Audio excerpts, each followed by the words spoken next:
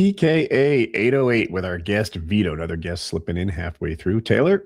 This episode of PKA is brought to you by ClubWPT Gold, Lock and Load, and our merchandise. Vito, always good to see you. It's good to see you guys. How's everybody been? Been smashing. Yeah. Woody, did you get to do that MrBeast thing? Did that happen? Yeah? Yeah, the filming already happened.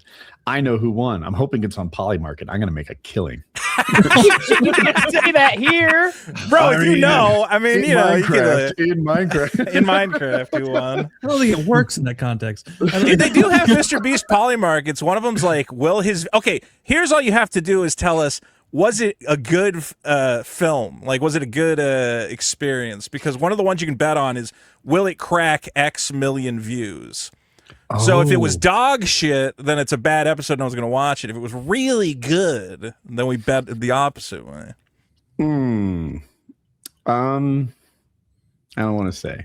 Okay. You can't say if it was good or bad. I think you're supposed to just say it was good regardless. Yeah, you really are. I hate to tell you. The things that I'm thinking would hint at the outcome. Yeah, but don't say that. Why I just all went right, quiet. fair enough. Yeah, that I was expanding on that in my mind, and I'm like, dude. The experience was amazing. His studio is called like Beast City or something like that. And it was freaking wild. First of all, his whole staff is amazingly attractive. I'm there, they're taking pictures of me, and it's like, shouldn't I be behind the camera? I'm just here trying not to look fat. And you guys look like fucking models. Everyone he hires is super, super attractive. They were all as a member nice. of the perfect race. Just wildly good looking. I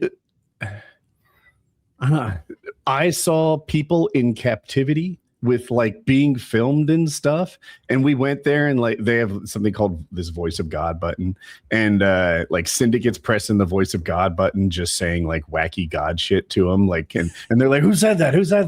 It's not the voices they're accustomed to. It's a British dude. We went, we saw this prison that they filmed a video in that they built on studio. Where is his compound? Like, where's his set? It's in North Carolina in it's not Ashboro, I think. This the smaller one to the east. And he's like the biggest thing in that city. Him and ECU, which is a state school. But I think he's the biggest employer in the town. He's I hung out with his wife. My wife was there too. Jackie and I hung out with MrBeast's actually fiance, and she was amazing. She has a master's degree in like neuroscience, but she got accepted to Oxford or Harvard. I think she got accepted to Oxford, but she's working with Harvard instead. She's like a genius. She's super pretty, but lots of people are pretty. Not everyone has like this package that she does. She's from South Africa. And she was telling me stories about her childhood, which were just crazy. Like she told me their escape plan for what happens if people break into the house. And she told it as if this was like normal South Africa stuff. Like, if they're in your parents' room, you go out the window, you go down, you run, we're gone. Don't go with us. Like, we're dead. Now you live a life without us, and this is how you escape the house. In South Africa, she's saying that's what it's like? Yeah. Oh, that's horrible. Yeah. And they're already, you got to sit your kids down and go, hey, listen, if a guy comes in, we're already dead. It's over. Yes. Save yourselves, children. Night now. This was just the that's horrible. Where she grew up. And but she was a really neat person. We talked about YouTube a ton and like what it's like to be married to Jimmy, and she was really neat. And it was funny. She said this one thing that I thought was kind of cool. Like, so we're talking to her, and she was describing things that, like, she was talking about her neuroscience background to Jimmy, and he had all these really intelligent questions. And then she just sort of digressed and goes, and that was very attractive. Like, she's just really into him. Cool. So then I'm talking to Jimmy later that, like, at night, 6 hours later or something, and he's talking about her and like what an avid reader is, and he just did the same digression and goes, and that's really attractive. It's like these guys love each other, love everything about each other, and that was just super endearing. I'm glad he's got a nice setup over there. So he's living a perfect life. So you're telling me he's rich and has a perfect life? Great. except he works all the time. I was talking to Jimmy and I was like a little concerned because I'm this, old dad guy. Yeah. And I'm like, how much do you work? And then he answers it by telling me the hours in which he slept. He's like, well, I'm fine. I got 6 hours yesterday.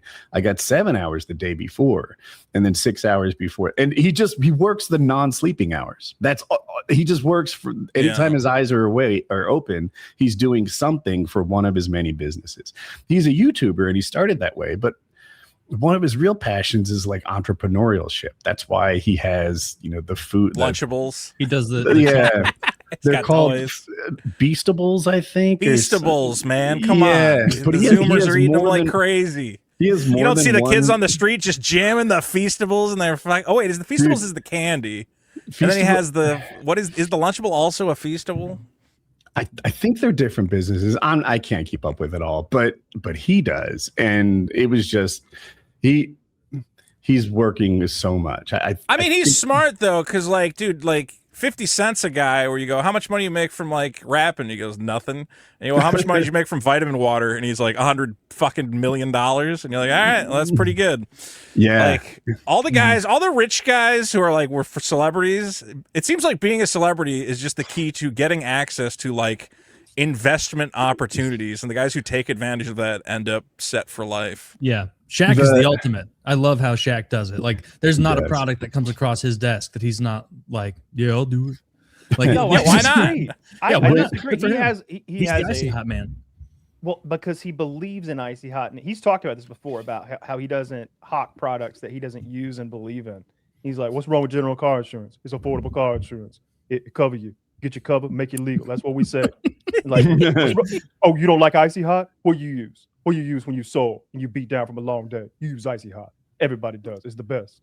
Like he's not wrong. He's not wrong. I forgot he did the general where he's like talking to that little cartoon. Yeah, it's the most low rent. They put that. They know their target audience. If when you're sick home from school, you'll see the general being advertised because all the low lives who are also home from school as so to speak. They're buying up every time slot during Price is Right from 1 to 3 p.m. like on Tuesdays. You love the stories of the celebrities who missed out. Like I think Hulk Hogan had the story of missing the phone call to be the George Foreman grill. That's right. They just couldn't get it. They couldn't get a hold of him, so they went to George Foreman, and he's like, a liar. I think he's probably lying because that sounds way too convenient, but man, that George Foreman, where would George Foreman be without the Foreman grill? He would have been fucking destitute and he'd been a curious old black man just wandering the streets. George Foreman is a curiously good salesman. Like he came up with another product. I forget the name of it, but it was for pain relief. And he's like, I put my kids on my lap and they're like, Grandpa, you smell like a grandpa. He's like, it's the Bengay. So I had to come up with the pain relief like cream that doesn't smell like Bengay. I don't like smelling like a grandpa. My grandkids don't want to sit on a guy who smells like that. And he came up with an odorless pain cream. And I'm like, I'm kind of sold on this. If I needed a pain cream, that's what I'd get. It's a good pitch. Yeah. That would hurt. You get your grandkids on your lap and you're like, you smell old. You'd be like, oh, like they wouldn't even know how much pain how much psychic damage they just inflicted on you. Fuck. Yeah, just a little bit on the MrBeast thing. We were talking to Tia, that's his fiance's name, and they live the most wild life with all this filming stuff, and they're like, she says, oh, some of the shoots they say, nah, you should stay home on this one. This one's just for boys, and I'm like, that's ridiculous. You could do anything. Well, they went to the South Pole. And a bunch of them came back with like genuine frostbite damage. And I'm looking, at this, like, I don't know what she is, 24, looks like a model. And it's like, yeah, maybe that one's not for you. Maybe you could skip out on the South Pole trip. That's kind of wild. I remember the one where they had to like be on a raft, like in the middle of the ocean for like a week or something. Mm-hmm. I'm like, yeah, maybe leave the lady at home for that. A bunch of sweaty, gross fucking dudes baking in the sun. I hadn't watched a ton of MrBeast videos. Like they just don't show in my feed somehow. And I was asking him, like, what's the nature of this? I needed to know, like, what do I even wear and stuff. Turns out they give you the clothes. But she's like, well, it's going to be a lot like our 50 whatever biggest YouTubers video. And I'm like, hypothetically, let's pretend I didn't see that. Let's pretend I don't watch YouTube slop with a bunch of millennials running around screaming at each other. But afterwards, single video, I started watching more, and I'm like, holy smokes, this guy makes amazing video. I saw him like give prosthetic limbs to 1,000 people or something. I teared up in it. I'm like, oh my God, this is so good. So he's saving the world. That's his whole thing. Yeah. That's his thing. Did you have to meet any like YouTube guys where he's like, well, here's Crunchy Pants 95. He's like the biggest Minecraft guy, and you had to politely nod and go, of course. There were like 50 people there, and I probably knew of about 40 of them. Okay. Some of them were like makeup girls, which I never really got into.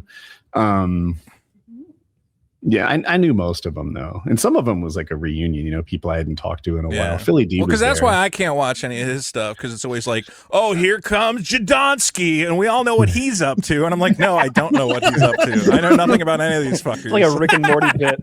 Is a crowd? Don't you want to see Crab Chungus like ride a slide into some goo? And I'm like, no. I'm gonna send it. Yeah. There were some people I was excited to meet, but most of them I just consider them like peers from back in the day. But Casey Neistat and Marquise Brownlee were there, and both of them I was like kind of excited to talk to. So they were cool. Did you get any guests for the show, Woody? I didn't walk around like doing business or anything. Yeah, you didn't secure, Grundle's 101 to man. You tell me Mr. Grumbles isn't gonna hawk our cum pills? You're telling me Cheesy Slop Master 4000 will not be a pin? You could have had all the stars. Yeah, we could have had one of those guys who does mukbangs. Who just eats and eats. Instead, you have to settle for Vito. Man, those guys have got a disaster. I want to get one of those Asian YouTubers that like eats live animals, like the when they eat the live octopus mukbang. I'm not a fan of that. Just kill it.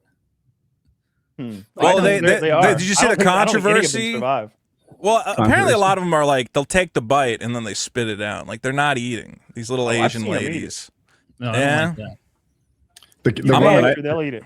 I like the primitive building channels that fake it all, and you can see like the excavator tracks on the side of the set. There were a couple guys accept from the fantasy of that. Do you remember the two little guys from the Philippines that were making bank on that, like probably pre-COVID? Hell yeah. They'd like have a stick and like start digging a small pit, and then it would like star wipe to a perfectly square like swimming pool in the middle of the fucking jungle, baby. And then they're like every bit of their work would be like them like lugging palm leaves, and then there's like a 2-ton stone like set in place. It's like, and all the comments are like, wow, if only we could reimagine this sort of effort here. It's like, I'm a 65-year-old man, and back when I was a kid, we used to do stuff like this in the woods. Sure you did. Stupid bullshit. AI must have fucked those guys on some level, right? Because now I can just generate little savages running around and building shit. Jesus Christ. Well, I mean it in like an endearing way. Like, it's the savage lifestyle. I'm not saying they're bad people. Of course not. A couple of your own little AI Mowglis. Yeah, little jungle buddies. Yeah. Did you build forts as a kid? Hell yeah. Oh yeah, man. I was a big fortman. Anytime we had like a sleepover, I'm like, oh, so we doing the fort or what's happening here? Oh wait, are you talking about pillow forts or like I'm talking about sticks and found materials and plastic sticks and found materials. And the problem was like cardboard. I don't know, maybe some sticks. I remember I had seen Rambo, and I was that's the kind of like shit I want to do in the jungle where you're crawling. You want to come back from Vietnam and be chased by the cops through the not Rambo First as Blood a child, as that was the fantasy. Rambo 2. Yeah, more okay, Rambo 2. Yeah, that's First fair. Blood. But so I would take it too far, and I knew we were going to play paintball in the woods. So I'm like, I'm building a fortresses, and I would drive two sticks in the ground, and then I'd have a bunch of horizontal ones to get behind and make cover and stuff. But then I'd make tripwires, and it's like, shouldn't have done that. And after I would set them up, I'd be like, well, that's not going to be fun for anybody. No one's going to enjoy tripping over your tripwires. But I left them up anyway. But I had to like, there was a part where I was sharpening punji sticks, and I was like, that's too far. That's definitely too far. Wait, you're making like fucking, hey, we're going to go build forts in the woods. You're like, ah, cool. I made like a spring trap, like the Vietnamese, you know, it'll trap your foot in there. That's what I'm telling you. That's what that's what I thought Rambo was so fucking cool. I loved when he was doing his jungle craft. When he got real mad after they killed his Vietnamese girlfriend with the green eyes, and he takes her jade necklace and like rips it off, and he puts it on him, and it's super tight on his thick ass Sylvester Stallone neck. Yeah, that's fucking awesome. Then he goes hardcore. Oh, you got to see it, man. They torture him. They lower him in the pig shit, and the gooks have him. They got him lowered down in the pig shit with his hands above his head, and then Soviet guy arrives, like the Soviet colonel, and the Soviet colonel's like, up. And they like lift him up, and he's got leeches all over his body from down in the pig shit. And then they take him inside, and they strap him to the bed springs of a bed that are stood against a wall, and they've got electricity hooked up to it so they can shock him if he doesn't get on the radio and say what they want. Do you think Russians have like an inherently scary-ish accent, or do we just think that because we were socialized with it with all the movies?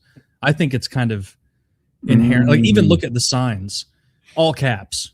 Well, like Germans are naturally scary people. You know, when a German guy starts going, Schlagen, you're like, fucking shit. Soviets, it's kind of like a little more subdued. Like they're not yelling a lot. The Soviets. Do you know many Russians? I'm trying. I knew a couple. I knew one Russian guy I would hang out with, but he was always like, "Da, yeah, we drink the vodka." Da, you know, mine were. He was very calculated. He wasn't a Rielly guy.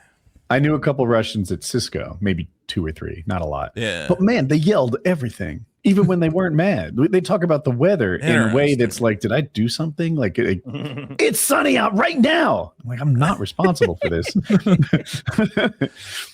Yeah. I loved those Russian guys. Those guys were dudes. They were fucking cool. Well, the one guy was Ukrainian, the other guy was Russian, and but it seemed like the same thing. And at the time, like I didn't even know the difference at the time. Like, I mean, I vaguely did, but not really. And I didn't certainly know like why there was a rivalry between the two. I'm like, yeah, but you're just a different kind of Russian, right? Yeah, it's bad. Up until 1989. You Chinese or Japanese? The same fucking thing. Exactly. He's Laotian. Yeah. What ocean? Yeah. Oh, I wanted to mention this on PKN, and I forgot. This past week, I had a couple buddies in town. And on Friday, a big group of us, my friends were in town staying at my house from California. I don't get to see them that often, maybe once a year. And so we got a big group, probably a dozen of us, to go to TopGolf. I'd never been to TopGolf, by the way. I really want to go to TopGolf. I find it fascinating. It's so fun. And so I keep reading about it because like it's really interesting, like the whole history of that company and all the money that's been sunk into it. I don't know the history of the company, but I will say they're running a tight ship over there. It's very well run. Was it packed though? Were there people there? Absolutely packed. Yeah. It was very. I mean, it was a Friday. They serve alcohol. They serve alcohol. They have. It's like Dave and Buster's for golf, basically. Yeah, I ate some chicken wings, and they weren't bad. It wasn't like bowling alley chicken wings. They were pretty solid. Okay. But anyway, we all went there, and one of my friends ordered the bays, I guess, where you can get these 2 bays, so you have like 2 areas to hit off of. There's like a sectional on either side, all pretty social, facing each other, a couple coffee table type things for your drinks and your appetizers or whatever. And me and my wife and my 2 buddies who were in for out of town, we got there first. We got there on time. Everybody else was late. And so we showed up 6:30, and they tell us our bay number. We walk up there and we get to our bay, and immediately I'm like, this is odd. There's a ton of gay koozies and gay bracelets, and the ball dispenser, the way you get balls there is you wave your club in front of the this little sensor, and then it feeds another. You stick your penis in it, yeah, and then it feeds you another ball. And there were a bunch of gay flags on it. There were signs that said like "celebrate" and like "we're so proud of you." And I was like, man, I didn't realize this place was so gay. Like maybe it's because it's Pride Month. And then I looked around at the other bays, and none of the other ones had this stuff. And I was, no. like, what the fuck is this? And so I'm standing there with my buddies and my wife, and then this manager comes over, like smiling ear to ear, got a clipboard, just very stereotypical, and she comes up and she goes, "So, which one of you is Hayden?" And my buddy Hayden was like, "Me." And she's like, "Congratulations, we're so happy you're sharing this day with us. Oh no. You know, you see all the things around here." And he's like, what's going on? What the hell is happening? Like, and she was like, "Well, it's you're Hayden, right?" He's like, "Yeah." She's like, "Well, it's your coming out party." Coming out. Come on. And we were all laughing. And he was like, "No, I don't know what you're talking about." Like, I changed my mind. I changed my mind. I specifically called up and I said, "I don't want to come out today." And then you ruined it. It's like, I don't know what you're talking about. And she's like, "Oh, well, in the booking, in the additional details, where I guess most people usually write like special occasion, birthday party, anniversary, anniversary, whatever." Yeah. My friend who had booked it had written like, "My friend Hayden is coming out and decided to finally be true to himself, so we're celebrating a big night for him." Yeah, That's and so amazing. they came over. It was the gayest booths you've ever seen. Like they really did. They have gay koozies ready to go? Do they have on? That's why I took one. They were on the table. There were gay koozies for all. So I wish they have a whole box of gay decorations for all rent the gay bay. It's like one of those big operations, TopGolf, so it's not like there's just one manager, right. So like multiple came over at different times before they knew it was a prank. And the second one came over and was like, "So Hayden, how do you like it?" And he's like, "We just, we talked about this. I'm not gay, and I'm not there's anything wrong with that, but I'm not coming out." But I'm like, this isn't a coming out party. And she took a little bit of offense where she was like, "Oh, well, of course, we had made people, a joke. We had people set this up, and it was June, and and so that's kind of rude." And she was like directing that ire at him, and he's like, "Why? I didn't do that. Why would I do this to myself? Like, I didn't." But man, he should have. Come on, they spent all that time setting it up, and they're obviously clearly excited. They're like, "Finally, we get to use all this gay shit that's just been in that closet." Literally, they're all excited setting it up. He was supposed to go, "Yeah, I'm having a gay old time. Thank you so much for making it the gayest day of my life." When they saw that, he should have played into it. They had a big meeting about your table. They were like, "This is our opportunity to tap into a key market that we have no penetration into. The homosexual, the St. Louis homosexual who golf people. These guys have money. We're not talking about selling one membership. We're talking about selling 2 memberships. Okay, they're a pair. All right. This is sometimes a trio. You guys are wild. All the gay shit you can imagine everywhere, and be positive and prideful. All right, let's get out there. They were probably like excited to like take pictures and put it on like the corporate page and be like, "Hey, if you're looking to have a real gay celebration, TopGolf is the place." He gave him that. Like he put on like the gay bracelets, and he was like, "Guys, if you still want a picture, like we can do it." Like all the fun's been sucked out of it. You can't fake gay. Well, he did. So, and it worked because, like I said, he's a Cali boy, and so he's very lean and thin, and wears stylish glasses and like name brand like clothes. And so, of us Missouri boys, if one of us was very obviously the gay, it's him. Like it worked perfectly. So shout out to TopGolf is interesting because I think is it Callaway that makes golf clubs or something? Yeah, they do. Yeah. So their thing was like TopGolf showed up and Callaway was like, "This is it. This is how we're going to introduce young people to golf." And they invested like $1 bajillion into it. And they figured out like, hey, some people just want to like hit balls and eat chicken wings. They don't want to buy a $1,000 rack of clubs or whatever. Mm-hmm. So they ended up selling the entire thing back to some other venture capital fund. Isn't TopGolf failing as a business? Yeah, I think. Well, I don't. Really? Yeah, it's like losing money or something. It's fun. I think it's publicly traded. I don't know. Yeah, it's a good time. You don't even have to bring clubs. They just have these like stands that have them. It seems cool, but in order to be profitable, it's like you and your buddies would need to be like, going to TopGolf like once a month to hit balls and, fucking drink a pitcher of beer. Yeah, I probably wouldn't want to be a member of it, but every once in a while it's a good time. After TopGolf, we went to this like Dave and Buster's-esque place just because the night was still young. We wanted to keep having a good time. Laser tagged for the first time in 20 years. And it's actually more fun than I remember. It was great. And it was. Has the experience been upgraded at all? 100%. It was multi-layer. The phasers had 2 different settings where you could have a beam that went a little longer range, or you could just have like a shotgun effect. And that was like a little easier to hit people. And there was also no issue. I think it was because there was no young kids around, but there wasn't that problem of one person just tailing you all the time.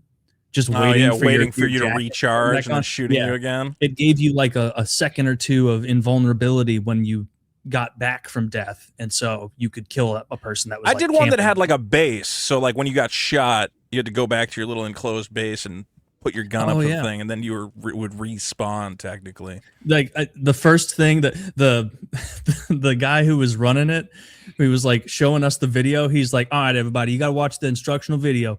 It wasn't even an instructional video. It was like actors like building lore where he's like, "We're here on planet Zyklon and we're ready to do," and I'm like, I thought it was going to be about how the guns work and this and that, and then before this I need the lore, Taylor. Don't be a stupid. I can't get into it unless I know exactly which planet I'm defending. He was scanning us in to be like, and you can't hit anybody with it, and you can't run. You can run a little bit though. And then like, he told us immediately. And in my head, I'm like, I'm in my 30s. I'm not going to run around the laser tag thing instinctively. The first thing I did get in there, and I'm like, I'd been running for 10 paces before I was like, oh fuck, I'm running. Like I'm full on sprinting about the laser tag. Been a long I want that guy to time, be like, does anyone have any questions? And I go, what are the primary mineral deposits of a Zyklon? It's been a while. But I usually top the leaderboards at laser tag, and I do it in the cheesiest fucking ways possible. Where I played, there were 2 things that I do to run up my score. One, they'd often have a base they left undefended, so I just sit there shooting their undefended base, which is like a little arch with a light on it. And I'd get like 600 shots on target while they're not defending their base. The other thing I'd do is I'd find like an uncoordinated kid, maybe 6.5 years old, and bully him the whole fucking time. So I'm like moving, making my like shoulders hard to hit and dodging. Covering his sensor. And I don't do that, but I do like make my sensor a moving target, and the kids are just getting lit the fuck up by me in my 40s. and sure enough, afterwards they're like, "Woody carried this team." Fuck yeah, I did. Little Johnny over there sucks. You're just being a complete hardo, just like trying as hard as you can. Yeah, I did all right. I went positive, but and my team won, obviously.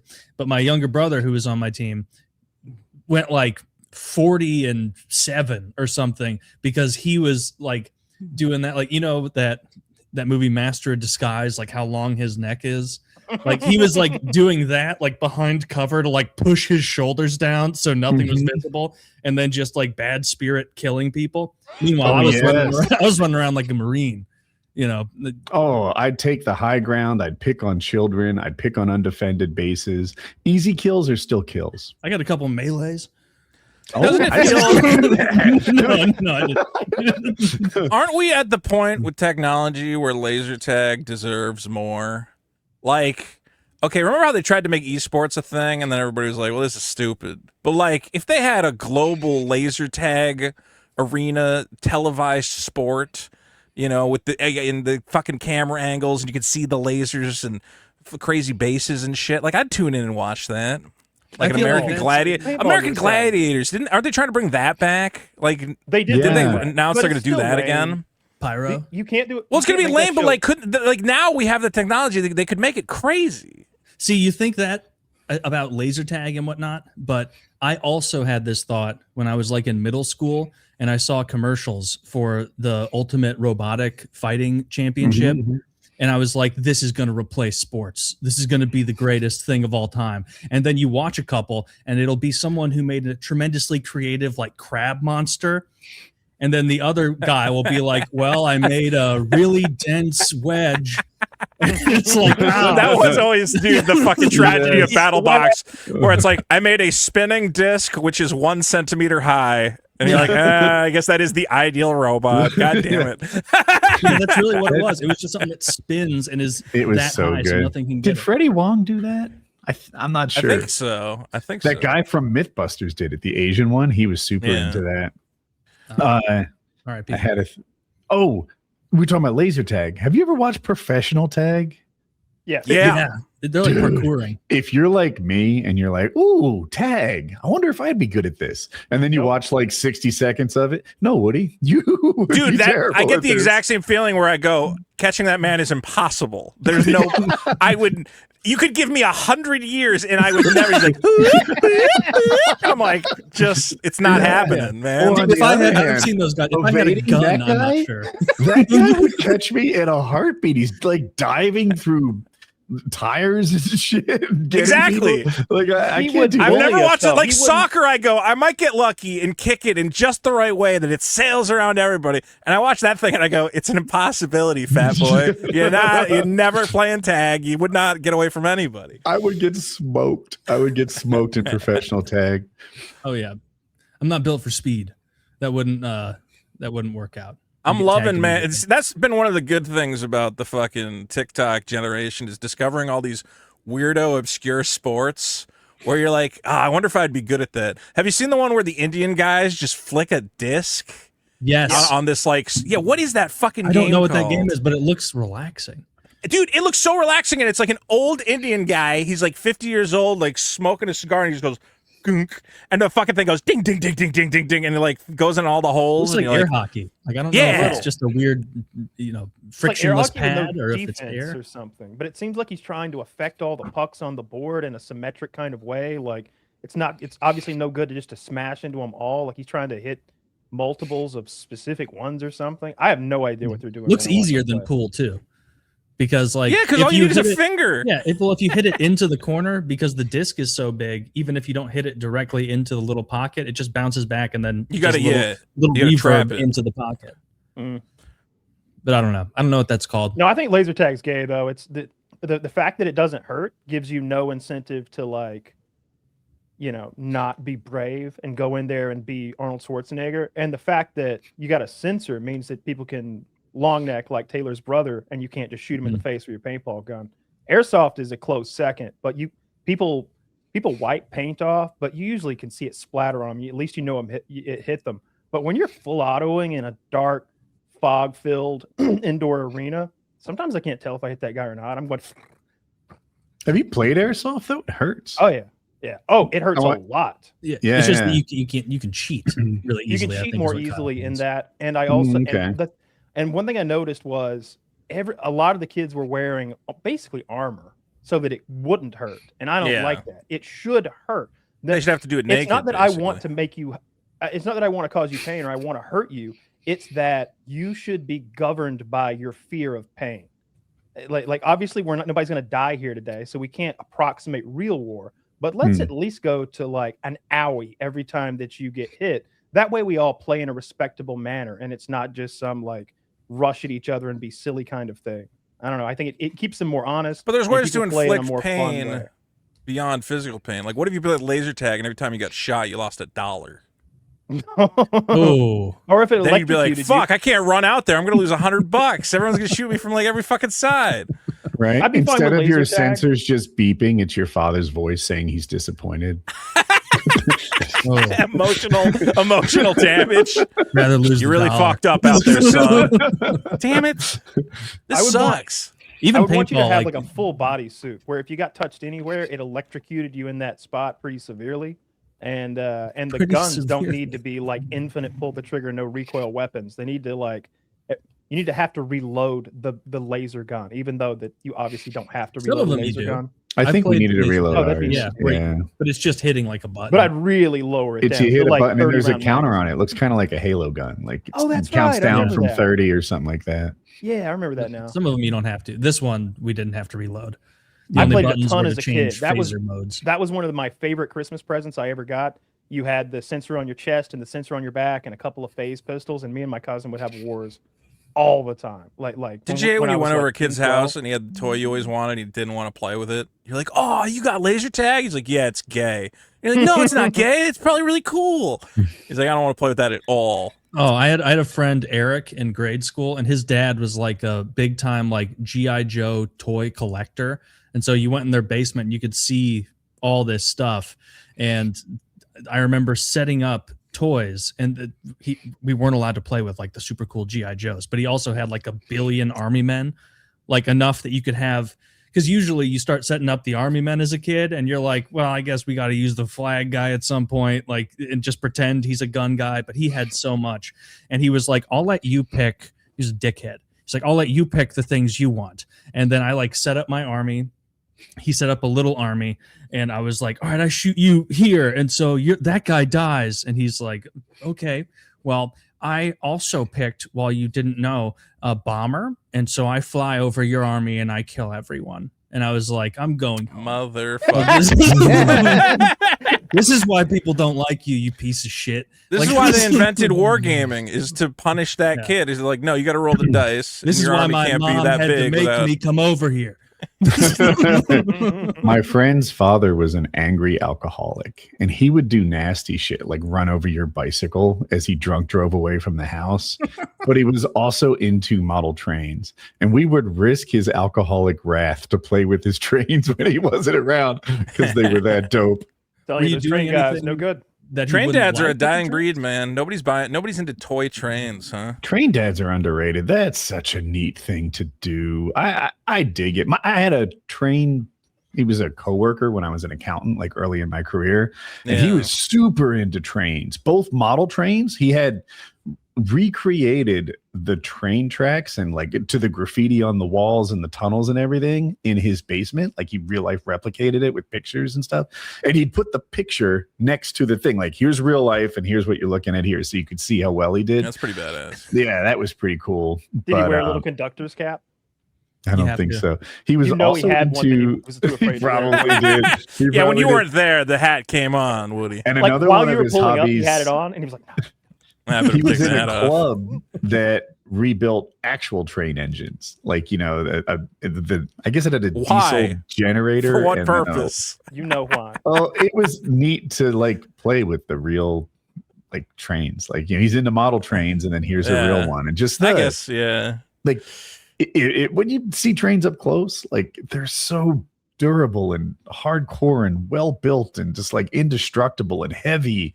It's pretty neat. Like I didn't know we made shit that was good anymore. Everything in my life, we are kind of spoiled, you know, consumer garbage. But if you went back to the 1910s, probably the first time you see a train, you're like, oh my fucking god. And now we're like, oh, who cares about trains, man? Back then, I bet everybody cared. It's probably sick as hell. Yeah, it's probably a big deal. It was super scary to those savages in the plains, right? Like when the first time they saw a steam engine come by and you know, chugging all that black sooty steam out the top. They didn't know what the I think it's the story of Yeah. Russian cinema where they had the first motion picture or whatever, and the train's coming at the camera. Everybody ran out of the theater. They're Was like, that oh, Russian? fucking God! Everybody ran out of the theater. That's pretty cool. I think if it I'm was an Russian. American Indian and I see a steam locomotive, it makes me realize how far behind on the tech tree I am. That's the scary part. I already knew you had guns. I already knew your stirrups were built out of metal. But now you have a steam locomotive? Good golly. Like, I don't even have a fence. You'd have to go back to the tribe and be like, we're fucked. Like these guys, I tell you, have got their shit together. Like they really know. What we do is we lay respect? low, we make them feel guilty, and then they'll let us build casinos. And it worked. So it was a good It plan. did work. On a We Rocky respect- soldier talk about the Gulf War, and he saw an American soldier up close, and the thing that blew him away was the hearing protection. He's like, oh my God, these guys are so well equipped. Their soldiers, like their government cares enough about them that they give them hearing protection for firing these, you know, big artillery or whatever it was. And that blew him away. I think that was a thing even in like little World War II where like the Germans were like, wait, if one of your guys is like wounded, you'll like risk a whole battalion or get that guy. It's like, yeah, that's our guy.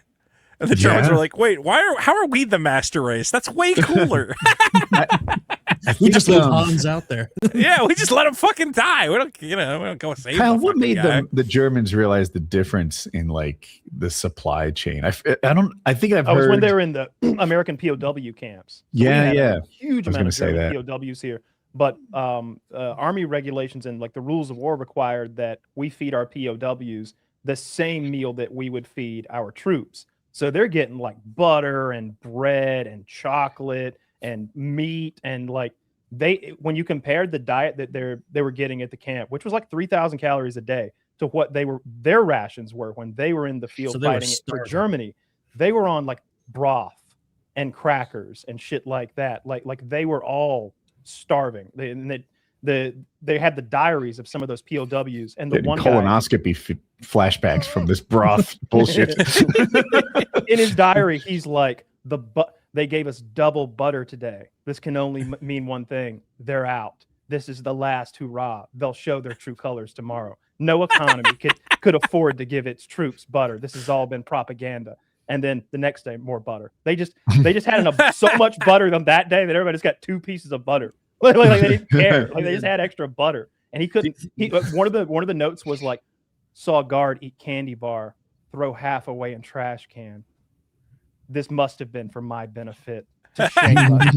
They're trying to trick us. Like, you think at some point, That's like some Nazi general was talking to Hitler and being like, "Yeah, I mean, we are spending a lot of time on the outfits, you know, and they look great. I'm not coming down on it. They look very spiffy, but maybe the supply lines, you know." It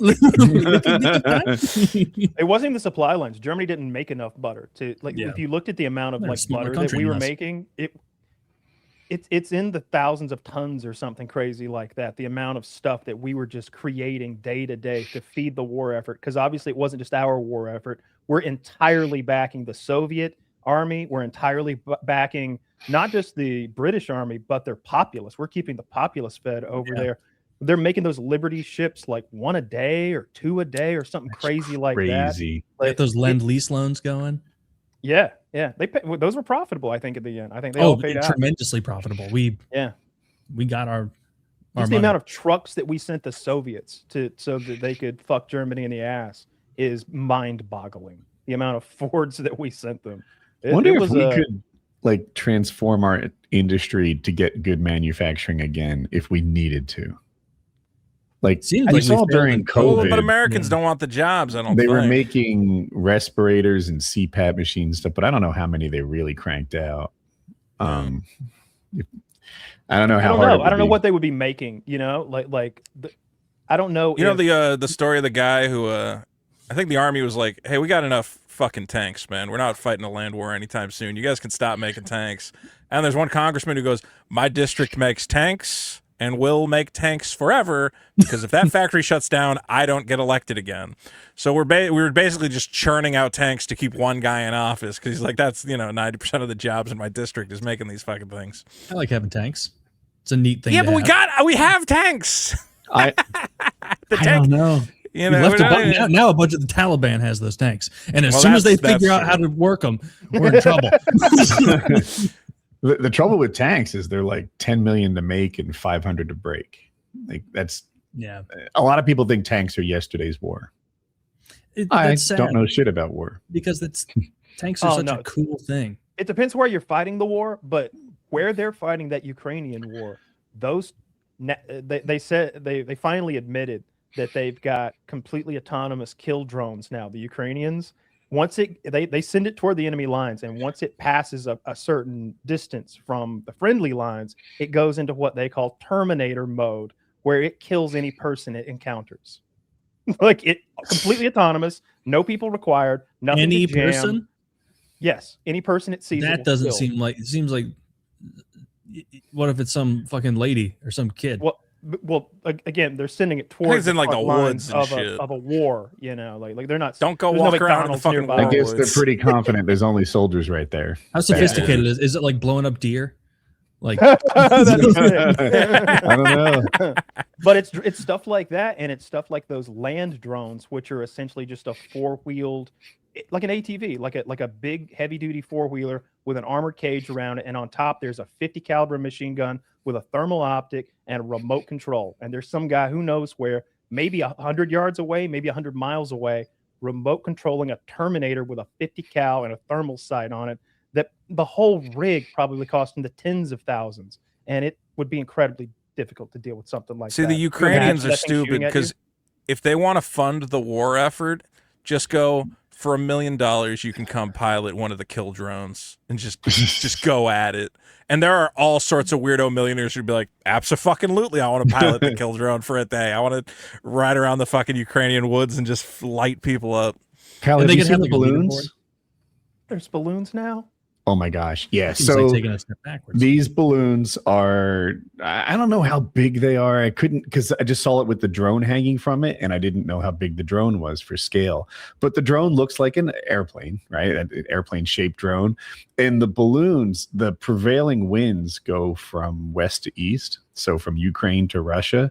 And they just launch it high, like 8-10 kilometers high. And it just blows in the general direction of Russia. So if they need to get something 1,000 kilometers away, then the first like 800 are just trade winds and balloons. And then it releases it from the balloon. And from there, it gets piloted and autonomous and hits its target. And the Russians can't replicate it because the wind doesn't go the other way. Of course not. Of course they can't. Yeah, that is so genius. This is something I think about a lot. And then like I have how a little more to add. Drones scarier. I would have never thought of that. That's so A cool. lot of the energy that these drones use that limits their travel distance is spent gaining altitude. So by the balloon taking it like kilometers high and of course 1,000 kilometers away, like the energy now is almost gliding. Like it can go really far from that point if the wind doesn't take it exactly where it needs to go, because it's starting at, thousands and thousands of feet in the air. Sick. Pretty neat. Balloons were the only American casualties on American soil during World War II. I do know that. Yeah. Oh yeah. The Japanese were like, wasn't it? It was the Japanese, right, Kyle? Yeah. Yeah. They're like, what if we just put a bomb on a balloon and let the fucking jet stream carry it to America? What would happen? And it turns out one American family going out picnicking would randomly get bombed in the middle of nowhere. And you're like, dude, how unlucky do you have to be the only American family that gets hit by a Japanese bomb when you're out for a stroll? That sucks. I've never heard the worst. Asterisk, though, that was the only casualties on, I think, the mainland U.S. or the contiguous U.S. because we, of course, fought Pearl Harbor, of course, and lost like 1,000, 2,000 guys or something. Yeah. Well, Pearl Harbor wasn't technically No. us yet. In the Aleutian Islands of Alaska, not Pearl Harbor. Oh, Pearl Harbor was not technically our territory? Not until 1948, right? 1951? It was, but what I'm saying is like there's a different. We fought on the ground with rifles and shit against the Japs in the Aleutians, whereas the war technically hadn't begun yet when Pearl Harbor happened. I'm not counting those. Yeah. Keep our numbers high. That would be horrible. Pearl Harbor was 1959. So it was became organized territory? State in 1959. State. Prior to that, it was an organized incorporated territory. I didn't know. Take the Dole family for that. Wait, it's a state? It's not a state. What is it? Hawaii is definitely a state. Oh, Hawaii. I thought you meant Pearl Harbor by itself was. I think I did say it wrong. You did, yeah. All right. In any case, I was confused. But was yeah, it they were before sending Alaska? they were sending those balloons with bombs strapped to them across the whole Pacific. Why did they Those stop sneaky at Japanese? They didn't stop at one. There were lots of them. It's the only one that like made it. The rest like they fucked up. Like you can imagine what happens to a balloon laden with explosives when it has to travel from Japan to Washington State.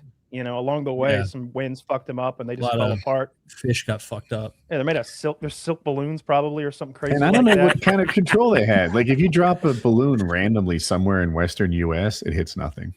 Yeah, it's actually crazy that it hit a target. It's like actually it was meant to be more of a terror weapon and sort of like put the fear into the U.S. Yeah, random explosions.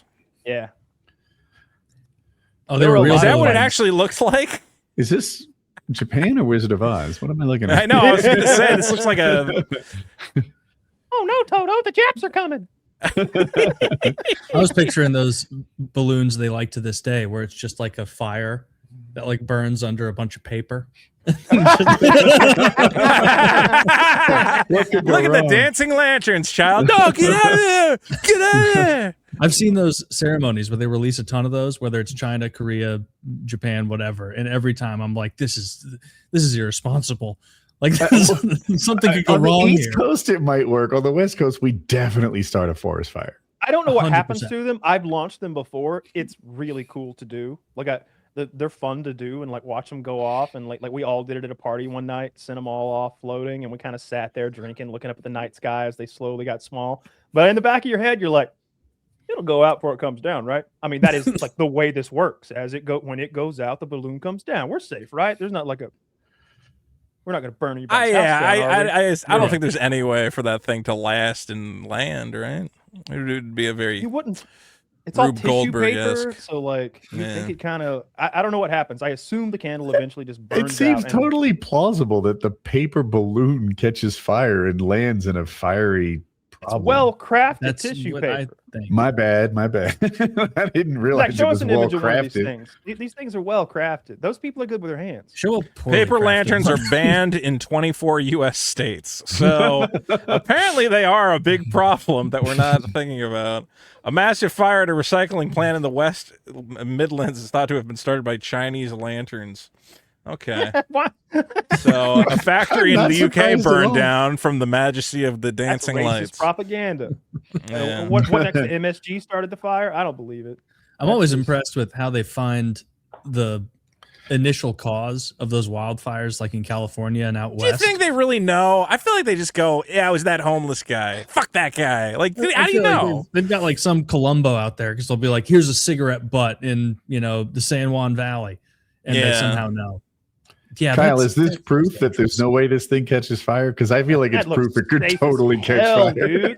Oh, how could it catch fire? All the I tissue paper just- is inches away from the flame. Yeah, I just lack the imagination. I can't imagine a fire starting from this.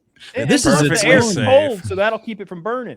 This looks like a fake picture. That's a lot of stars juxtaposed against that light source. Some of them are. It looks like fucking Jupiter has moved within our orbit or something like that up there. They're enormous. Yeah.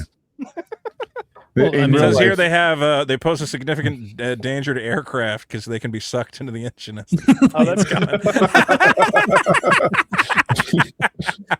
Man, if Wow! you Look out the left window, side of everybody! At plane- the God! yeah, paramotoring through that looks like trouble. My wing Ooh. would catch fire. Oh, that's true.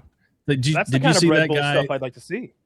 Did you see that guy who killed himself like in the most traumatizing way imaginable by like he had like lost his mind and he like ran out onto the Oh yeah, runway I saw it. and then like leapt into the The engine turbine. yeah, the turbine and just got all diced. Yeah, I saw that. I've seen footage like that. I don't know if I saw the same one, but that doesn't seem traumatizing or even that painful. What are you Unless you have to talking? clean What are the you engine No, off. not for him, for the entire plane load of people who are like, I can't wait to Waiting get to to take to Hawaii. their destination. Yeah, and then it's like, actually, we're going to be delayed a little bit. A man just killed himself in the left wing.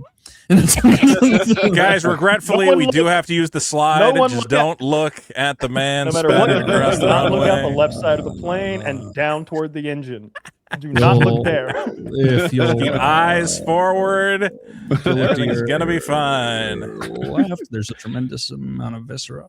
I have seen 3 instances of people going into the turbines now. There was that. I saw the lady who Atlanta worked- airport. Yeah. Yes, she How's that worked one? there, and she wasn't paying attention in her meeting, and they think she's a little doped up, and she wandered into the suck zone and just got pulled in. And there was even Oh. it was a special circumstance where that engine it didn't have some pump, so it needed to stay at like whatever 30% go mode as they sat there when normally it powers down much lower. And so, but they'd all been like directly warned about this seconds before she essentially walked close enough to it to get Looney Tunes sucked off her feet into the turbine. And Yeah. then I've seen 2 different dudes like rush the tarmac and just go for it.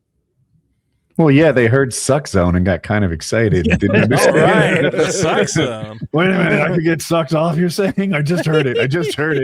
I'll be right there. Can you imagine that lady? She's got like her AirPods in the middle of the meeting, and they're like, "You should really Sarah, you should really pay attention.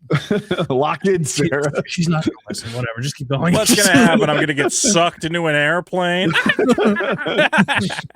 What's going to happen? I'm going to traumatize the, I guess, tarmac janitor who has to sweep me up. See, I always loved watching the videos of like Chinese industrial accidents. Yes. And I was watching them so often that I somehow got in the mindset that we're all watching this stuff, right? Yeah. So one of my most embarrassing, it's a pretty embarrassing memory, is that I'm on like a work trip with my boss or whatever, you know? And we're like hanging out in his hotel room late at night. He's like, we should watch something. I go, I got a cool one. And then I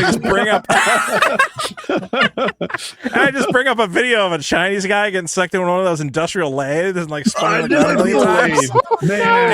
And he looks at me and he goes, like, what the fuck is wrong with you? And I went, oh, you don't watch these? Never mind. It's like I remember leaving his room and going, I guess that's not like a normal thing people watch. I kind of did not ingratiate myself with my boss. Got another one where a Singaporean man gets crushed by a dump truck. Yeah, his head pops like a watermelon. You won't believe it. You're right. This is weird. Let's watch police activity. It definitely did not help me advance in that organization. It was kind of like, all right. Dude, did you see the new police activity? All right, so here's what happened. The new police activity video is hilarious. So the camera is from the point of view of the cruiser. It's the car cam that looks, out the windshield, and they're pulling into the police parking garage. Cops everywhere, nobody else, and there are at least two fellow cops sitting on the bumper of their cop SUV. Oh, I saw that. Yeah. And one of those cops pulls his gun. Dude, that happened in Pasadena. That's literally where I live. I want to tell this story. Sorry. One of the cops that's standing there pulls out his pistol and points it at the cop car that you're looking out of. Jokingly goes, "Hoo, hoo, hoo, hoo." The cop who's driving goes to do the same exact thing, "Hoo, hoo, hoo, hoo," and shoots him.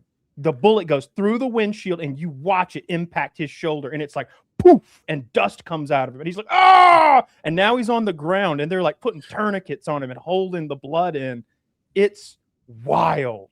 Like they should both be fired, but I think they both got like a slap on the wrist. Dude, my local news is like, there was an incident after a bit of horseplay, and I'm like, what was this horseplay? And the horseplay is like one cop going, and the other cop shoots him in the fucking chest, and you're like, oh fuck. So did he miss the bulletproof vest, or do they not wear one, or you just don't know? Look at his arm. I'll link the video here. You can see it hits him sort of in the shoulder, just outside where the vest covers. It looked like to me. Just a couple of boys palling around. Yeah. You can't have fun anymore. No. Have fun. The shooting happens at about 25 seconds or so. Maybe a little before. Do they have any other angles, or is it just that one angle? Just this, and there's no sound. I like to imagine the cop got out and went, "Gotcha!" Two for flinching. You've been pranked. Like, well, that's it, rookie. Now you're one of us. Did the cop who shot him like get out and help at all? It seemed like he was kind of just like, oh man, I fucked up. Yeah, he rushes in. I think the guy with the sunglasses on the back of his head, I think that was the shooter. That's okay. That's the amount of negligence that cop pulls a joke with gun. I wonder if the trigger was modified. If he had a lighter action than stock. Are they allowed to do that? Yeah, they can shoot whatever they want. Most departments. What's that gun that they keep saying keeps going off without actually pulling the trigger? Sig Sauer, right? A 226, don't cops maybe? sometimes carry those or no? It's like a Sig I think it's the most 20 something, right? It's one of the most popularly carried handguns. A lot of cops carry them, but I think everybody started phasing them out when all the bad news hit, because you can imagine the liability issues if you're a cop who's knowingly carrying a 226. Like, that wouldn't look well in civil court if you accidentally pop somebody like this. Yeah. So I don't know what happened. Cops are not good at jokes, is what I'm learning from this video. I'm learning the pulls up in a car and you go, guys, I got a good one. I got a good one. Hey. I got a good prank. Like, are the cops just doing that all day long? Just pulling their guns out, pointing them at each other? I'm gonna shoot this guy's lab. The ultimate prank.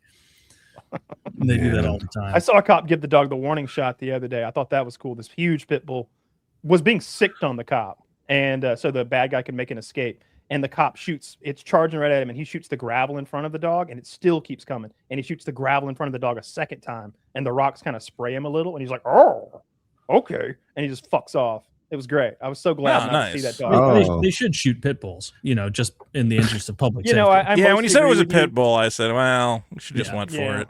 I didn't want to get rid of that thing. It's weird. Oh, you know what the coolest dog? All right, so I love weird dog breeds. There's a new one.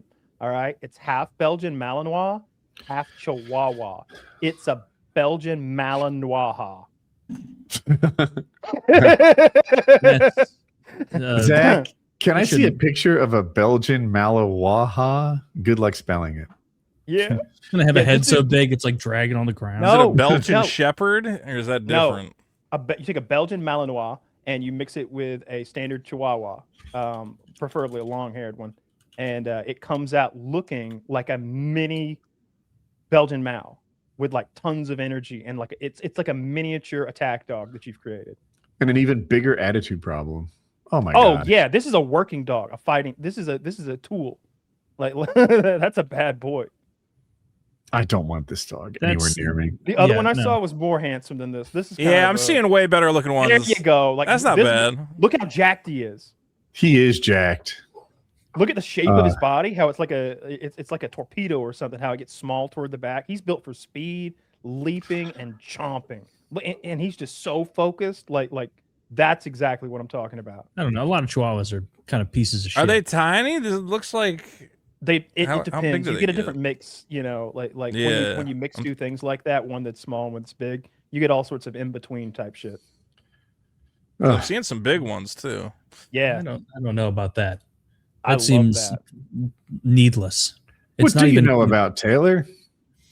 What I know about Woody is ClubWPT Gold. All right, everyone. Here's a quick word from today's sponsor, ClubWPT Gold. ClubWPT Gold is an online poker platform available across most of the U.S. and Canada. If you sign up to ClubWPT Gold and use code PKA, you'll get 10 bonus chips to play with after making any purchase on the site. These chips can be redeemed for real dollars after playing with them. Whether you're a seasoned grinder or just someone who wants a shot at making some money, it's a no-brainer. Minimal risk, real rewards, and a pretty fun way to test your luck and skill. So go check out ClubWPT Gold and don't forget to use code PKA to get 10 bonus chips added to your account. Again, ClubWPT Gold, code PKA, get those 10 bonus chips. That's all linked below. Use the code. Enjoy your grinding. Enjoy it. I don't even know. I just assume there's a bunch of do not says. Yes. as always, yes, there are. Shut up. Don't say that. It's probably that. That's exactly what I did say, dick. But I'm not that. Yeah, fuck that. Hour and 2 minutes, Zach. Take that out. This episode's also brought to you by Lock and Load, the premium ejaculation increasing supplement taking the world by storm. 4 or 5 years running, we dominate the entire industry. Everyone else trying to sell you little tiddlywink tablets, trying to give you the same promises. No. You got to take 6 fucking horse pills every day, 3 in the morning, 3 at night, and it is 100% going to help your loads. Reviews are great because it works. Use code PKA or code JIZ, save 10% off of that. Also save 10% off of protein powder, energy drinks, weight loss supplements, dream supplements, multivitamins. Every time I go to GorillaMind.com, Derek has added another 10 products, and they're all excellent. And so use code PKA or code JIZ, 10% off any of those products. And also our merchandise, get yourself a hoodie, sweatshirt, hat, mug, stickers, whatever you like, PKA branded. That's code PKA10 to save 10%, or don't use it and pay full price. Cool. Nice. My dog's not doing well. Oh, shit. I'm sorry. Oh, no. Yeah. So people don't know I have 2 Great Dane puppies. One's fine. They're probably 9 months old now, something like that. And one had a bad shoulder. So we had an operation on him. It was $8,000. Apparently, most people just put their dogs down. He had a soft bone in his leg where it puts in the shoulder.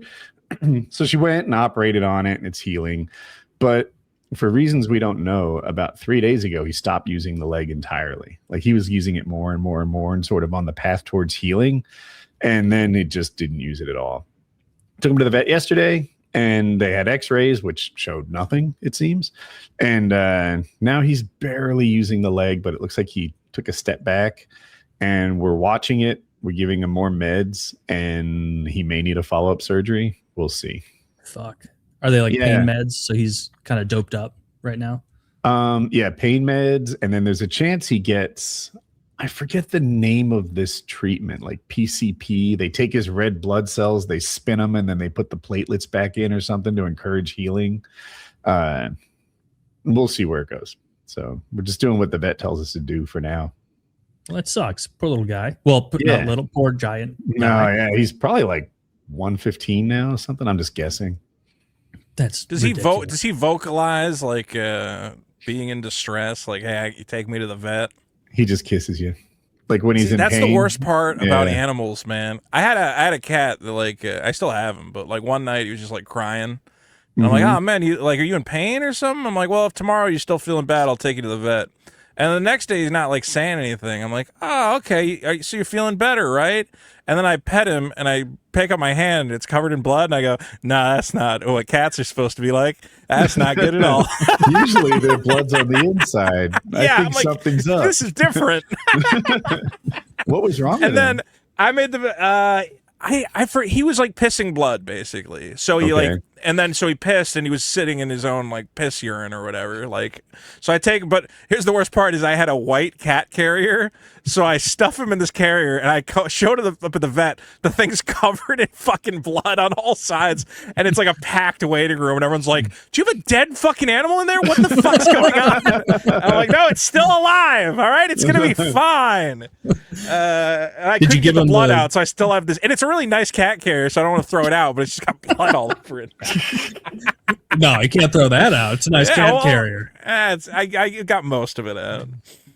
Did you give him the Q-tip treatment? Or no, that was just for the lady. That's just for the ladies. That's just for the ladies. No, I took him to the doctor. The doctor it's so funny. They lay the cat on the thing, and the doctor's like, there's a Chinese guy. He goes, hey, watch this. Very cool. And he just presses on the cat, and the cat just starts pissing blood all over the table. And I'm like, that's not cool. This sucks. And he's like, there's a lot of blood in that there. That happened to my coworker. Yeah. He went to the emergency room and the doctor said, watch this, very cool. They had to put their finger up his butt for something and they're like, you're gonna pee. And he's like, no, I'm fine, I don't have to pee. And he goes, there's always pee. There was pee. Yeah.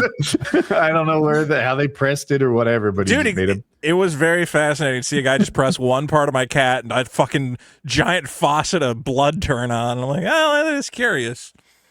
But now I just give them the problem with cats is they don't, especially male cats, they're just evolutionarily retarded about water, where you're like, dude, you have to drink that so that your body doesn't break down and kill itself. And they're like, I just don't like water that much. I don't like it. So now I have to, you at a certain point, especially male cats, you have to give them like special cat food that has like extra moisture and shit because they're just very bad at drinking water. What do they want? Milk? No, they don't want anything. Like, they're just weirdly avoidant to, like, they'll drink, like, a little bit of water, and they're like, that's good enough. Actually, the thing that kills cats, like, 99% of cats, I don't know the actual statistic, but it's, like, kidney disease. Like, every time. It's just their bodies don't process fluids that well, and their kidneys eventually die off, which is why right now the Japanese are working on some new like there's a Japanese guy who goes, oh, cats could live to 50, it's just their fucking kidneys. And he's like, they're working on like a new drug that you could hopefully give your cat and it'll just add another like 10 years to their lifespan because it's just their kidneys go. They live long enough. Yeah, they live too long actually. Cats like live to like guys. 20, but the last 5 or 6 years suck. Yeah, they're all like gross and there's tons of things wrong with them. Cemetery looking. They do become like elderly overnight. I don't like cats. I mean, I don't dislike them, but I don't like them at all. What? You just haven't met the right cat, man. That's what people say. Yeah, the best cats in the world are almost like below average dogs. Nah, man, I got great cats. If you met my cats, you'd be change your mind. Last cat I met bit me. Your cat is elderly and he leaks blood. I don't think I'd like it that much. I hate He's your great. cat, He's and I don't quiet. even know your cat Dude, that well. That's why cats are great. Is they don't bother you with anything. They just slowly bleed to death. Is how little they bother you. You know. He's just like, I don't want to make it your problem. My dogs bother me constantly. We had this idea that if we hung like a string of bells from the back door, they could ring the bell and we would open the door and let them out. Yeah. Couple issues. Our dogs know how to open the door on their own. I don't know why they keep bothering us by ringing the bell. If we refuse to open the door, they just do it. But second, they ring the bell constantly and they don't want to go out. They just want to look out the open door, which is not great for air conditioning. And they're just a constant pain in the ass. They ring the bell more than once an hour. They don't have like a little like window they can look at shit or whatever. They can look. They don't want a window. They don't want. They Well, want do they an want the open air? door. Do they want to get at the air They that's can outside? go Probably. out. I'll let. Here's the deal. Hear me Yeah. out. I'll put the entire dog outside. Huh? How's that sound? Not good to them. They want to stand in the AC and look outside. Yeah, that's what my dogs Bastards. like to do. The last house I was at had that. Like, there was like a sunroom that I made my gym on the outside of the house. So you went through one sliding door and then immediately another sliding door. And they wanted to sit in the AC with their head stuck out through the. I had this one of those magnetic closing like clear things to save some AC, and they would stick with their head out and their body in the AC and just watch, just keep guard. My Pomeranian is on guard right now. He's in the living room on the back of the couch, staring at the neighborhood. Anybody walks past, I'll know it. You'll know it because they'll all start screaming.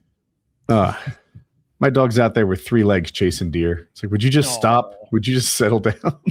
I want you to rest. Convalesce. I built a nice little chicken wire enclosure that's right out the window. So I just leave the window open all day long.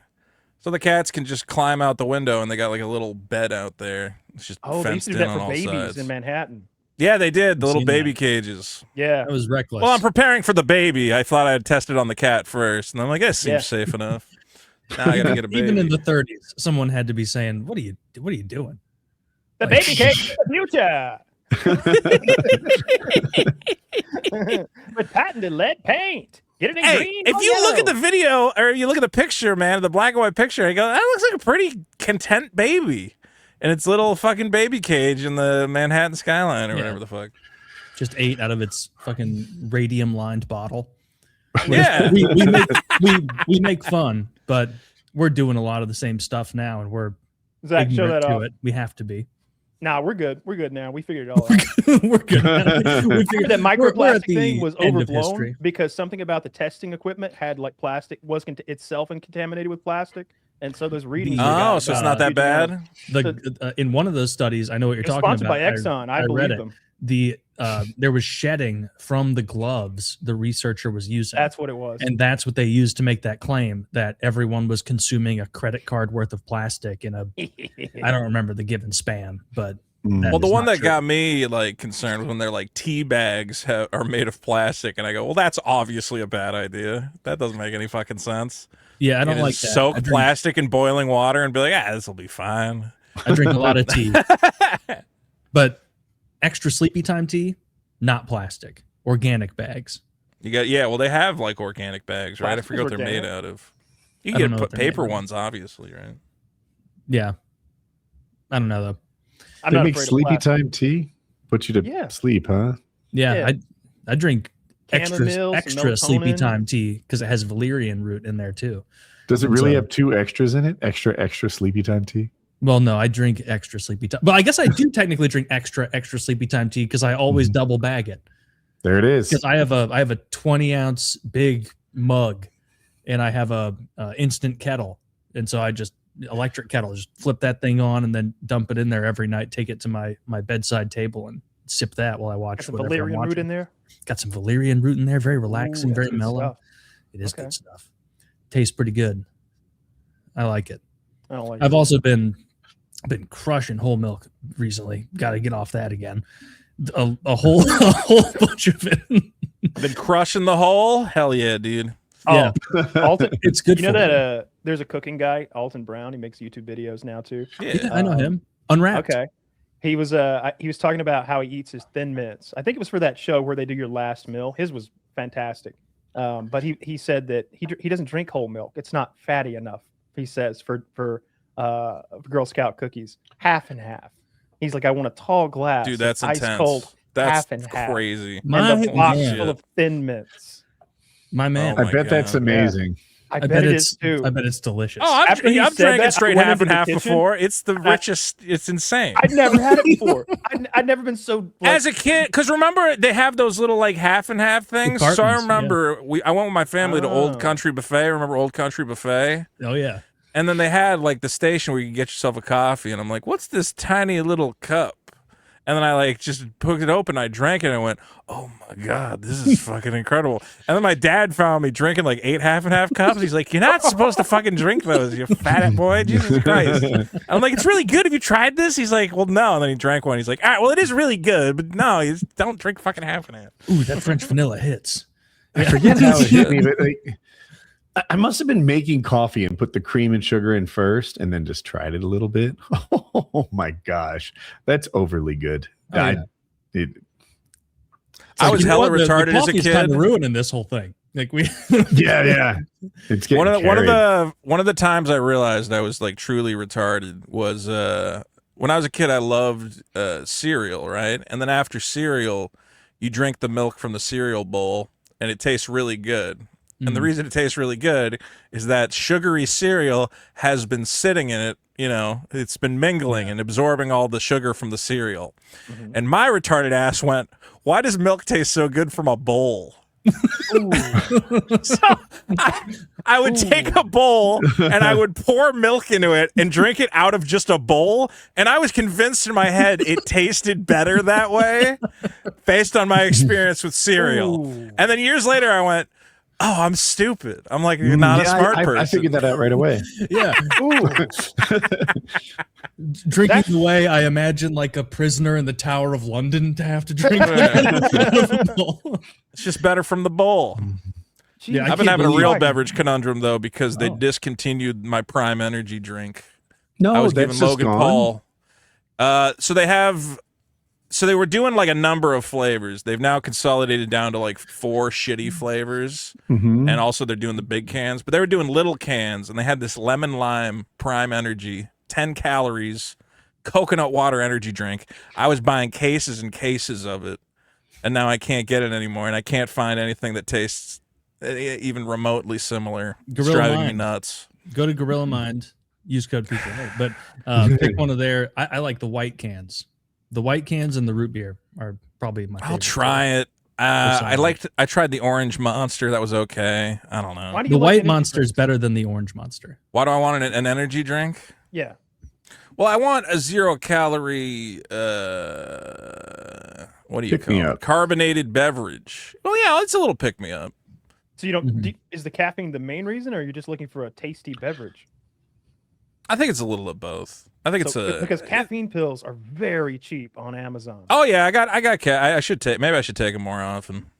Just drink the soda you like and take a caffeine pill with it.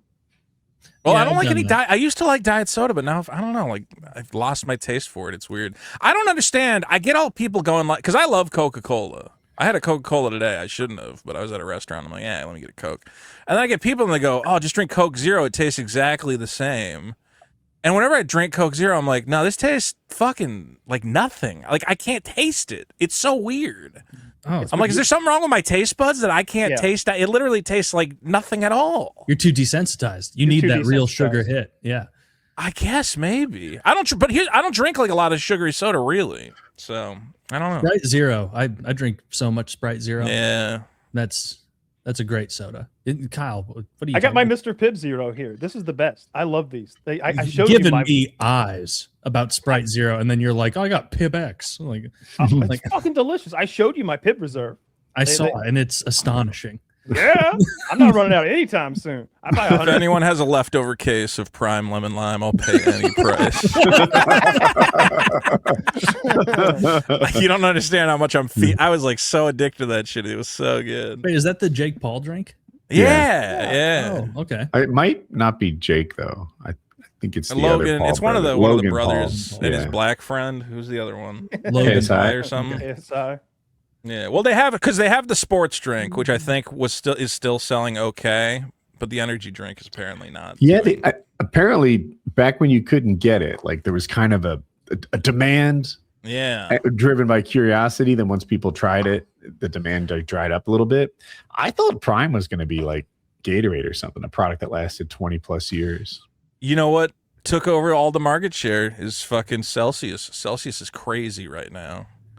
The Celsius energy drinks are selling like little stock tip Vito right now. The Celsius stock's about to explode. All the Celsius executives are buying their own stock in like record numbers because they're like taking over 40% of the energy drink market right now.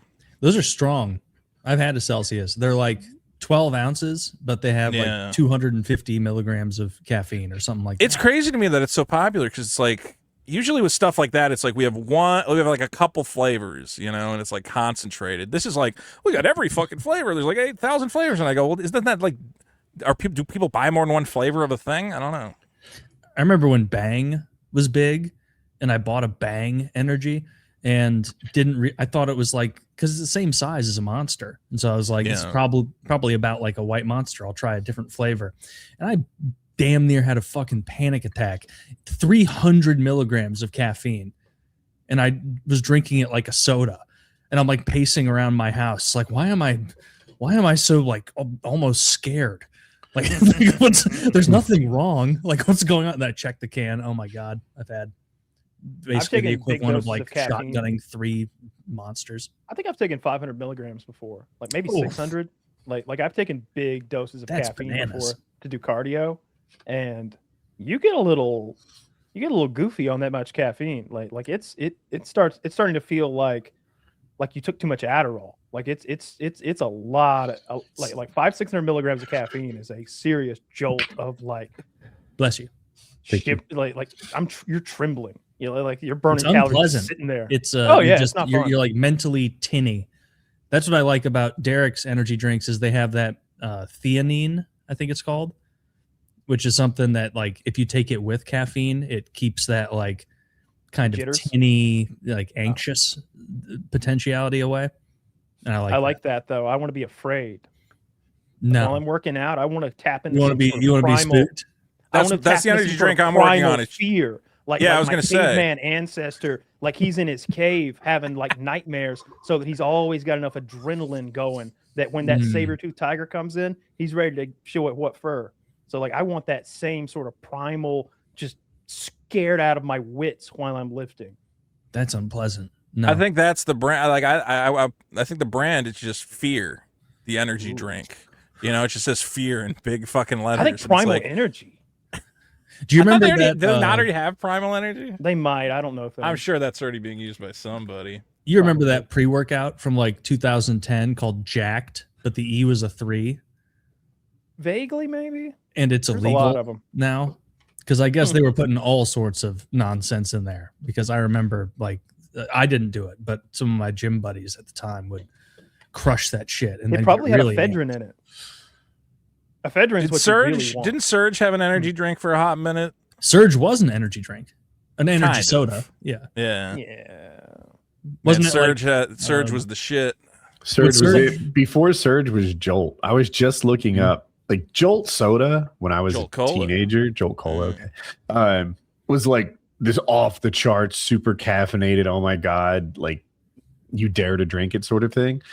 It had 47 grams of caffeine or milligram or whatever it was, and but Red Bull is like 84 and not a 12 ounce and 8 ounce. It's crazy. It doesn't rival today's energy drinks, and we thought it was huge. Was Jolt the one? Was it Jolt or Surge that said like in slanted letters on the can, twice the caffeine? Do you remember that? I'm gonna look. Oh, I don't know how it would say. Surge twice is the Mountain Dew one. It's like a bad Mountain Dew. Jolt. It says all the sugar, twice the caffeine. I knew that. That's pretty good slogan. Do you remember Balls? Yeah. Balls Energy, and it had that really nice textured bottle. Felt fancy when you bought that from the gas station. They still got that. Do I still have that? It was glass. The only energy drinks I drink are Red Bull. They still got Balls. I like regular Red Bull or sugar free. Like I don't want berry or watermelon. I tried the yellow weird shit. Summer edition. It was real good. Straight I Red drink Bull. that white 0-calorie Monster only when I'm driving, like to stay awake. Apparently, that's the boomer one. I didn't know. I thought it was the anorexic chick one. That's I think what it's I the want. OG. That's the best one. That of all the zeros, the white has to sell like triple what everything else does, because I've had the orange, I've had the purple. I don't know how the purple's still in fucking stock. It's disgusting. Like white is the way to go. It's by far the best. But when I Can buy we it, get a clip of it's white like- is the way to go for my white supremacist collection, please?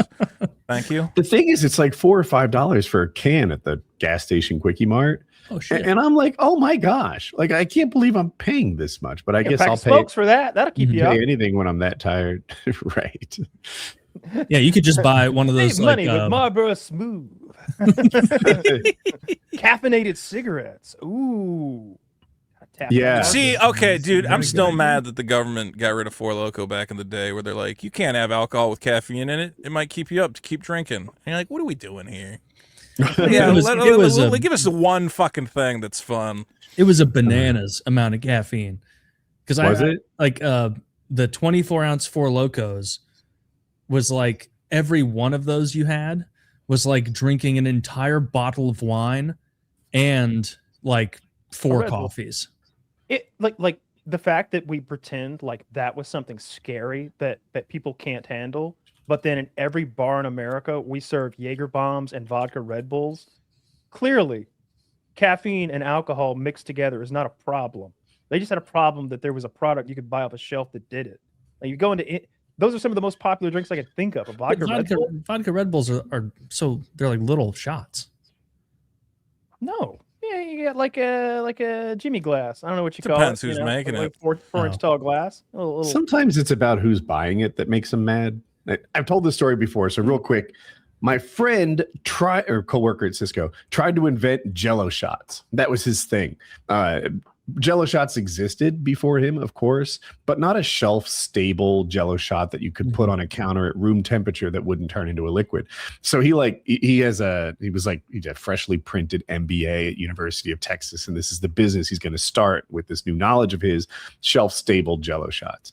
And the FDA or ATF, one of those, just kept coming at him again and again, like, the font on your package isn't quite right. It says this, but we want it to say a little bigger, a little sideways, relocate, whatever. And he's like, just give me all the changes you want. I'll make any change you want. We just got to bring this thing to market. You're draining me here.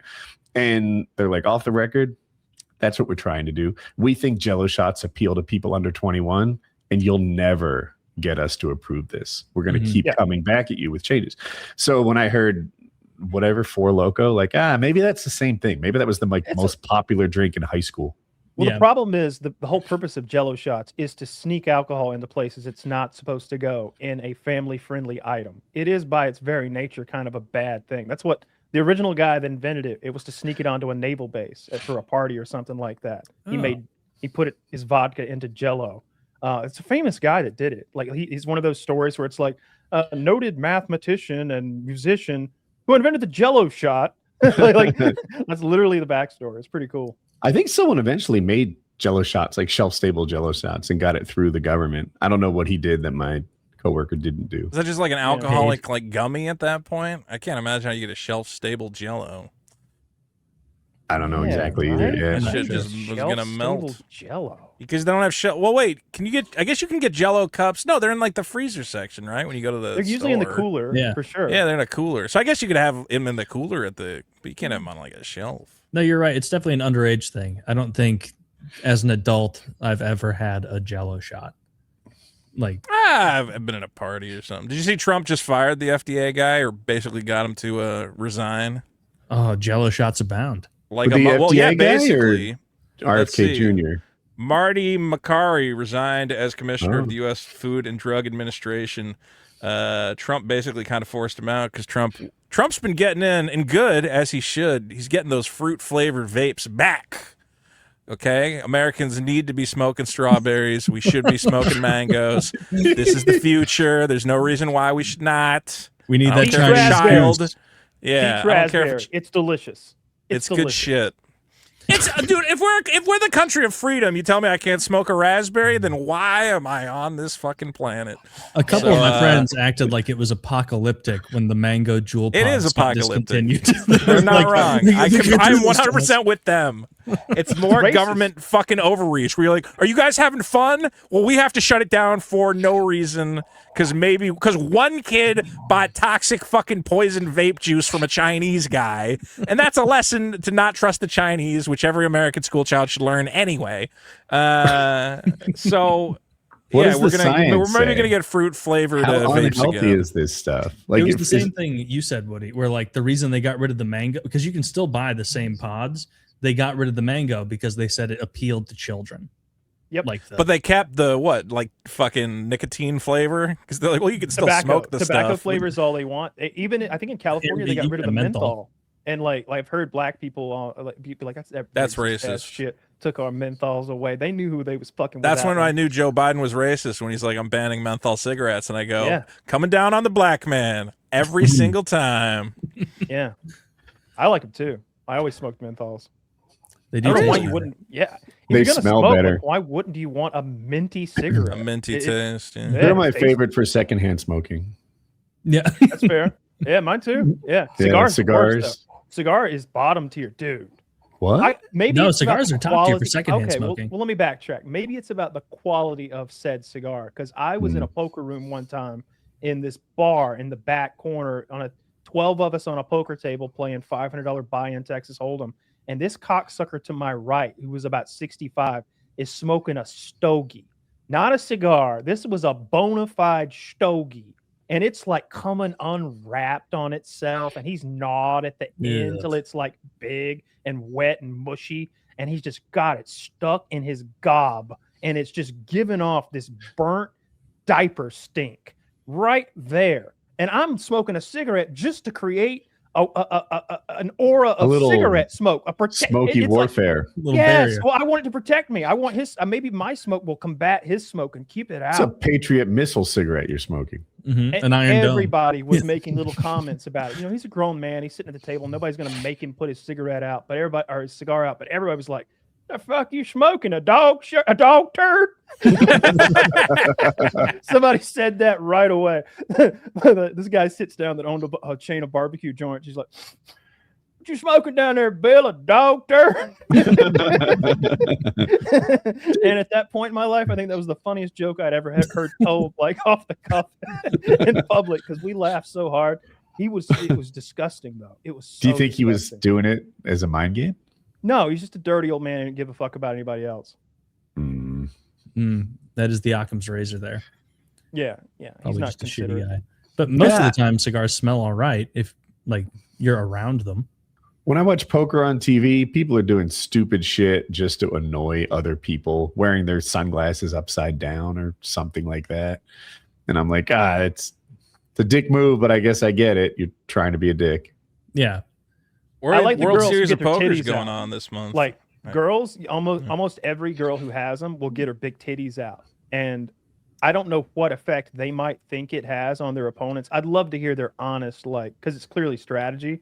Maybe they just want TV cameras. Because I tell you what, like, whenever I watch like live Texas Hold'em poker that's being played, not on like TV, like streamed on the internet. Mhm. Like there's a private poker room at a casino where it's like, "Welcome to Bill's Casino," and I'm Bill. And today we're going to be watching a star-studded group of players play $100, $200 Texas Hold'em. There's Rod, and they got a little roster, and maybe one or two of them you've heard of before. And there's always smoking hot waitresses in there with camel toes and their tits out, and the chicks always have their tits out. I love it. Makes That sense. is- and I've never seen anybody do anything at a poker table that I think would have bothered me, except for the guys who were truly antagonistic, the ones who were like insulting, like, "What are you going to do? What are you going to do?" He doesn't know what he's going to do. Like, you start like really shit talking him. I've seen people like want to fight multiple Kind of fun. times. What would your thing? Actually, you could be like Kyle the Kazoo Myers. Kyle sounded the 3-pair horn. He sounded the kazoo, and no one's happy with that. Scared the shit out of Roger. You know, everyone seems to hate it, but he's just playing his game. You know. They should have wanna an do that all stuff. I just wanna distractions allowed poker table. I would watch that endlessly. Put a Just kazoo working in with a your water pistol. tracheotomy open. You can't touch anybody. That's the only rule. But you can just. See, the thing My Kyle phone's does on to really fire. distract his opponents is before he plays, he always lights one of those firecracker worms, and it glows in front of him, and people just. Oh, I would be so distracted. I'd go, is it ever going to end? So you have to make your bet. I know, but look at this fucking thing. Ooh, she really fucked up when Kyle, in the middle of that turn, threw that handful of poppers under her. Those crackers right under her chair. What are they called? Whips or something? I forget. Whips. Whippersnappers? Can you still sell those? I think Aren't those also yeah. like technically a They're fire called, like, hazard? I remember my mom being like, snappers or something. "Don't throw them near the lawn. You're gonna set the lawn on fire." I'm like, I don't think there's anything in those fucking things. Probably not. No. They make a little flash. Like there's they whatever they're doing in there, they're making Snappers. like a bright, Yeah. explosive sort of mini fire. I bet they would start gas fumes or something like Yeah. that. Well, you're in California. You probably can't have any fireworks. Any fun? Yeah. Yeah. Unless I'm a cop, then I can just shoot another cop. But In fairness, average- California does seem to catch on fire a lot. yeah, All we're the very time. good at that. Man, I hate to say it, I still kind of miss the fires. It was a magical time. Oh, It's because I lived like 20 minutes from where Mansion Land was on fire. And I was like, oh man, I'm going to Mansion Land to watch shit burn down. And I just I have a stream. I went to one of the care hospitals. They like shut down and they had to get all the old folks out of it. And I was just watching that thing like it looked like Fallout or some shit. Just the whole fucking thing was on fire and gas mains were broken open and spitting into the sky. is there an investment Beautiful. opportunity around those fires? I have to wonder. No. Yeah, all They the can't build. all they who will not be named have been buying up property like crazy. So I don't know what's going on there. It was a video on your channel I watched, and I didn't know you did this, and I looks like it's 9 years old now. I went to check when you went to like a violent protest and you just kept offering really aggressive people Pepsi. Yeah, that was after the Kendall Jenner advertisement. Yeah, I figured. Dude, the timing was perfect. So that ad came out, and she's like giving the cops, giving protesters Pepsi, and then I'm like walking around my neighborhood, and it's like Berkeley, California. You know, there's going to be the right is showing up, and we're going to counter protest the right. And I'm like, yeah, let's put it to the test. So I had a video where I just went there and I'm like, hey, Antifa kid, would you like a can of Pepsi? Surely this will unite the divide. And then a kid in a fucking mask and a fucking body armor just whips a can of Pepsi at the other guys. I'm like, this is not working out at all.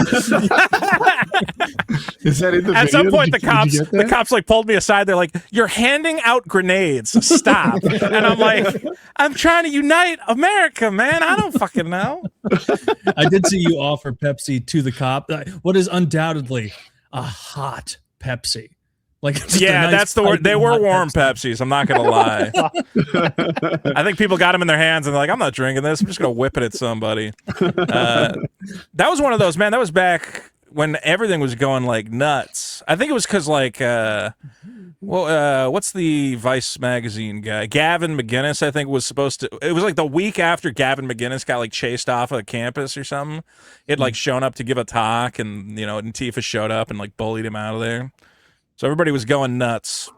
And then I think 6 months later they had that Charlottesville thing, and then it's like, all right, that era is over. No more protests. Jesus No more Christ, Pepsis. guys. Then how long after that was you and Dick going and holding the like jokes are funny? That was actually that must have been at least like 4 years later. That Pepsi thing was like the first thing that my channel like popped off. I was like a completely dead channel, and then I'm like this would be funny. I'll just run around with a GoPro and be retarded. And then I woke up to like I got like 4 million views and like news stations being like, oh, we had some video from on the ground. It seems things got crazy at the protest. I'm like I actually thought like, dude, I'm like, did I film myself committing a crime by just handing people weapons at a protest? And I'm like, it's a soda. They can't get me on that. And I'm like, no, they're whipping them at each other's heads, man. It was not good. That's funny. Yeah, that was a good one. That was back when dude, I did like a bunch of I liked the protest because it's crazy. Like when the Black Lives Matter stuff was going on, I went to a couple of them, and I'm just and again, you know, it's terrible what happened or whatever. But it's also fun to just watch a bunch of black kids be like, "Let's take over this GameStop and smash every window." And I'm like, "Oh my god, they're just going for it." I was actually the worst part was, dude, I would be filming it. And then everyone's looting, and I'm like, I'm live streaming. I can't loot. I'll get in trouble. I had like a guy. He had like 4 bottles of wine because they were looting the liquor store, and he's like, "You want a bottle of wine?" I'm like, "Well, I do want a bottle of wine, but I'm live right now streaming. I can't take one." So I missed out on all the fun looting of the situation. Everybody else got would to like have the fun. loot. If I'm being honest, like It looks like so much thrilling. fun. It's probably a blast. It's incredible. I bet it's so thrilling. Like I know Best Buys really don't even have shit in them anymore, but like that's where I'd go. I'd want to loot a Best Buy. Dude, I was driving around. I went to the protest, one of the Black Lives Matter ones, and then as I'm driving home, it had turned into like fucking Mad Max. I felt like I was on like one of those theme park rides because I'm like driving past a shoe store, and there's guys jumping through the window and like running with fucking boxes of shoes, and I'm like, this is fucking madness. Like, and then I turn the corner, and the liquor store guys are just bashing the windows in with a baseball bat, and I'm like, this is the best thrill ride I've ever been on. I don't want to get off. But sadly, we haven't had too much civil discourse, or the civil discourse we've had has been muted in comparison. Yeah, when's the last time we had a good old Target looting? Because that seemed to be the place for a bit. Yeah, where when they talked about looting, it was always Target just getting fucked. Dude, did you ever see the video of the guy with the Legos looting the Target? No. Oh, dude, it's the best video ever. It's like a Target in the middle of like, I don't know, Louisiana or Mississippi, and everyone's running out, you know, with fucking liquor and like, you know, TVs or whatever. And there's just one nerdy white guy, and he's got his arms loaded up with Lego sets, and he like looks directly at the camera, and he's like, and then he just leaves, and you're like, that's my guy. That's my guy right there.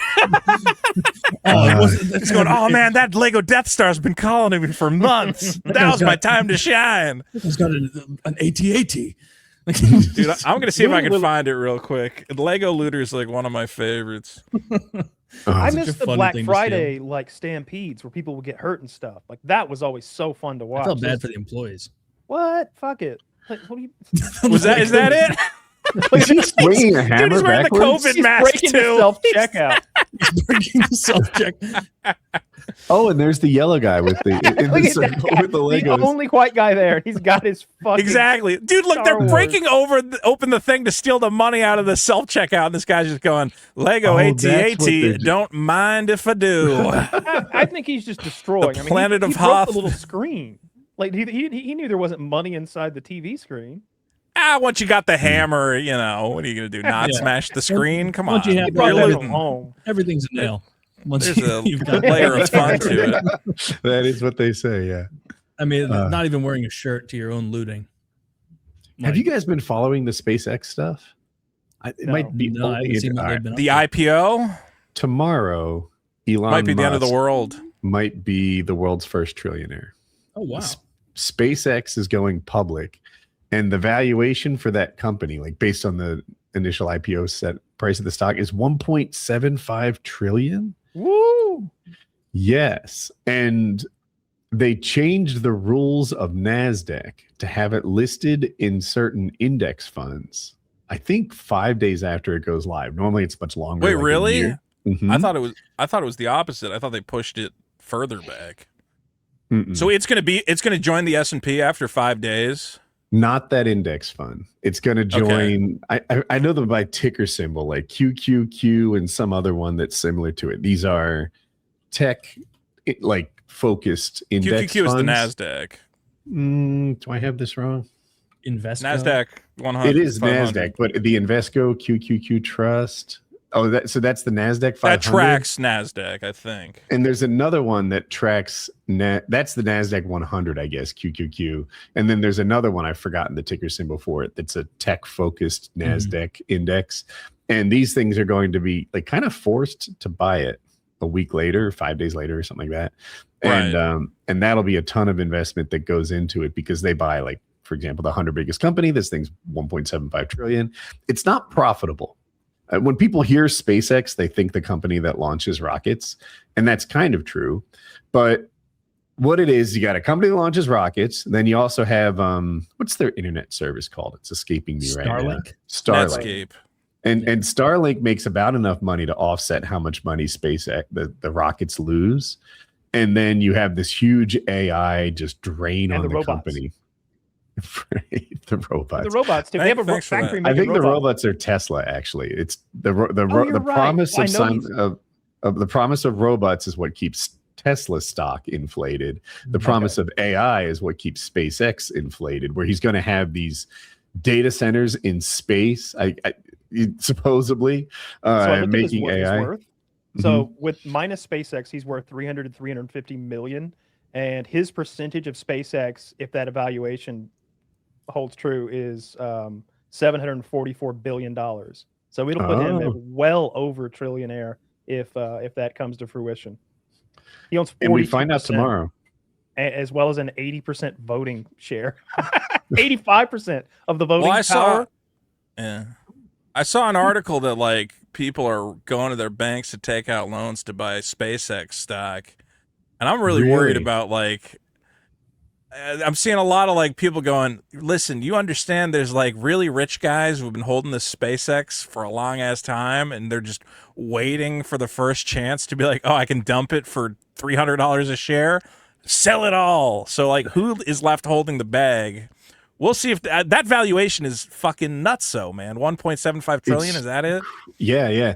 I was like upset because when I heard they changed the rules to get it into the index funds, I thought it would be the S&P 500, which is where I invest a lot, but it won't be. The S&P 500, the company has to be public for a year. It has to be profitable. There's a bunch of rules that's going to keep it out of the S&P 500. That protects you, because otherwise, I agree. Yeah, you go, oh wait, my S&P, my fund that I'm holding, which every how many millions of Americans are holding S&P, are all forced to buy SpaceX stock. Well, they won't be, to hold it at least. And it's an extremely speculative company that does not have any proven anything. But it won't go into the S&P 500. It'll go into some of these other funds. Yeah. And it's interesting to me. When they say the system is rigged, people often lack specifics. Like, how did they rig this system against you? And then you're like, well, they changed the SEC rules as Elon Musk warmed up to President Trump so that his company could go public at a valuation of 1.75 trillion. Then index funds would be forced to buy it. And I'm like, oh my gosh, it feels a little rigged.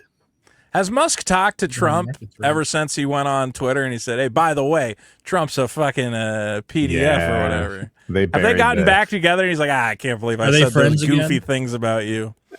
I think so. I haven't seen them together. Have they been together since then? We'll know this weekend. We'll know for sure this weekend if Elon is at the White House UFC event. I think you're going to see the real inner circle who are wanting to be there in front of the cameras, being Trump's friend. Yeah, it's going to be whoever Howard Lutnick and everything on the White House lawn. It looks really good. Like, it looks way better than I thought it was going to look. It looks classy. Like they've got the lights on the White House is in the background with the lights turned down low. It sort of has this golden glow, and then just it's beautiful what they've built. The lighting. If I told you there was a house with a guy who had 32 felonies, 3 baby mamas, and fights on the front yard, you would say it's classy? You only dropped the get shot all the time part from the Reddit article you stole that from because you know it's cool. Facts. Oh, he's been called out. Yeah, it's a stolen joke, and I forgot to shout it. But try to find the one where the camera's a little closer to the action. I don't know what these pink the picture you showed me just didn't look like. I thought it looked fine. Just doesn't look like there's a lot of I've seating. Seen videos. I don't see where the seating is. I find this all so weird, man. Remember they had the bicentennial. Remember the bicentennial was a big event, like that I was not around for, and I don't know if I assume none of you were either. 76. But your parents were like, yeah, the bicentennial, it was cool, we celebrated America or whatever else. You go, what are we going to do on the 250th? It's like, we're going to punch the shit. 2 guys are going to punch each other, and Vanilla Ice is going to sing a song. Yeah, look at this. Vanilla Ice. Woody can tell us about the bicentennial. He was 3. 3? Oh, yeah, good time. Was it cool? I like that Trump owns stock in UFC. And then he gets to put the UFC on the front yard of the White House. It just feels like yet another bit of Trump corruption. It's so low on the scale of corruption. Holy shit, that's a guy on the top. Yes. Is that a guy at the top? Yeah, it's a guy. Yeah, he's setting it up, man. Ooh, it looks dangerous. Now, if they had mankind burst through the top of that thing, like a Hell in the Cell situation, then we're talking. I want Sting to come down like rappelling. Oh, with a baseball bat on the fucking wire. Oh man, see, it should have. If it was WWE on the front lawn, I'd be like, yes. Now this is I'd be my embarrassed America. by WWE. I would be so embarrassed if WWE was on the front lawn, was on the south lawn of the White House. And I guess like I separate my dislike for Trump and the Israel influence stuff and the pedophilia and the evil and the ripping us off and the making billions of dollars, all that. I separate that from the sport I love so much and the opportunity that this is for them. Yeah, I would be very conflicted if I were a professional athlete in the UFC. I would be conflicted if I were asked to be on this card because on one hand, I have those strong feelings about Trump and what he's done and the lies and the stealing and the children and all that stuff and Israel. But on the other hand, oh my God, the sport that is my life, that I live and breathe, is on the world stage this weekend. And they want me to be one of the 16 guys that steps into that octagon. Me. They're saying 1 billion people are going to see this. That's a lie. Those are slap numbers. Those are power slap numbers, if you ask me. But it's going to be huge. It's going to be tens of millions. Yeah. And it's America's birthday, 250th fucking anniversary. Rep your country. Maybe go fight some foreigner. Wait, was America's birthday Trump's birthday? I thought it was the 4th of July. You know, we celebrate Christmas on December 25th or whatever. Who's to say? When is the thing? When is the fight? It's on Trump's birthday. UFC Freedom 250 will be June 14th. Oh, I thought it was before July 4th. Yeah, it's June 14th. I thought it was a July 4th thing. I'm an idiot. They should make the bison or the buy and a half centennial. They don't have to take the cage down. They can have another fight. I think they should do a history. He said that. He said he's like, maybe we'll leave it up. It's beautiful. It's like, can we do like a history? He called it the American Eiffel Tower. Yeah.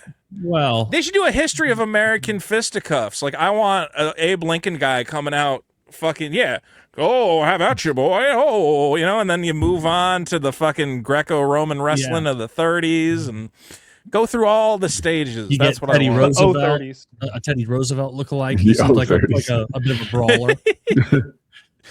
The whole 30s is what you said. Yeah, no, he said the 30s like 2,000 years ago. AD. No, my dream would be that Trump is wearing Roman purple robes like an emperor, and he's wearing like a kingly crown, if you will, and he's given the thumbs up. And like once you've got somebody pinned and they're submitted, you look up to Trump to see what happens now. And he's giving everybody the thumbs up, and everybody's like, oh, of course, the thumbs up.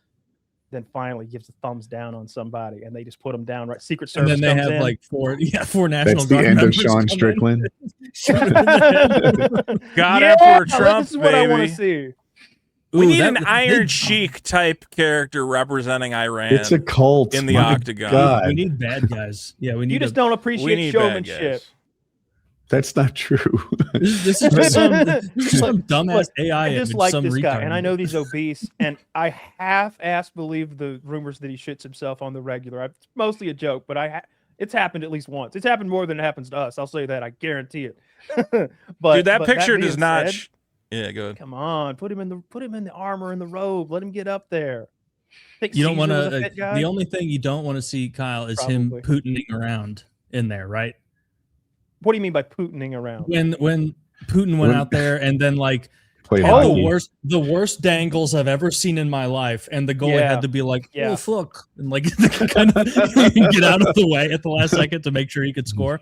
Which I don't want. I would like him in the ring though. I wouldn't get out there if I could skate. I would like him to step into the ring and like say a few words. Maybe if he introduced the fighters, that'd be incredible. I don't think he's going to take part in any way whatsoever, ever. But like, I'd like it if he did. I like WWE sprinkled into my UFC. Just a little. Is that professional wrestling that you? Yeah, it is. That is a lot of UFC, just a seemingly. Bit. You overpower it, and it's just so overpowering. But mixed the way you've gotten this ragu, ooh, this UFC ragu is delicious. That's how I like my UFC. I like that Josh Hockett guy. I think it's a bit. When he did his interview this week, he's doing his character called Down Vato, and he's wearing like a ski mask down to here, like a cholo, but like all the way down to his nose. And he tells bad stand-up jokes. and he bombs like in a cringy way, but I think it's an act because he's going like, I got another one. I slept with this one torta, and she was so big when I woke up, she was flowing over both sides of the bed. Hey. Oh, tough crowd. Oh. Dude, getting up there and bombing intentionally is hilarious in its own way. Like that is At fun. first I was like, ooh, they don't like your jokes. This must be like real press or something. And then I was like, oh my God, this is a bit. There's so much awkwardness that he's needlessly injecting into this. Like he's making it bad on purpose is what it felt like. Not that he's some poet to begin with. He's already kind of like silly. I love him.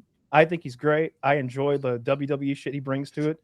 I was going to tell you my parlay for the fights, but it's all the favorites. Like, that's not very risky. Well, it's not meant to be risky. It's what I truly believe is going to happen. I think this is a card that they put together that's like, just pick the A side and you'll in your parlay and you're going to be 85, 90% right. Any sure things? I want to get some bets in here. Absolutely. I bet on Spencer Pratt becoming mayor, and that didn't work out. Lost your ass on that one. I was like, come on. Well, you get a white guy to run things for once. And they're like, no, that black lady who burned the city down, we want her back. I'm like, all right. You bet on him becoming mayor? You know, at least making it to the next round. I thought I bought in at a layer where I'm like, I'm not going to ride this thing to the end, but if he goes up a couple points, okay. Oh, dude, my buddy last week, he was like, he's from LA, and so he was following that on his phone, and he was like, damn it, they're stealing this election again. Like, no, they're not stealing it. He was like, oh, they sent it, because I guess all the mail-in ballots initially before the end of voting came in favor of Karen Bass or something Bass, whoever is the leader. And then as soon as the voting ended and Spencer Pratt was in second place, because only the final two get to go on to the real election, suddenly all the mail-in votes switched to favoring the third place lady in a huge margin. And he was ranting to me about that. And I'm like, regardless, bro, like it's LA. The Republicans are saying the same thing. The stolen election. And like, do you have any proof of that? This is Mike Johnson, the Speaker of the House. And he's like, no, but we've got a feeling. You can just feel it when an election's been stolen. There's this feeling that we get, and we have. Well, when 45% of the mail-in ballots go to the leader, and then as soon as that's solidified, they all switch to the third place person that they want to take place of the second place person. That's weird. Like, why would they? But is it from the mail-in ballots? Like, usually the discrepancies show up because a certain type of voter, votes. Mails in their vote, and a certain type of voter goes to the polls and actually does it. Sure, but it was all mail-in voters, and the mail-in This is the votes first I've heard that the tendency. third place guy did extra well in mail-in, but the Democrats always do better in mail-in voting. It's called the Red Mirage, where they kind of do it's called the ability to write your name before the votes are counted, and then once the mail-in get counted, you get the full results. Oh no, and the Republicans always call that voter fraud, but it's really just counting the votes. Mail-in voting is ridiculous. That's crazy. You shouldn't do that. Like, go there and fucking vote if you're going to do it. But I'm saying that all the majority of mail-in votes were coming in for the head Democrat. I heard you. Yeah. And then they all started coming in majority for the third place one until she passed the second place guy, which is a little seedy as far as just looking at the. Yeah, he didn't even make the runoff. God damn it. God damn it. That's the. I don't really care either way. I don't live in LA, and there's no way we all live in LA, Taylor. I hate to tell you this. We determine the rest of the country. No, I think Hollywood guides it all. Hollywood, DC, Hollyweird, New York, with our murderous cops. Yeah. That Trump did a good job on that pool. It looks it looks nicer than it did. The man can build a pool. Why was everybody spazzing about that? That's such a ridiculous thing to spazz about.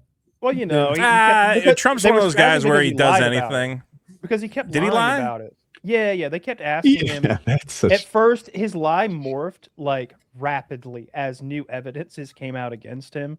And at first, he was like, oh, yeah, I got the best deal on this pool because I know the best pool guys. And they cut me a Trump deal. And it's going to be like $3 million. And then, $1.5 million was his original claim. And by the end, he's like, I don't know those guys. Those are just guys that do pools, I guess, or something. And it's like 12 or 14 million or something. They weren't even pool people. They specialized in like refurbishing pipes and putting a liner on the inside of it. Like they don't do pools. They got it in a no bid How much contract. harder is it to do a pool, though? I trust a pipe guy to do a pool. Come on. I feel like a pool would be easier. Well, than the a pipe. trouble is the lie, right? He says, I called my pool guy who I've worked with many times in the hotels that I've built, and I got a special deal for $1.5 million. And then it eventually swells to 13 or 16, 18 million. I've heard all of it.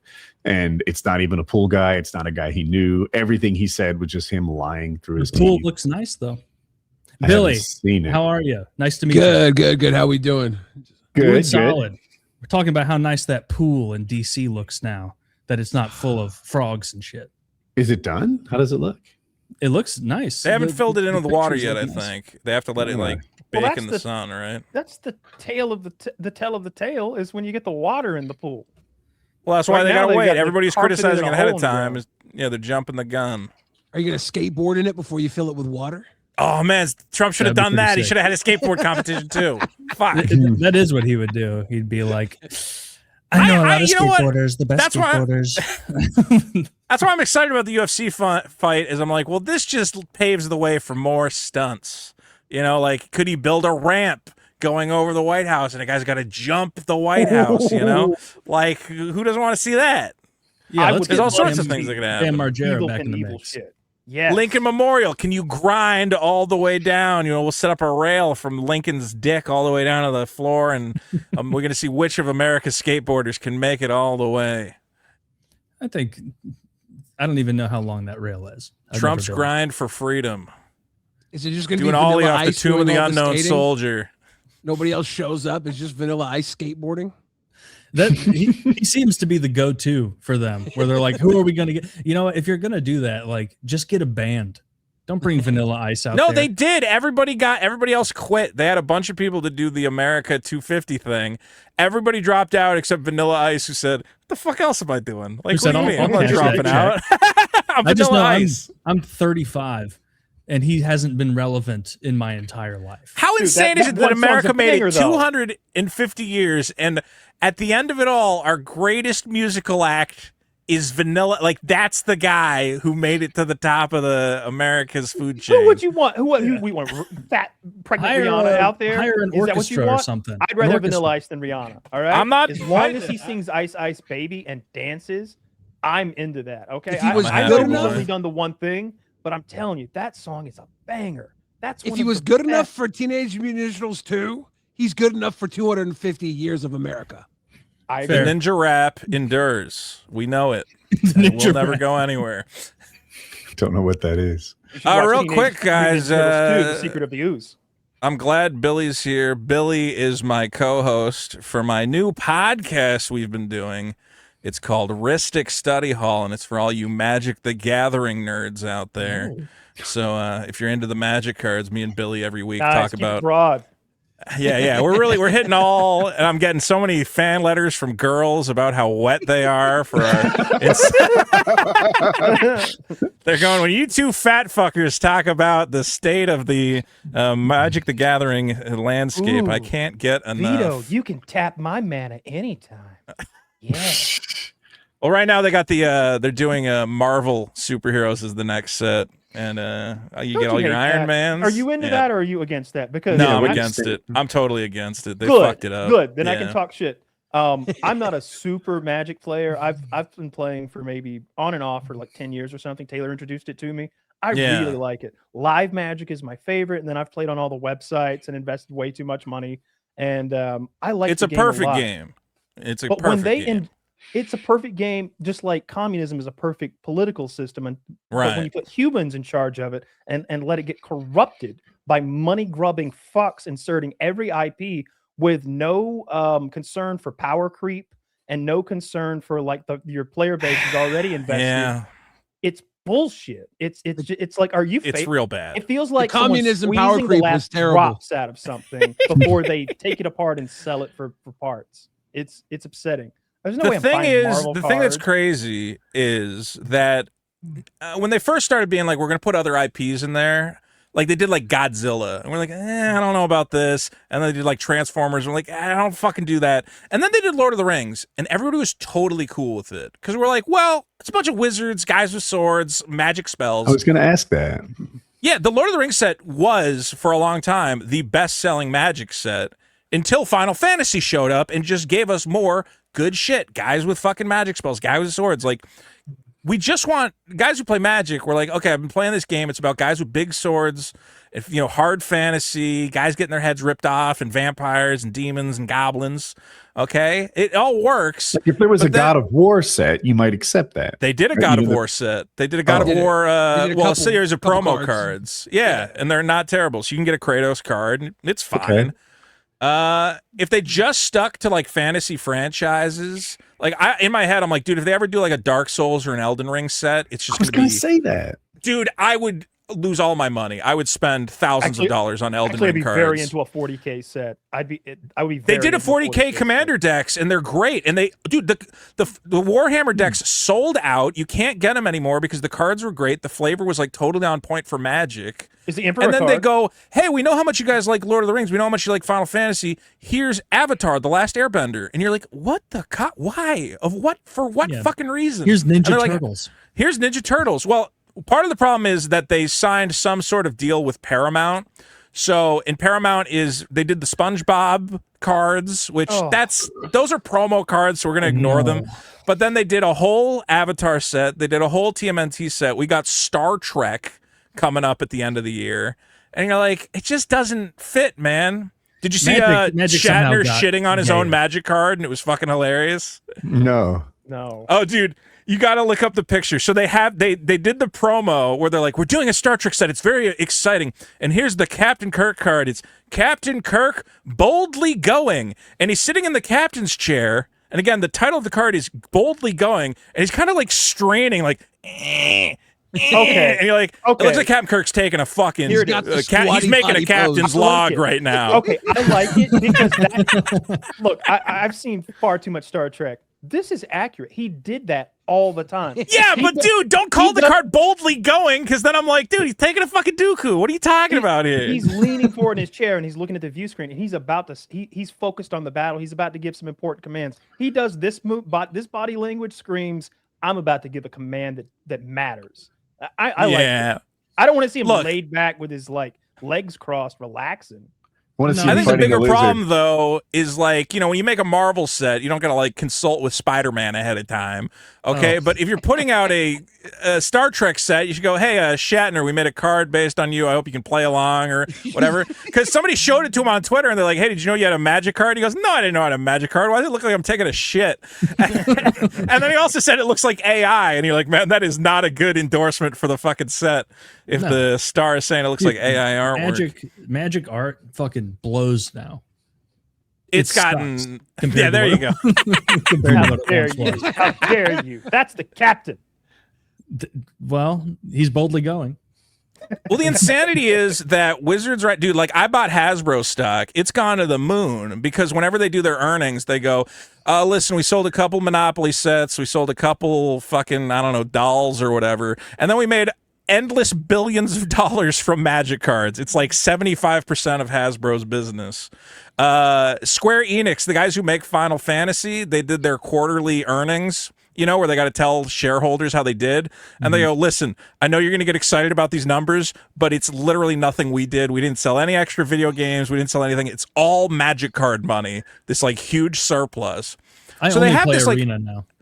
Well, dude, they have this endless money printer, and you're like, you look at Pokemon cards, and everybody's getting excited because they look great. Like, even you pull like a basic rare out of a Pokemon pack, and you're like, that's cool fucking art, and it looks badass. And you look at the Magic cards, and they look like absolute fucking dog biscuits, man. It's crazy how bad it's gotten. Pokemon cards have never looked that cool because they're just cartoons. Magic cards, like old Magic cards, used to be like ruthless.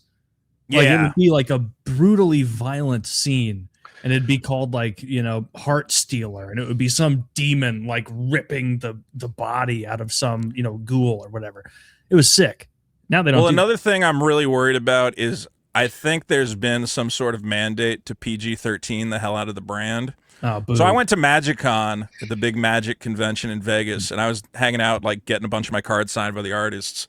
And one of them was the guy who drew Liliana the Should have Veil. handed out deodorant like they were Pepsi cans. Do you remember that guy who went to the Magic tournament and he was kneeling behind everyone's butt crack and getting a picture of him with all the butt cracks at the thing? That's ancient lore. Dude, he got like 100 photos. I mean, anytime he saw an open butt crack, he just knelt behind them in this like pose. And they hired a guy to make a Magic card, and they didn't realize it until later. He drew like an elephant warrior doing the same pose as the guy posing next to the butt crack, and it was just never commented on. You're like, they're never working with that guy again. That was must like piss the them top off. Reddit post for a very long time. Yeah. Big lore. Nice. Yeah, But so I talked to the guy, and he goes, "Yeah, back in the day, he drew a card, Liliana of the Veil or whatever." And dude, it's this vampire planeswalker chick, and she's fucking smoking hot. She has huge tits that are just like hanging out. She's ready to kick your ass and cast a magic spell. And he goes, "It's crazy because like my notes back then, because they send the artist notes, they're like, you got to make her sexier, man. Like this is the premier card. She's got to look fucking like you want to fuck her or whatever." And then like years later, you know, he's doing the same art for the company, and they go, "Hey, listen, you know, we know how you drew stuff in the past, but you're going to have to tone it down. You know, we can't have that anymore." And he goes, "Cocksucker, you're the ones who told me to draw it that way. I didn't try, like, you told me to make it look like that." Is Liliana fat now? Dude, the new set, they have a That's new despicable. Liliana, and she looks like a fucking teenage boy. She has lost 8 cup sizes. It's fucking insanity. Oh, it's night I and go, day. I'm where are looking. the tits on this fucking vampire broad? This makes no sense. Horrific. She's completely flat-chested. They're taking the sexy out. They're taking the blood out. Because, again, they're doing TMNT and The Last Airbender and Marvel. Like, I'm worried it's becoming a kid-friendly, Is that the player sanitized... base? Is that actually the player base? Because, like... No. It's No. one of those it's one of those things where like executives get involved, and what they don't understand is they go, "Well, we want to bring in." One of the problems you have with Magic is you go to the demographics and it goes, "Well, this is selling to the guys in their 30s, right?" And they go, "Well, how do we bring in, you know, a younger demographic?" And here's why marketers are retarded: is they go, "Well, kids love, you know, TMNT and whatever else, blah blah blah blah blah." No. You want to position yourself as your older brother's card game, okay? Where you're a kid and you're playing with Pokemon cards and you're playing Minecraft or whatever else. And then one room over, your older brother has fucking naked ladies on the walls and he's playing Halo and he's shooting people's heads off. Like, if you want to bring kids into Magic, you have to go, yeah, it's a little more mature. It's a little more edgy. It's got blood and decapitation and whatever else. And marketers don't get that. They don't get, like, there's an appeal to young men of like, oh man, that's like a little intense. Like my mom probably doesn't want me playing this game. It's got demonic shit all over it. Like they lean into all the wrong shit. So I think they're really shooting themselves in the foot by making it this colorful kids game. It's driving me crazy. I agree. I don't like it. Magic used to, well, I won't say cool because it's never been a cool thing to do. It was the But right it's- kind of uncool. It was the right kind of uncool. It's a good way to Yeah. put it. There used to be super violent cards, super sexy cards, and now all Yeah, the new dude. ones. That's why I've lost in all my interest in new Magic because everything I see is like, do you want the new Iron Man card? And it's like, no. If I were playing against someone in MTG Arena and they played Iron Man, it would ruin it for me. Like I don't. Well, I want hope they're seeing it, man. Like the Spider-Man set was a huge dud. Like it just came out and everyone's like, what are these fucking Spider-Man cards? These suck. And I think this new Marvel set that comes out, what does it come out in like a week, Billy? I'm actually seeing people cracking packs already. Yeah, it's the pre-release starts next Friday, not this Friday, the Friday after. I think this Marvel set's going to be like, it's still Magic cards, like it'll still sell, but again, they did that Final Fantasy set and it just sold so good that you're like, just do more of this, man. Get the Elden Ring franchise, get fucking Game of Thrones, like any swords and sorcery franchise would be huge. Yeah, I but just Especially, kinda why need would you to get know. Marvel now? Like, dude, Marvel was played out like 3 years ago, you know? And Marvel's also not a thing. Like, I can go, as I said the other day, what makes Final Fantasy exciting is like I can't go to Target and buy Final Fantasy bed sheets. Like it's kind of an exclusive franchise that you don't just see fucking everywhere you go. I would. Final Fantasy I bed would. sheets. If they put Final Tifa's Fantasy big bed knockers on bed sheets, I would get them instantly. Tifa's knocker pillow cover. Maybe the body pillow, not sheets though. That's silly. The sheets would get stained a little too quickly. I agree. That's gonna sour I'd the ruin date. those sheets. That's gonna sour that date up right quick.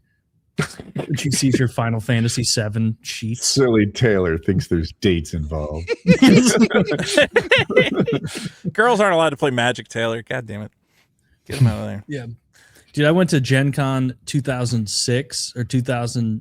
I think it was 2006. What's Gen Con? Gen Con is a place where cool guys go to play trading card games, and it's a place where alpha males go to congregate. Okay, that's why I never heard of it. It's like a masculinity Originally conference, D&D? basically. Was it D&D based originally, or what was it?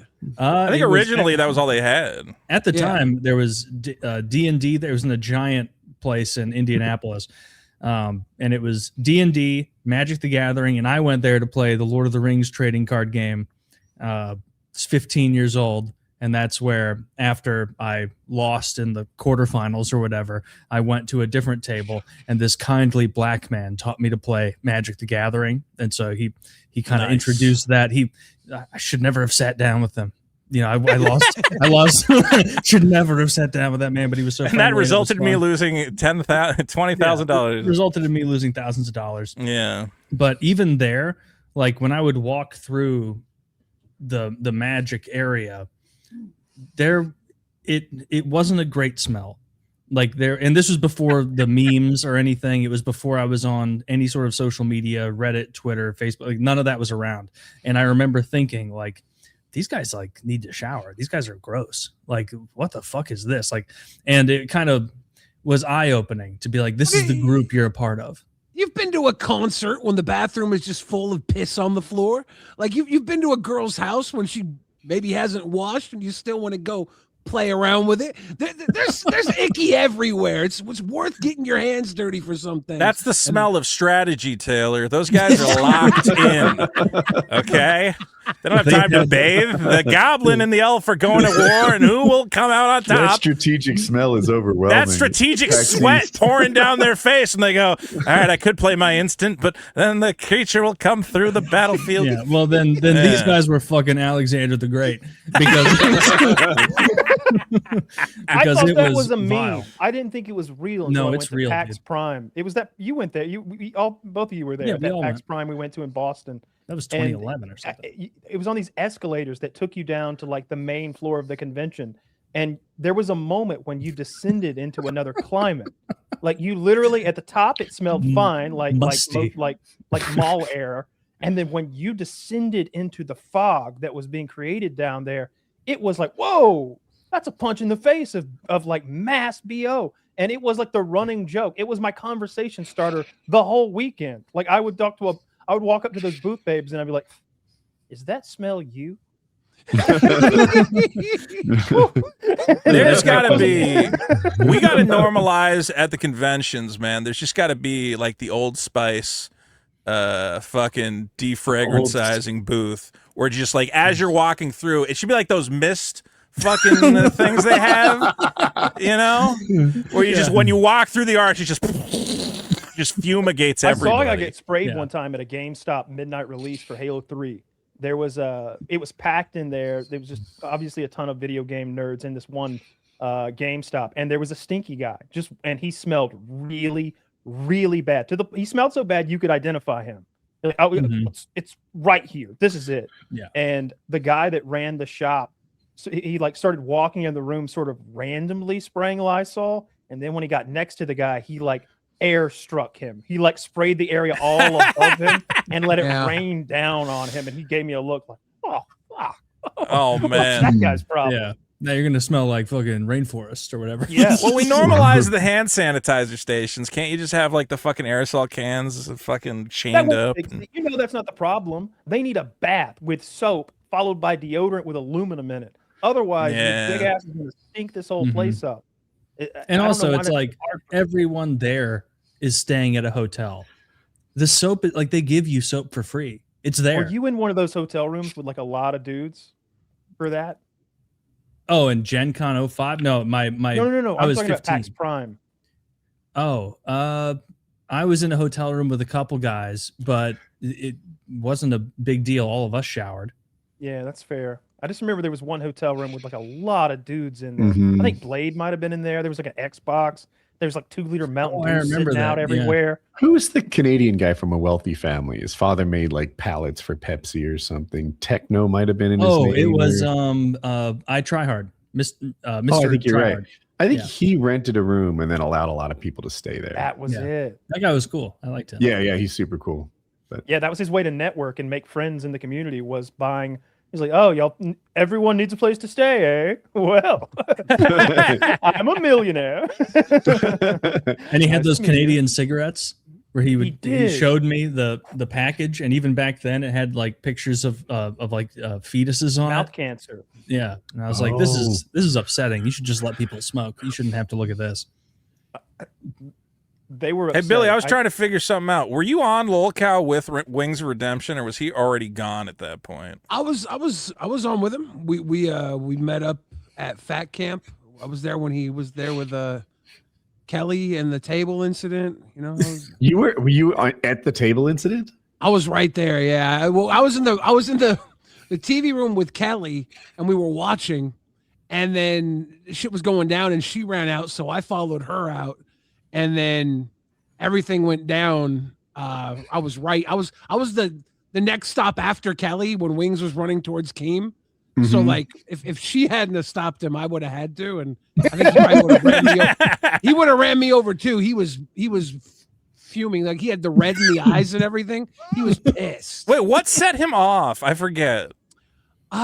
He said something on the episode where he revealed some behind the scenes storyline stuff live, and then Keem was like, "Oh, come on, Shoot him man. out. Like, shoot him out," and then he kept trying to like work his way out of it without like just owning that, I fucked up. And then Keem was, no, fuck that. And it was pushing him further. So it got to a point where it was like they were pushing each other. They were fighting. So, hold on. Wings was exposing a storyline as fake. Is that what was happening? Yeah, there was this girl, Becky, who was doing Locale Queens, and she flew in as a surprise.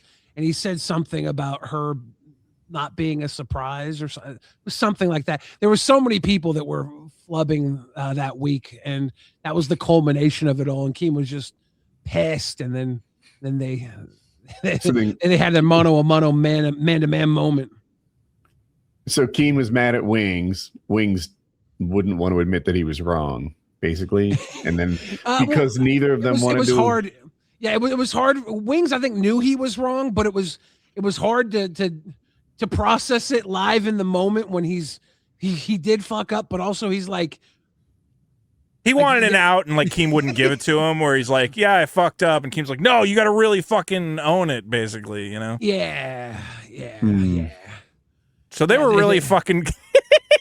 Yeah, That's a fucking painting right there. What do you call it? One of those classic works of art. Renaissance painting, yeah. I wasn't here for this. Someone feed that into AI and get a Renaissance painting out of it. I think you'd get something pretty good. Keem is lucky to escape with his life. That's an undefeated professional fighter we're talking about. That's true. He could have been feasted upon.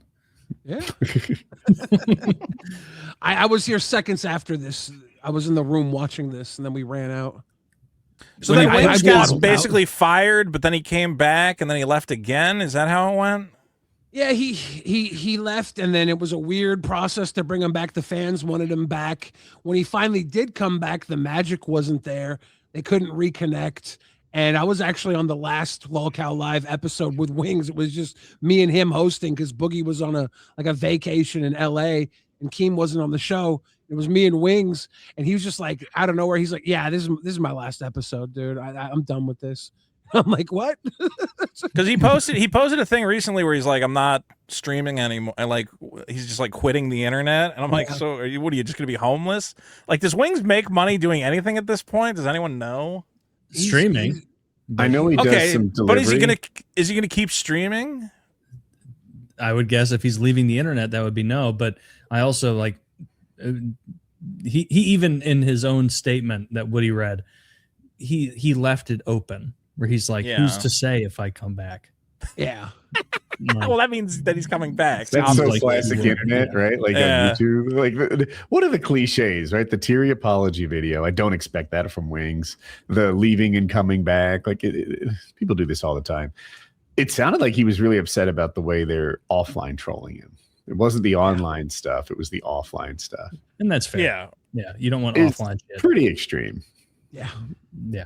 Has he been like going DoorDashing after other or something? people? Yeah, he does DoorDash. Because I played games with him. It's been over a year now. But like I was streaming and we played a co-op game, and that he talked about how he sometimes does DoorDash and Uber Eats and stuff like that. In that giant truck? Is that lucrative? No, I don't know what car obviously he not. used. in the backwoods out in the middle of nowhere, driving around everywhere to bring somebody some fajitas. If anything, like he might be in a good place for DoorDash because he's in Myrtle Beach, right? No. And so there could be people in their like rented houses being like, No. bring me pizza. Why No do one you who's say vacationing no? at Myrtle because he's like 40 minutes away in Conway. He's Is in he a that hick far? town. He's in a hick town, like a good ways from town. Like no. I He don't think could he's- drive to the like center of everything though, and just operate Whenever- there for a couple hours if he wanted to. He It's absolutely farther could. than I thought. It's 27 minutes away, according to Google. Yeah, each way. I've seen him do it before, and he was like around his house. It looked like green trees everywhere and fields with cows in them and shit. I remember when I visited him the first time, like I was like, oh, okay, about 20 minutes from Wing's house, and there was literally a Civil War reenactment going on in the field to my left. Jesus Christ, this is actually further north than I live. Jesus. Did you Hard stop for and my see who taste. won? Oh, you know the South wins. You know the South wins. Like, It turns out the South is rising again this week. yeah, they'll just pick a battle that the South did win every time. You know they're not reenacting Gettysburg. They just keep reenacting until they win one. Oh, well, that would be easy. Didn't the South win a fuck ton of battles? the first couple years. Yeah. Oh, so Who you is think it that that- you think they just yeah. pick South win battles? They pick the good battles. I'm an early Civil War reenactor. We don't do the late Civil War. We don't do Gettysburg, brother. Go somewhere else. We're not Tom, They you have to have fight for won the the Union war, this week. God damn we it! I was keep the Union winning the last week. battles. All the It looks worst lame. guys. What It Civil looks War lame to me. reenactment? Yeah, it looks super lame to me. I don't get it. I remember I talked to a guy who did it. They came to our high school and did it, and then I saw him outside in the real world. I was with my dad shooting shotguns, and I was like, "Holy shit, that's the guy who does. That's the general. That's the General general Grant. over there. He commands a fake Confederate army, Dad." That's like hilarious. And the guy came over and talked to us, and he's like talking to my dad, and he's like, "You should join up with us. We part of a group called the Sons of Confederate Veterans." And I tell you what, you look back in your lineage, we all served. We all served. Yeah, we were all part of it. Shouldn't it be like the great grandsons of Confederate veterans? Like, Yeah, exactly. If that.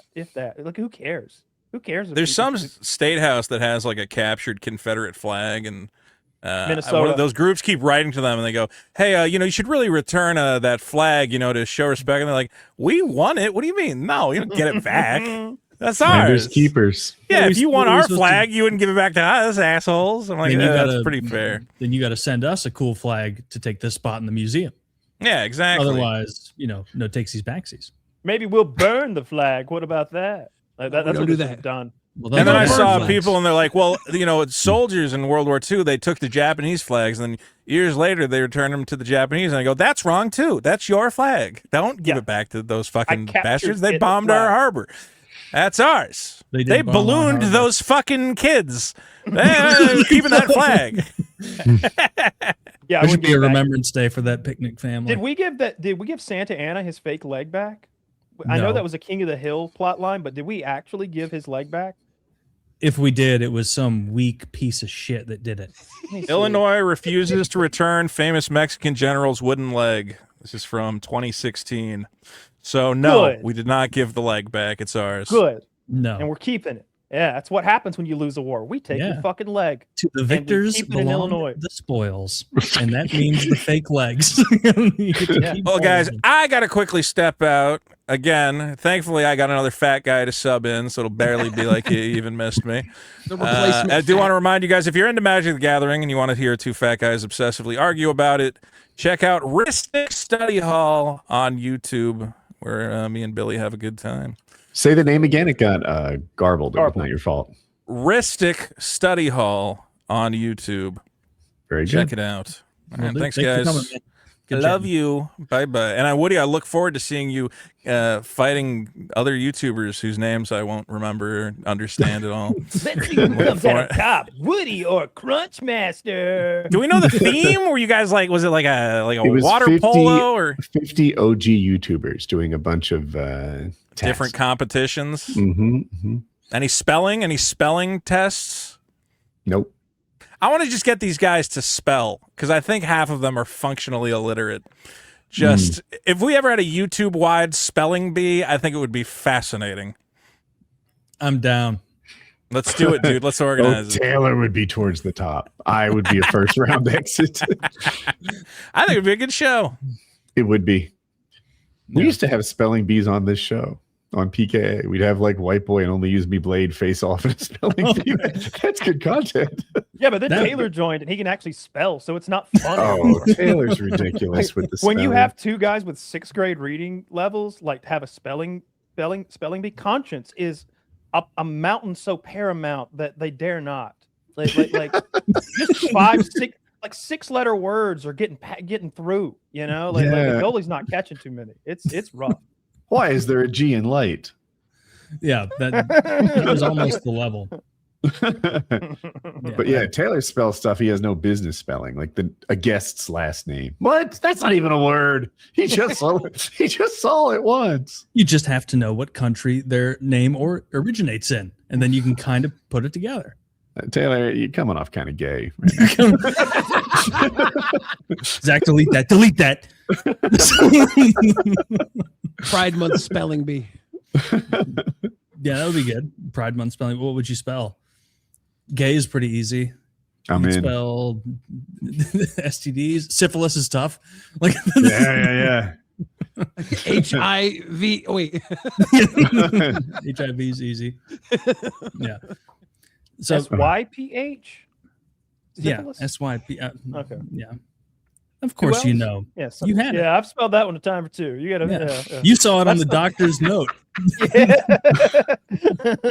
Did you see Blade get pepper sprayed last month? No, what happened? Oh, He no. was he lives in the same area as me, and he was up the road from me, live streaming with some guys, and they were talking to these prostitutes, the women of the night, and they were bothering them. And Blade was pretty drunk, and I think maybe one of them pulled up in a car, or one of their pimps pulled up in a car and just showered him with pepper spray. And he was out of it. And it was wild because I didn't know, I wasn't watching live. I heard about it a few days later, but like they randomly drove by me after he got sprayed. I was like driving to Starbucks because it's my neighborhood.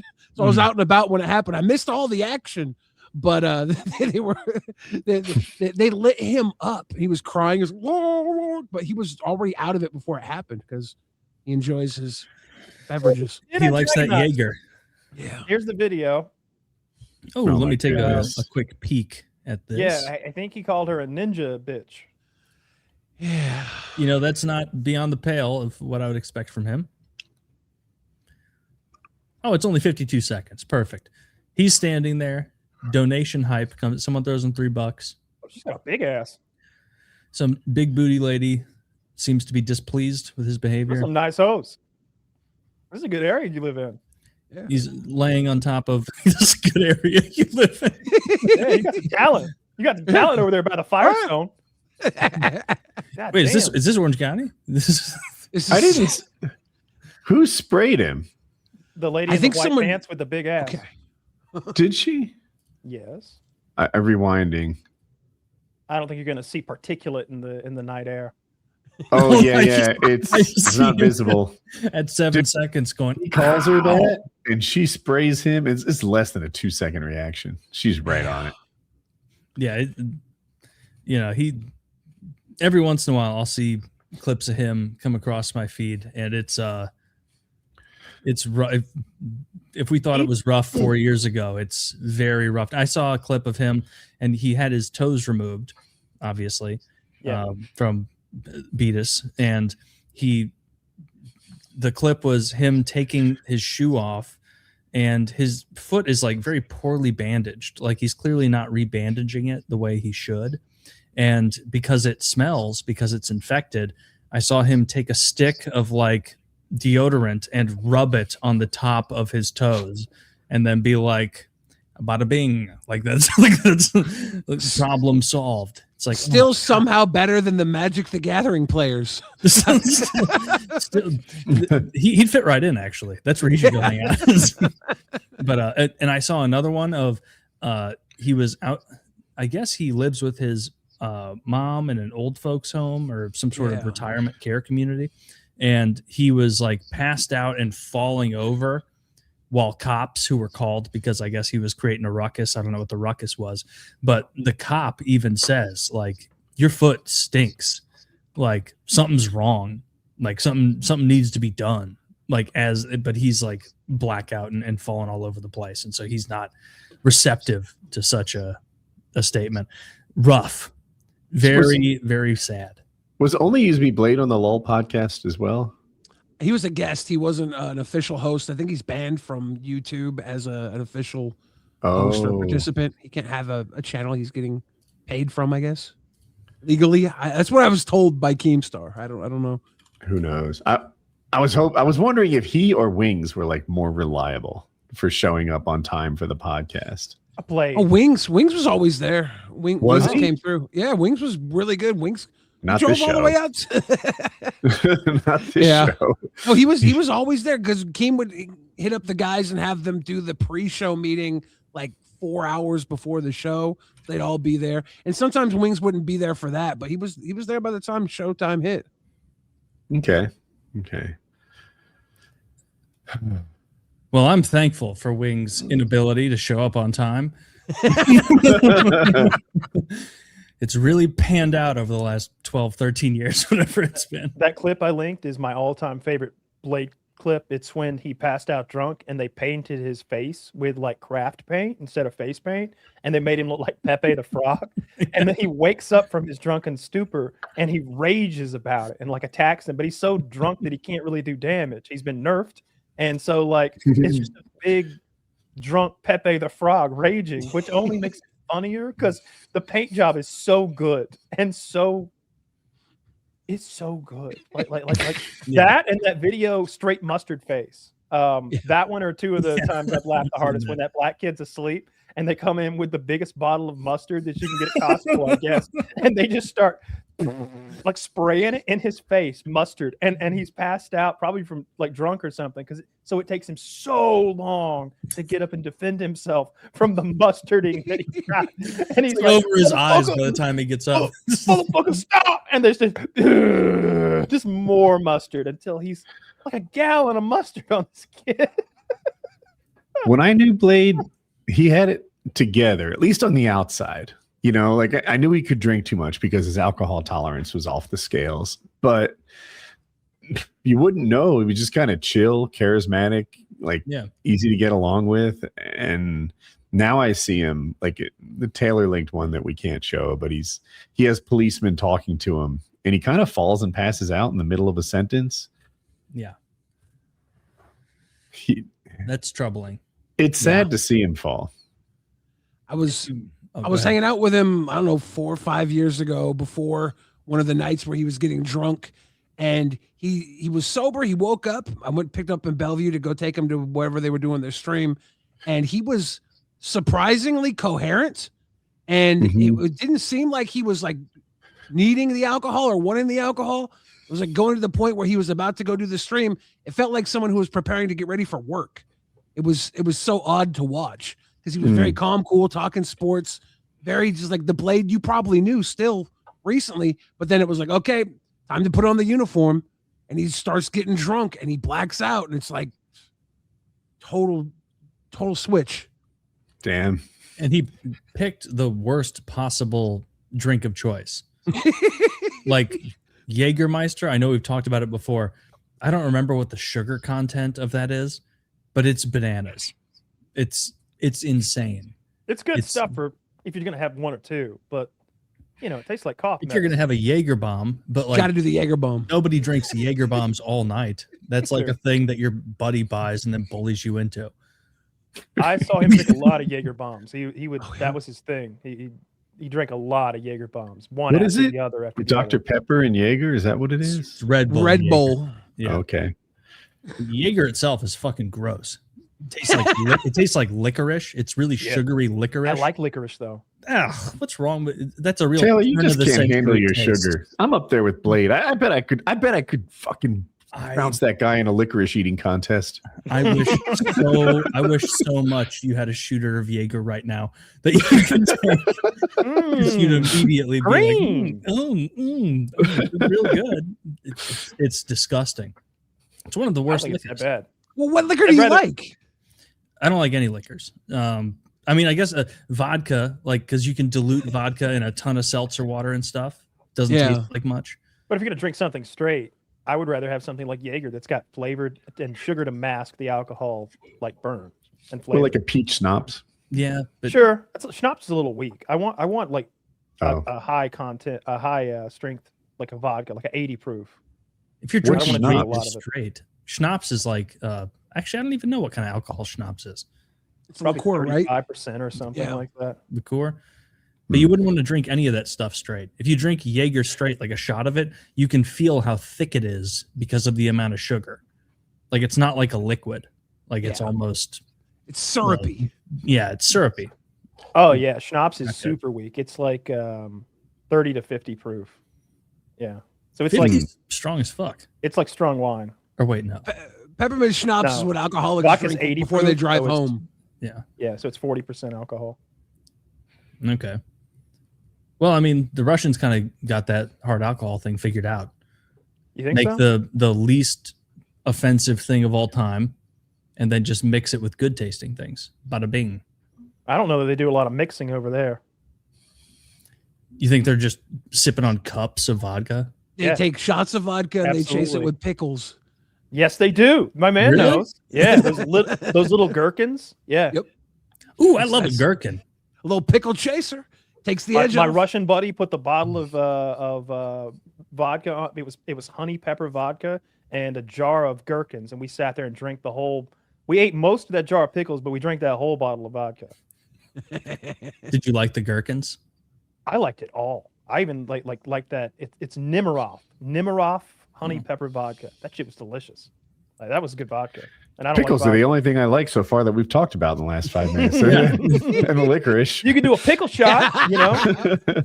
That's Jeremy's drink of choice. That I took him to that fucking fancy ass Fleming's Steakhouse or whatever, and he ordered a pickle shot, and the waiter's like, At Fleming's? at Fleming's at the table, not even at the bar. What a Like- dickhead. Like guy's taking beverage orders, and like nobody else ordered alcohol, and he's like, "I'll have a pickle shot and a Miller Lite," and it's like the guy's like, "A pickle shot, sir?" He's like, and Jeremy goes into like, "Are you too stupid to understand what a pickle shot is?" That's his reaction, and I'm so embarrassed for him sitting there, like he didn't even know how to order properly. Like we all got, steak. You get your steak and your side and your fucking salad and some soup or shrooms. whatever. I want a bowl of lobster macaroni, a Miller Lite, and a pickle shot. And the guy's like, bowl of, well, that's the side item, sir. Big bowl. Lobster macaroni. Bring me 4. He's like, what is a pickle shot? And he's like, it's a shot of vodka and a shot of pickle juice, and you do them together. What's so hard about that? And the guy's like, we've got bread and butter pickles. Will that do? It'll do.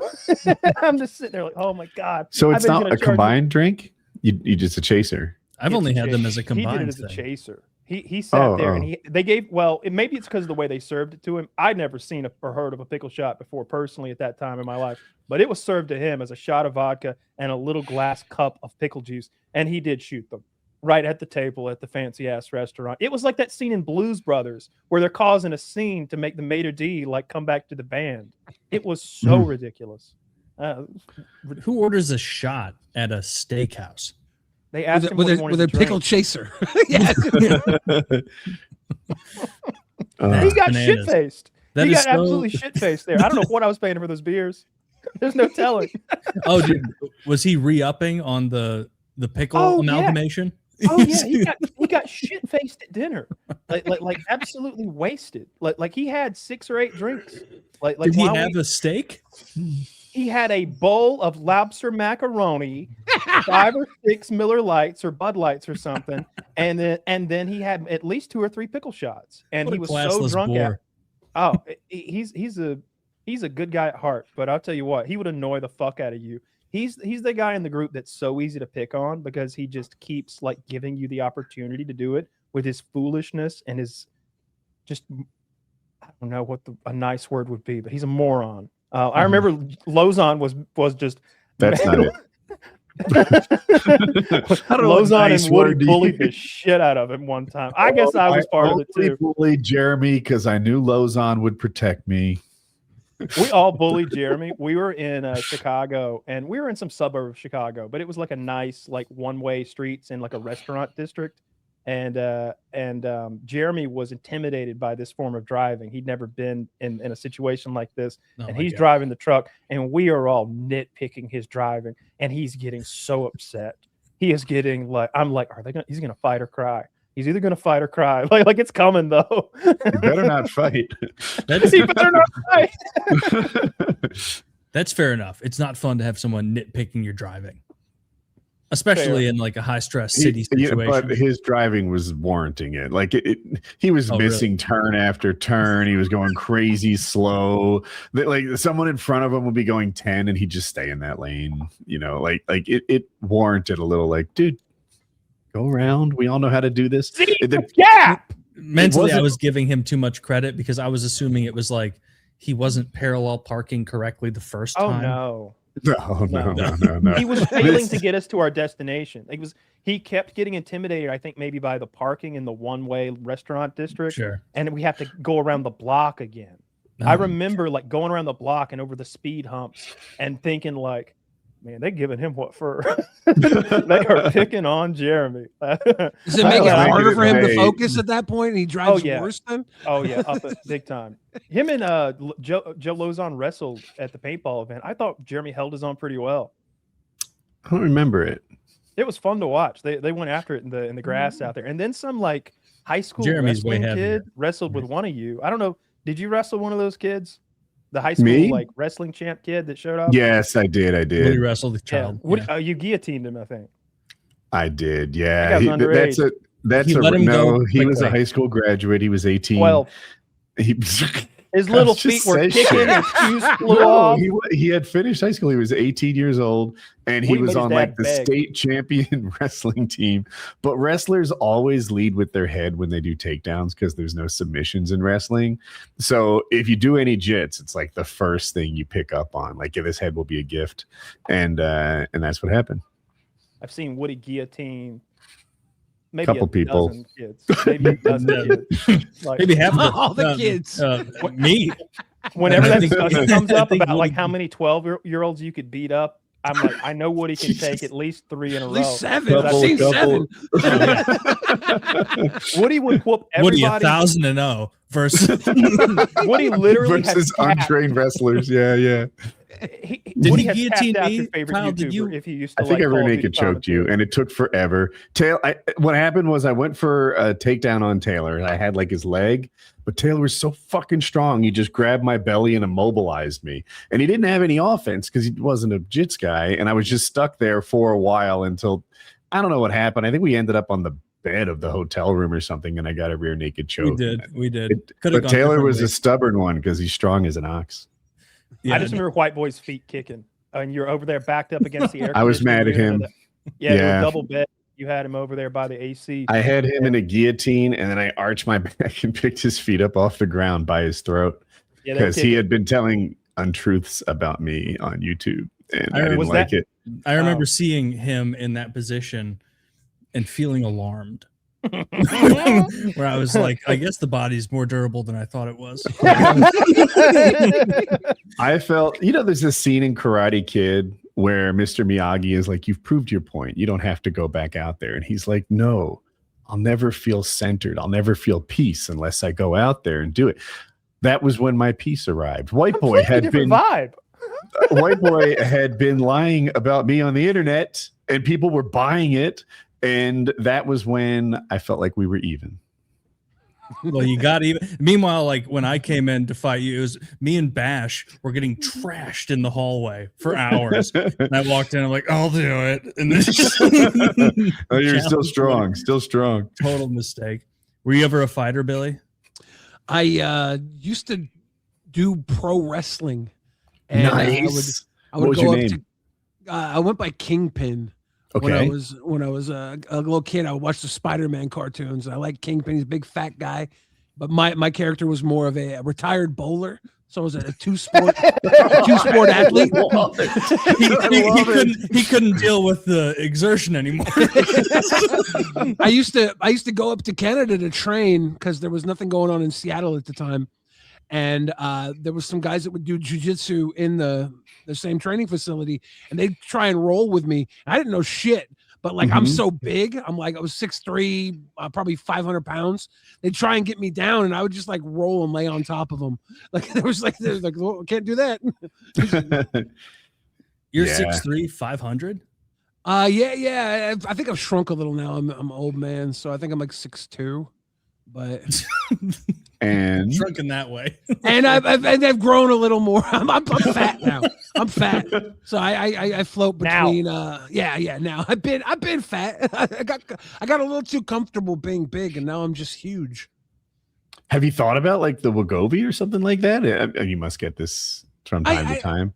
I keep Not trying appealing? to get on it. They put me on some generic, and it didn't really work. And I keep trying to get on one of the good ones, and I haven't hit one of the good ones yet. So I don't know why it's taking so long to process everything, and maybe. What's the snack of choice?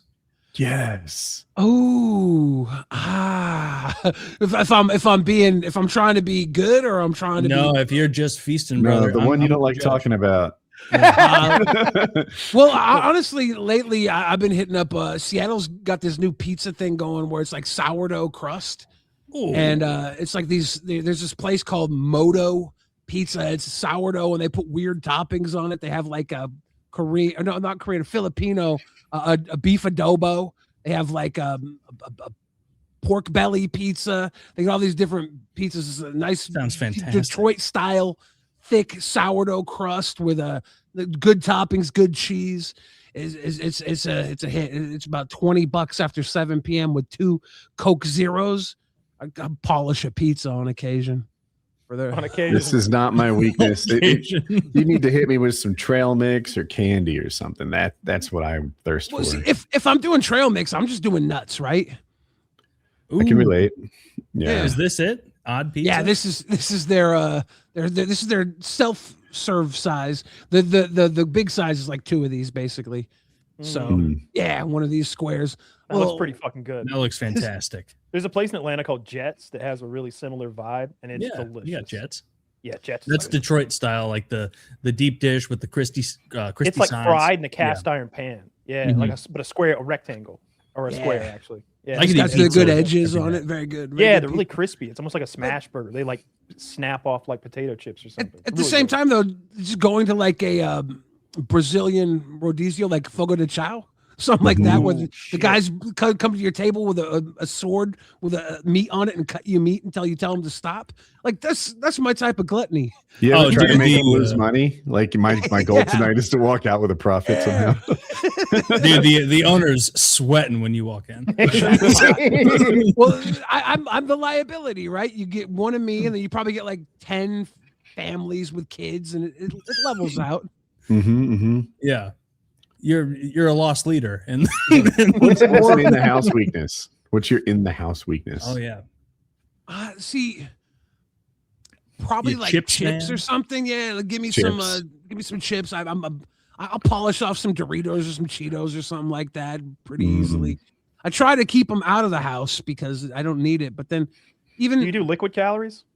Like you no, I'm an unsweetened iced tea guy. I grew up on milk. I think that's how I got so big. My pops would always get brand new gallons of milk, and we'd go through like a gallon of milk a day almost. I would just smash milk. And before I knew it, I was this giant ox. And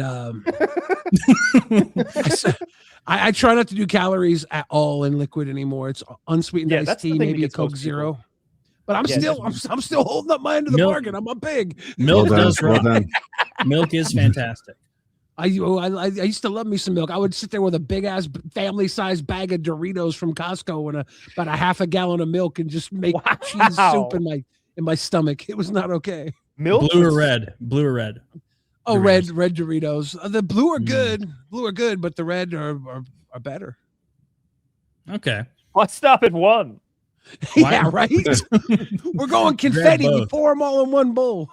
Yeah, I never drank milk with like savory foods. To me, milk is the accompaniment for cake or pie or something like that. Cookies. Like a cookie, Yeah. anything that's sweet, especially cake. Like if I'm going to actually eat some birthday cake, I'm gonna get a glass of milk like, every time.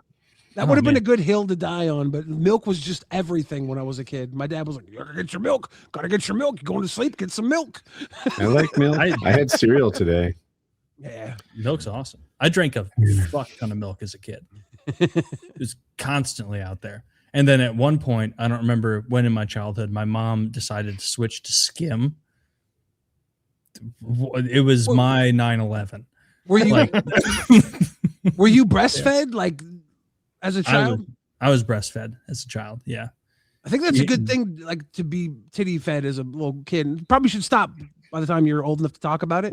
When's But the right it's- time to stop? when you're critiquing it. No, Now, is that just society putting its silly like whims upon us? Like in reality, if you think about it, if you were a bodybuilder, wouldn't you want some breast milk? Like, isn't it just full of like fat and all sorts of like The like colostrum? healthy things? The colostrum, the first discharge from a fresh load of breast milk. Yeah, It's the buttery. colostrum. It's got a ton of protein, ton of stuff in it. Yeah, you should be getting colostrum shots instead of pickle shots.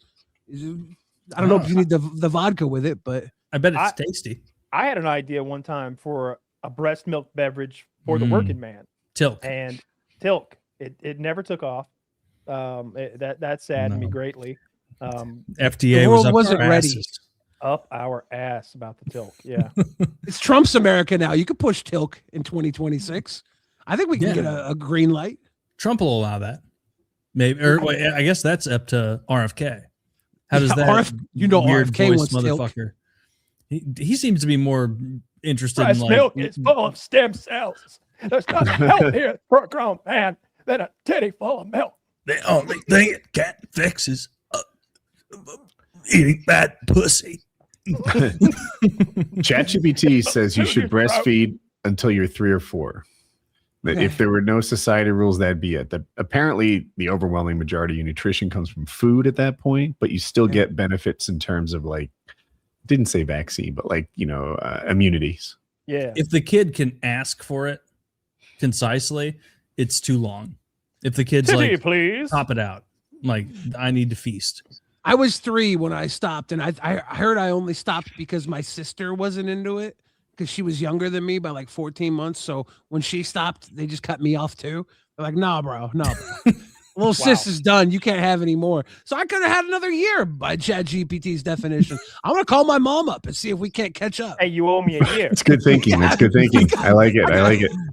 You got owe a me a year. year of Tilk. My mom watches the show, so it's hard to make jokes like this. Oh yeah, sorry. My mom will probably find this. Yeah, that it makes sense. Like it seems like the breastfed kids are bigger Yeah. than the other kids. I wonder if you fed a woman only like bananas, if the breast milk would take on a banana. 100%. You're turning That's- into a ninja foodie blender. You're like, Yes. I'll tell you what, I'm pretty confident. If you gave her asparagus, it would taste bad. Oh, well, we're not doing that. No, I want to treat her like one of those Spanish pigs that they butcher for Iberico ham. some This is Wagyu genius. mama milk. They eat nothing but acorns, Woody. Nothing but acorns and sugar cubes, and they get sweet and delicious. I want her and on savory. strawberries and pineapples.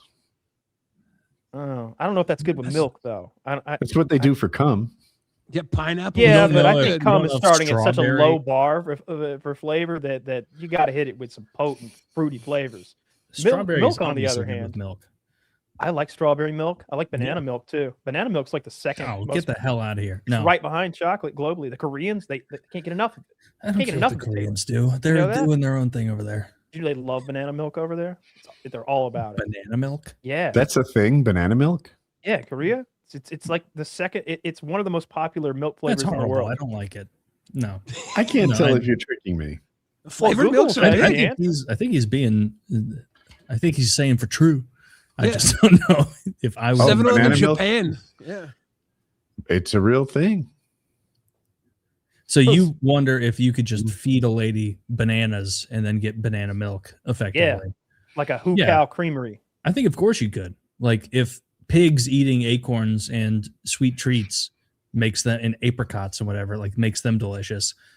Why wouldn't a woman eating a bunch of bananas make her milk a little banana-ish? Because we're Only way to animals. Find out. Like, We are animals. We are. why wouldn't it? I don't know. I just don't know how titty milk works. We Tilk was just getting its feet on the ground. We when have they to were bring wiped back out from milk. under it by big government. there's so many options now. We're gonna have Wagyu fed Tilk bars. If you could make breast milk extra fatty, like make it like heavy cream. Ooh, I'd like to whip some. See, that's the kind of stuff I'd like to experiment with. Like take titty milk and whip it into a whipped cream and use it as a dessert topping. Yeah, I bet it's fine. Ooh, or cheese. Have you even thought of the cheeses, Taylor? I haven't even thought of the cheese cheeses. of a man. Taylor, I count on you to think of the cheeses. I should have thought of the Oh cheeses. my God, I never considered that you could make a cheddar out of a woman. Could we make Would a it- smoked breast milk Gouda? Mm. Fuck yeah, I we want- could. It'd be all creamy and complex. I want that titty milk mozzarella where it looks like the mozzarella is bleeding, but it's titty milk bleeding. Oh, Give a me little that. mutz. A little mutz. Yeah. That would be fantastic. Give me I'd that. like See, that. they thought out some kind of an Iceman, and they found some yeast in his gut, and then they used that yeast to make beer, and they're drinking the fucking beer. We shouldn't. That's We wild. shouldn't. We shouldn't do these things. That's. I feel like that's tempting God. Too close to Jurassic Park. Yeah, we need to keep that under wraps. You know, I'm I've glad we seen got enough scientists movies. doing all sorts of nonsense. I'm glad we're not all just focused on like global warming and cancer. That we got a whole bunch of goofballs out there taking, just getting up to hijinks like it's Scooby Doo. I do actually like that. I want them researching every corner of the world, not just the useful things. That's what Epstein was doing with them, right? He had them cloning Britney Spears and all this weird stuff. If you look in those files, was he just joking? Was he just Dude, you joking? think that, speaking of Epstein, like some stuff I that's think he was actually, Go ahead. there were some weird jokes that lead themselves to bizarre global conspiracies, but something that's for a fact, they're having children walk out with the fighters for this for these UFC fights for some reason. Really? Are they Yeah. little fighters? Like, No, they're little children. They're having little boys come out. are they their Fighters own walk out. kids? No, Are they trying to set up some sort of fucking Greece thing, Greece thing. like ancient Greece, where the little boys were, you know? Oh, there's a word for that. What's your little boy like that's assigned to you as a warrior? It's probably there's got to be a Greek word. It was for basically a squire, but with additional Yeah, requirements. squire with privileges. Yeah. Yeah. Yeah. Jesus Christ. From what I understand, it would mostly be like oral and digital stuff, though. Taylor, you're getting the wrong idea. Okay. Yeah, It Taylor, I wasn't- don't know what you were thinking. Taylor.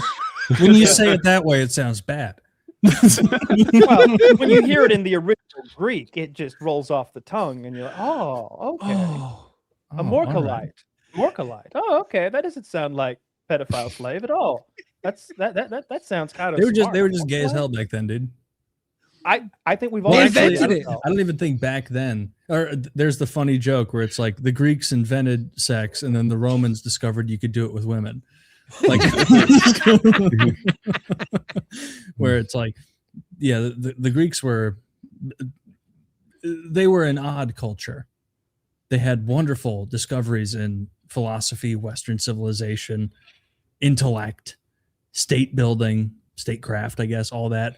And then they also were like, bring me, that was a great monologue, Aristotle. And he's like, I know, bring me my boy.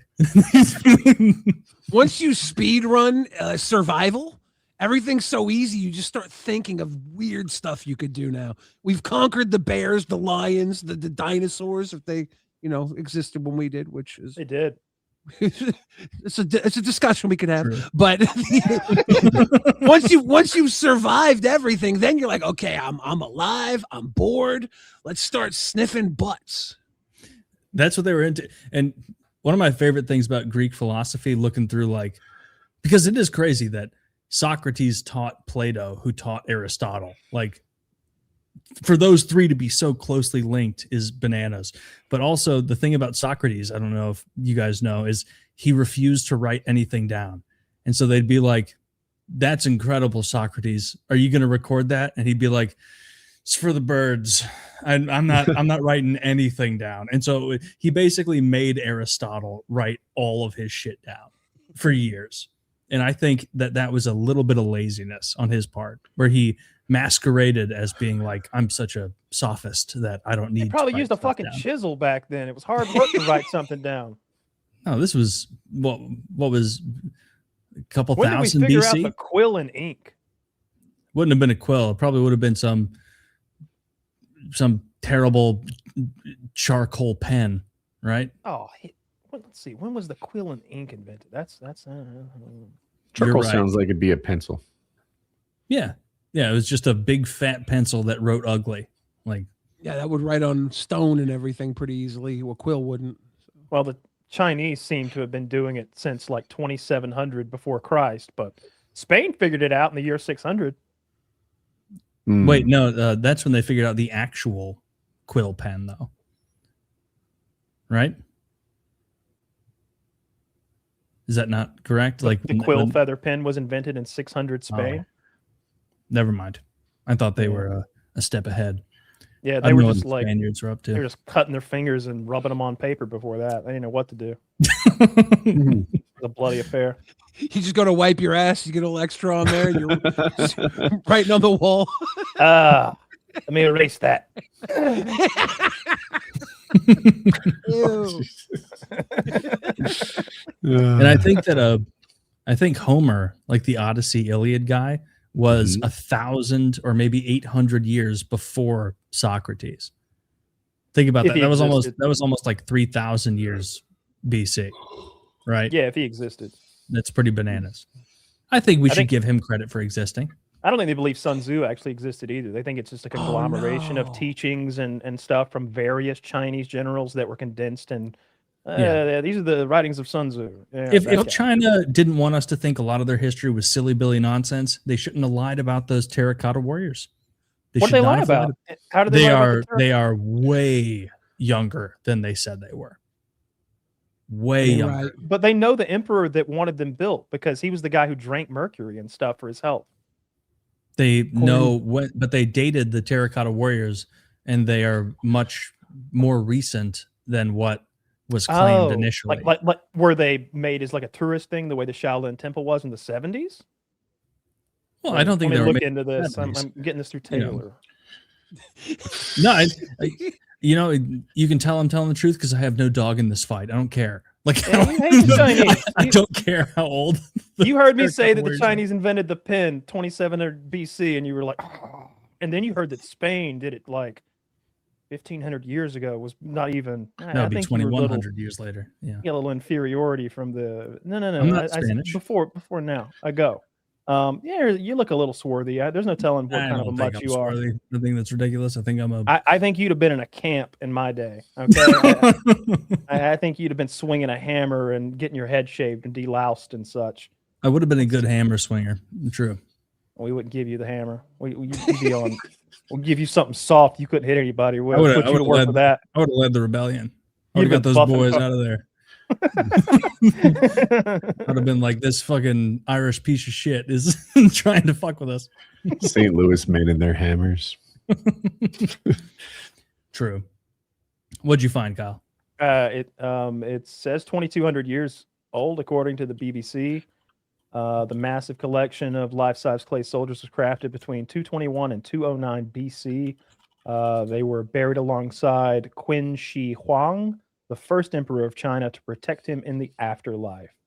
I think I've heard about that guy in particular, that he was fascinated with mercury and its longevity-giving powers that he thought it might possess, and he would drink liquid mercury And I've also heard that there are to become supposedly mercury pool traps in the terracotta army dig site because it hasn't been excavated fully at all. There's a lot more to excavate there. According to Google AI overview, which we know never makes mistakes, it says the terracotta army dates back to 210 BC. Yeah, that's what I said. So that's way less than the thousands of years prior that that's 2,200 years. Claimed. I've always heard that it was that emperor that was like the first emperor who was the mercury drinking guy, and I've always heard about the mercury Indiana Jones style traps that supposedly existed in the site. That's well, all then we I really just know hear about it differently because I remember at some point hearing that they were like 5,000 or 6,000 years old, something bananas. Yeah, I don't know anything about that. I don't know much about ancient China at all. I just know that they invented a lot of the stuff that seems important to invent a long time ago, like black powder and paper and maybe noodles. You know, the Italians may have an argument about that. And I feel like noodles are one of those things that must have cropped up in lots of places. Like, there's no way one person found out noodles and then they went somewhere else and they were like, "Oh my God, we can do this with it also." Like they would have done their own noodle shit. I like that you put it up there with gunpowder though and paper. Yeah, the noodles fucking important. If you look at like you know, noodles and pasta in general, pretty important. How else stuff. do we get it. lobster mac without noodles? That's right. That's true. That's right. Yeah, noodles are pretty sick. I don't know what else. What's your favorite pasta? Mastacholi. Ooh. I like fettuccine, like a good fettuccine, the expensive one you buy that's in those little nests. I like that stuff a lot. Like I like a good fettuccine Alfredo. Okay. It's so fattening though. If you've ever made it yourself, they're like, now grate half a pound of Parmesan cheese into the pan. Oh, okay. That seems delish. Excessive. They're like, now pour 8 ounces of heavy cream into the pot. And you're like, well, that seems like a lot. Now cook it down a little till it thickens and stir in a knob of butter. And it's like, a knob of butter? Like, it's that's just dealer's choice. Like the amount you choose. Yeah. That's why I like carbonara. It's all that adding pork. Yeah, then you add bacon, pork belly or bacon. Yeah, and an egg yolk. Yeah. I don't know if ziti is the dish or a type of noodle, but I remember it's a type of noodle. Is it? Because my grandma used to make quote unquote ziti, but with mastacholi noodles, which is like a smaller circumference penne, so it traps more. Just like a food pasta flavor. Yeah, it's a lasagna with just different I love pasta that. in there. Yeah. Pasta rules. It sucks. It's so, kind of not good for you. Do you think we'll reinvent pasta at some point where we it's not bad for you? There's protein pastas. I hope we do. When I've been on like extreme fitness kicks, I would crave the things that I was completely unable to eat, like peanut butter cups was a big one. But spaghetti had been completely removed from my diet all of a sudden. And normally, not only because of the tomatoes and their inflammatory issues that come along with them, so I couldn't have tomatoes to begin with. But then all of a sudden, I couldn't have pasta because it's so calorie dense and it's nothing but carbs. And if you look at the amount of like spaghetti you can have compared to the amount of just white rice you can have, it's like, oh, I'm gonna eat that white rice or potato, like either of those. But just some basic like pasta with little butter, little Parmesan. I just want to munch it. I like the mouthfeel of pasta. I like the chewiness of it when it's al dente. I love pasta. It's one of my favorite things. Egg noodles? Like pasta. I made lasagna. Pasta doesn't taste like anything. There's nothing good tasting about pasta. Salt it's just water. Filler. Oh, I salt the water and I put Italian seasoning, a little olive oil in there, and I cook those flavors into my pasta noodles. And then I finish them off for the last I cook them for like 7 minutes instead of 10, so they're very al dente. They're too chewy to chew, and I cook them the rest of the way in my ragu sauce. Pasta is a flavor canvas, right? It's there for the sauce. Yeah. I might agree with that. I could see that, but that doesn't make pasta good, right? It just means it's accompanying something that's actually good. That's it carrying it. But otherwise, you're just eating sauce. Like, which is sometimes good. Chicken isn't like good. I agree. It's just chicken soaks up good things better than a lot of meat, and so that's why chicken. If you use the chicken breast instead of the noodles and just use the sauce, got yourself a nice healthy little meal, right? That's called but you need the noodles. Yeah, I like the noodles, man. I want the noodles, and I want the garlic bread. I want the garlic bread too. Yeah. I need the garlic bread. Too I want much. to mop up the rest of that ragu with that garlic bread and eat that And then the buttery garlic tiramisu ginger out of it. afterwards. Oh. I would argue the garlic bread's not that good. It's just the butter that is. Yeah, it's on the garlic bread though. Mhm. That's what makes it good. I'm okay with that. But I could put What's the a butter- good food that doesn't have anything on it? Like that just comes good, like out the box. Like Almonds. Oysters. Yeah. Almonds to me are very. If you like the flavor of almond, that's fine. But like I don't like without I the do. salt, they taste like shit. I put just an had a almond, handful of an unsalted almond nuts between before my this. molars and squeeze them and get the oil out and just savor that. That's some Yeah. Patrick Bateman shit. Like no,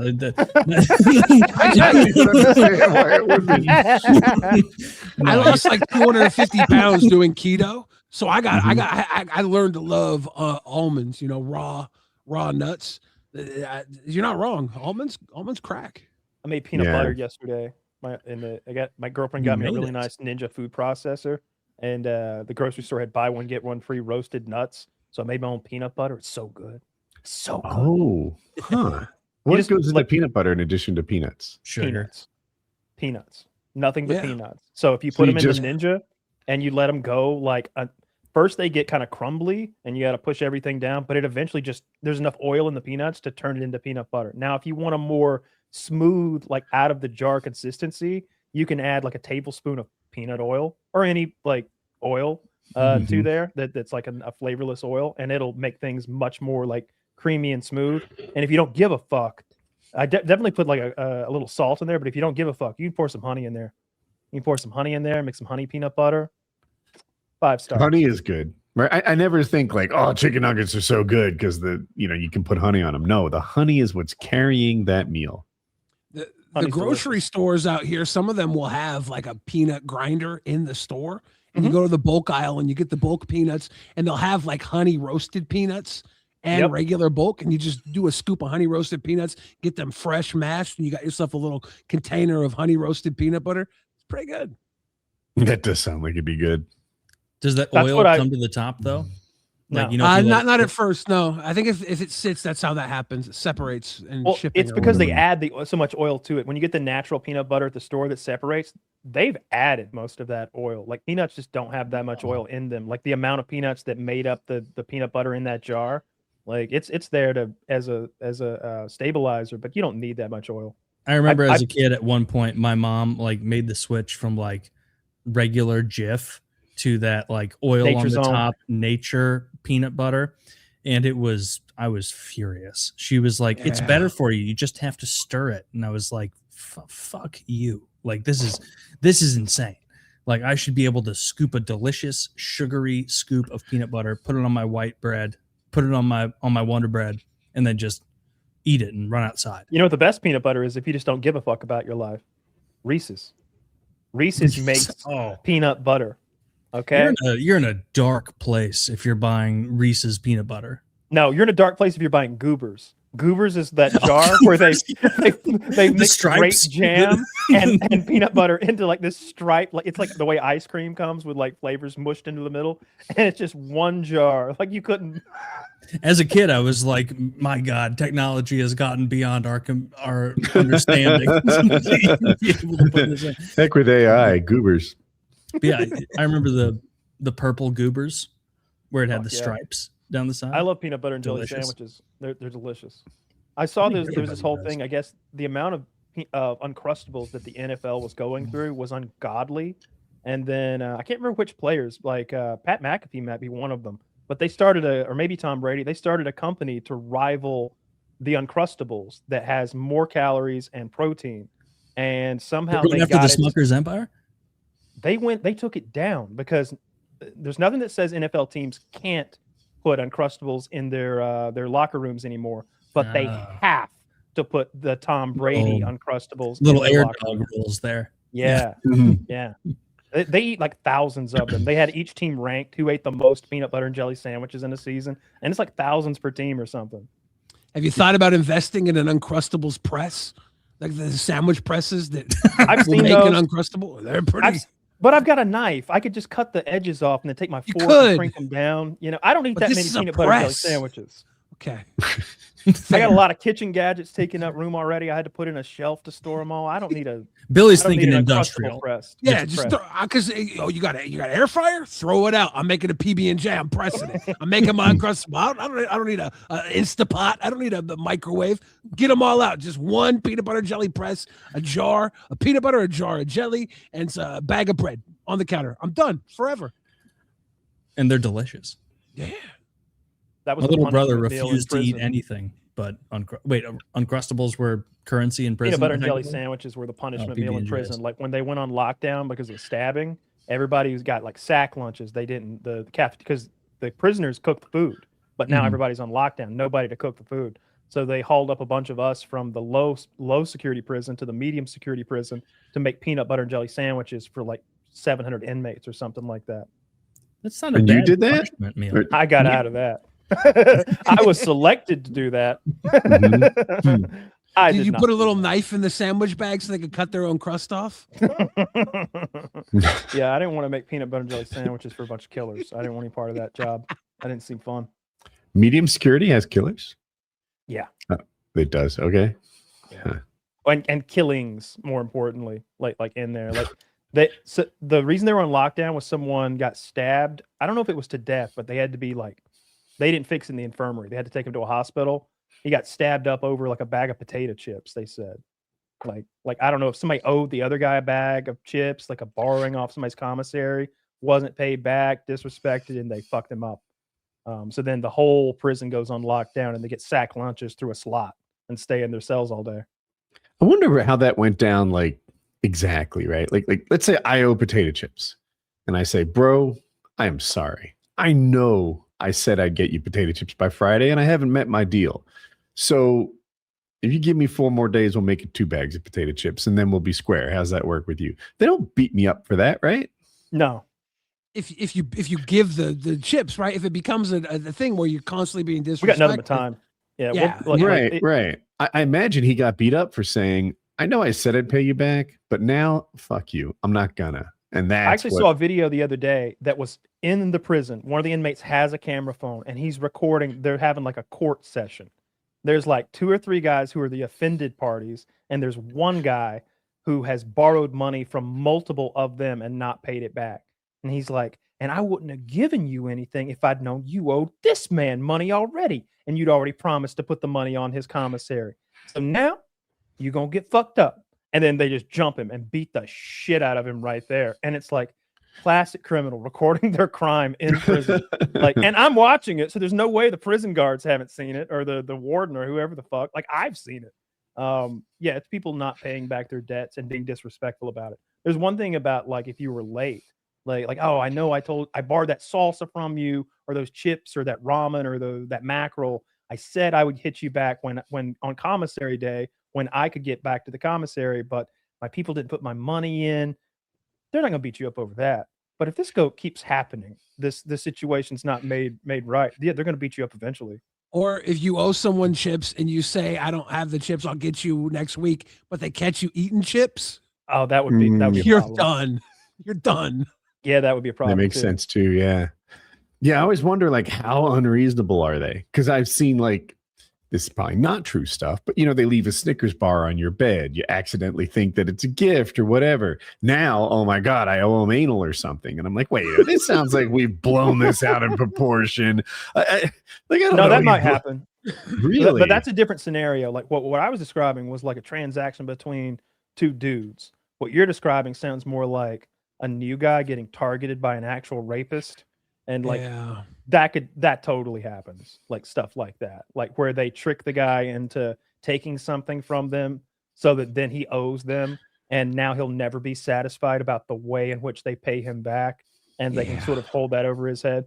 I saw a podcast with an ex-con, and he had gotten a job somewhere at an office or something, and the lady's going out to get sandwiches, and she's like, I'm going to Jimmy John's. You want a sandwich? He's like, I got my sack lunch from the shelter they make me live at. And I'm like, no. She's like, I'll get you a sandwich. He's like, in my head, because I'm conditioned for prison, I'm like, and then what do I owe you? What are you going to want back for this sandwich? What are you trying to do to me right now? Your ass. And she's like, I'm going to bring you a sandwich back. No strings attached. He's like, and I was like, fuck. If I were in prison, there is nowhere less I'd rather hear they're bringing me a sandwich from than Jimmy John's. Jimmy John's fucking sucks. You're picky about it, okay? I'd be a little picky. I'd take Subway. They're better than Blimpies over or Subway. No way. They're Oh better than my Blimpies and God. Subway. No, yeah, you Blimpies get that- blows both of those out of the water. You're crazy. Get yourself a nice bacon ranch. Get yourself an Italian with bacon. Come on, it's better than Blimpies or Subway. It's better than Subway. I don't think I have a Blimpies around here, but yeah, Subway They shredded is lettuce. I don't like it. mid bottom tier. Jersey Mike's pretty good. Yeah, Jersey Good Mike's is really sandwich. good. Quiznos is the goat, but they're kind of going out of business. I loved Quiznos back Yeah, in the what day. happened to They had Quiznos? that big onion roll and that olive paste. It was like a step up from. It was 2 or 3 steps up from most. You know what sandwiches. happened to Quiznos? Subway started toasting their sandwiches. That was the one thing they had ahead of everybody was they toasted their sandwiches. And when Subway got the toaster, Quiznos was obsolete. Yeah, that's true. What I don't like about Subway is it feels like when you add ingredients, the employees are almost obstinate. Like they seem almost mad at you for picking things. And How many ingredients are you fan putting of on that. these sandwiches, Taylor? A normal amount of ingredients. Sometimes you say more jalapenos, maybe a little more jalapenos. Can you spare a slice of provolone? Like you say stuff like that. I haven't eaten in one of those places in a long time. Like it's so haven't either. expensive, and then like I really like the nice deli meats at the grocery store. So Mhm. I'd rather get like some honey coated high end ham. It's kind of everything's so expensive now. Like good ham is like $17 or $18 a pound. Are you getting It's fucking butcher deli cuts, meat. or are you getting like Yeah, boar's, yeah. I boar's get them head? to. I wanted to slice. Yeah, I get the boar's head, but I get them to slice it extra thin. I like it Okay. really thin. Boar's head's pretty good. Yeah. I think Those that's delis that will make you the sandwich, that's where you got to go, right?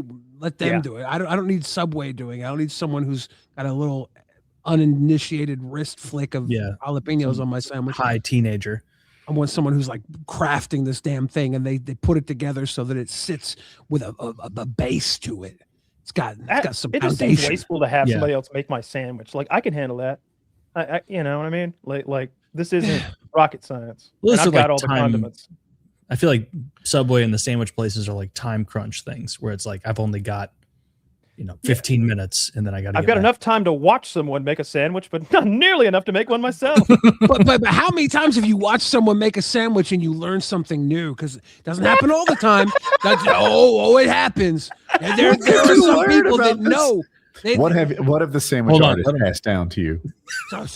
when they salt the damn tomatoes before they put it on your sandwich? I've been doing that for years. I didn't salt know and that. pepper I them, have to and I learn. sandwich them between paper towels. That way, Okay, through okay. osmosis, the salt brings out Okay. a lot of that moisture that's in the Okay. tomato that would normally give you a soggy tomato, like melt through the bread kind of thing. So I salt and pepper both sides and sandwich them between paper towels. That's the first thing I do, and then I go to constructing the sandwich. So that by the time I'm done, they've drawn out all the moisture and they're salted and peppered all the way through because it's drawn in that salt again, just like when you dry rub some meat and put it in the fridge. That is All the right. way to do it. I have a cooking question. It came up today. So let's say you're making chicken. I chose that on purpose because it needs to be cooked properly to be safe, right? Yeah. How do you know when it's done, right? If you poke it with the thermometer and you get a temperature, that's one way to tell. But Mhm. I don't know the numbers that well, but let's say you're looking for 175 degrees. If you just hit that, that's a different thing than having sat there for some I got your period of answer. time. I'm listening. So the safe cooking temperature for chicken is 165 degrees. They give you that number shit. because that is the temperature that even if you just touch it for a moment, you're done. You can cook chicken to 155 degrees and hold it there for a long time, and that will kill all the bacteria. It just takes longer to do it. So you get a much juicier, flavorful chicken if you cook it a little under. With a sous vide, it's really easy to do this. You just set it to 165 and like give it an extra half an hour, or 160 or Half an 155 hour. below the safe cooking temperature, and then give it enough time for that lower temperature to kill it, extra half an hour, and then sear it on both sides, and you're done. And if you're But gonna That overcook answers the overcook it, question. Okay. Yeah. if you're gonna overcook it, get chicken thighs because chicken thighs will overcook better than a chicken breast. Yeah, That makes sense because it's a little greasier or Fat. something like A it. little Yeah. fattier. Yeah. it's dark meat. It's fattier. Chicken breast dries out really bad if you overcook it. So is turkey. Do you know pork. that Chipotle, you know the reason their chicken is a little gummy? It's because it's all chicken leg. It's all chicken leg portions. They sell white meat too, but it's mostly chicken thighs. Yeah. Oh, I didn't know they had white meat. They I don't added think to the menu. I've ever gotten it. I get it if they sell it. I prefer white meat. I don't like the dark anything. No? You're not a thigh, a leg, a wing fan? No, I don't. That's the underbody of the chicken. That's the part that gets shit splattered all. Well, on. the I want wing that is the upper breast. body. The wing. The I don't wing's really- white meat, right? I eat the wings because I eat, hot wings. I like the flats. But if I'm eating like chicken, if I'm gonna make a dish, I always use chicken breast. I just don't like thighs. It's I greasy. feel like flats are the intelligent man's choice. Everyone else, the patricians, they take the drummies. The plebs rather, they take the drummies. But the rest of us, we know how to eat the flats. Exactly. Once you know. Yeah. Yeah. It's a better skin to meat ratio. The top of the drumsticks always has some like really chewy, tough like flesh to it that I'm little like knuckle. gnawing at and end up like spitting out if nobody's looking. Like I'd much rather have flats. Some ligament up there. Yeah. Who knows? Just got to Good eat cartilage though. Makes your bones strong, right? I think. I doubt it. Nope. It might. You're supposed to chicken eat. bone broth? Bone broth. I That's think a that's healthy for the thing. collagen, though. I don't know. I think collagen's more for your skin and hair and stuff. I don't know if it helps bones. Yeah, I'll eat it just in case. I'm not holding back. I'm eating everything just in case. I'm gonna chance it. I'm gonna order a second pie after dinner just in case. For the nutrients, of course. Yeah, just in case. You have to fill out that nutrient profile. Do we need a new topic? What you Go got? for it, Woody. I had one from Reddit. What is the most brutal, visceral fight scene you've ever watched? So this is a fake thing, like a movie, a TV show. In it's Viggo Mortensen in Eastern Promises. Yes. He is in a Russian bathhouse. He is a member of the Russian mafia, all tatted up. He's fully nude, and they show his dick. And he is ambushed by two other rival Russian mobster guys.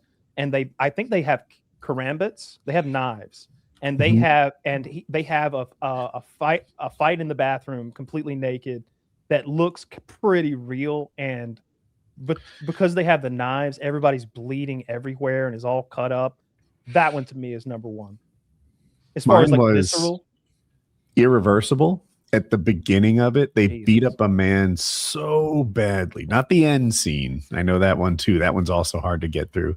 But at the beginning, they beat him up, and I think they damage his face or skull with a fire extinguisher. Yeah. And that is like the opening move. What made it so brutal to me is that they kept beating him long after they made their point.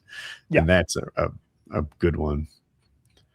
There's a movie called Knockaround Guys with Vin Diesel. It's young Vin Diesel, and he plays a half Jewish, half Italian, like mobster kid. And they're in this small town trying to get their money back. Long story short, and it's all the sons of mobsters, so they don't really have any juice. They can't call for like tough guys to come help them, but they got Vin Diesel, and they go into the town to try to find their money. And Vin Diesel picks a fight with the biggest, toughest guy there, and he just beats the shit out of this man and humiliates him in front of the whole bar. And that to me, like when me and my cousin saw that, we were like, yeah, that's what a man is. Because Vin Diesel has this fucking speech. The guy's like, I can't remember what the big tough guy says, but it's something like, what you looking at, douchebag? And he spits tobacco on Vin Diesel's leg. And Vin Diesel goes, 500. What? 500 what? That's the number I had as a kid. 500 street fights, and you could call yourself a legitimate tough guy. So I got to work early. And he has this whole speech. Somewhere along the way, it stops being the point. It's just who you are. Like he does it really well. Somewhere along the point, you lose track of all the silliness of it. you build callous knuckles and reactions and this and that. And the guy's clearly, and Vin Diesel's he's undressing as this goes on. He's taking his leather coat off, so you can see this is Jack Diesel. He's not even a little bit chubby. He big fucking arms. And he sort of like does one of those, and the bully all of a sudden is like, well, now hang on a damn minute, just wait a minute now. Like he's trying to backtrack already, and then Vin Diesel opens with the headbutt. He's like, one thing you learn around you learn a lot of things on the way to 500. None more important than this. And he grabs the guy by his jacket and headbutts him right in the nose. And then the guy's down, and he doesn't stop for way too long. Like he hits him in the face so many times, the guy's face is pretty demolished. And then he starts asking questions. It's a great scene. That's a good one too. And I'm like, wait, was I supposed to infer none more important than hit first? Because you never really laid it out for me. Yeah. Oh, you think the point was hit the nose? The point was that opening move, grabbing him and headbutting him in the face, and then the fight's over before it starts. I took it to be a generic hit first, but I see your point too. The headbutt seemed to work. I've heard Boss Rutan talk about that as being the perfect opening move in a bar fight. He's like, you give me your little problem, it gets in your face, like this and that. Give him a little boop, and you don't have to do much, just a little boop. His nose is broken, and I love Boss Rutan's fight stories, like when they were fighting for Pride and all that crazy shit in Japan, and rubbing shoulders with Yakuza and getting into bar fights. Like those are cool stories. That's like Wild West shit.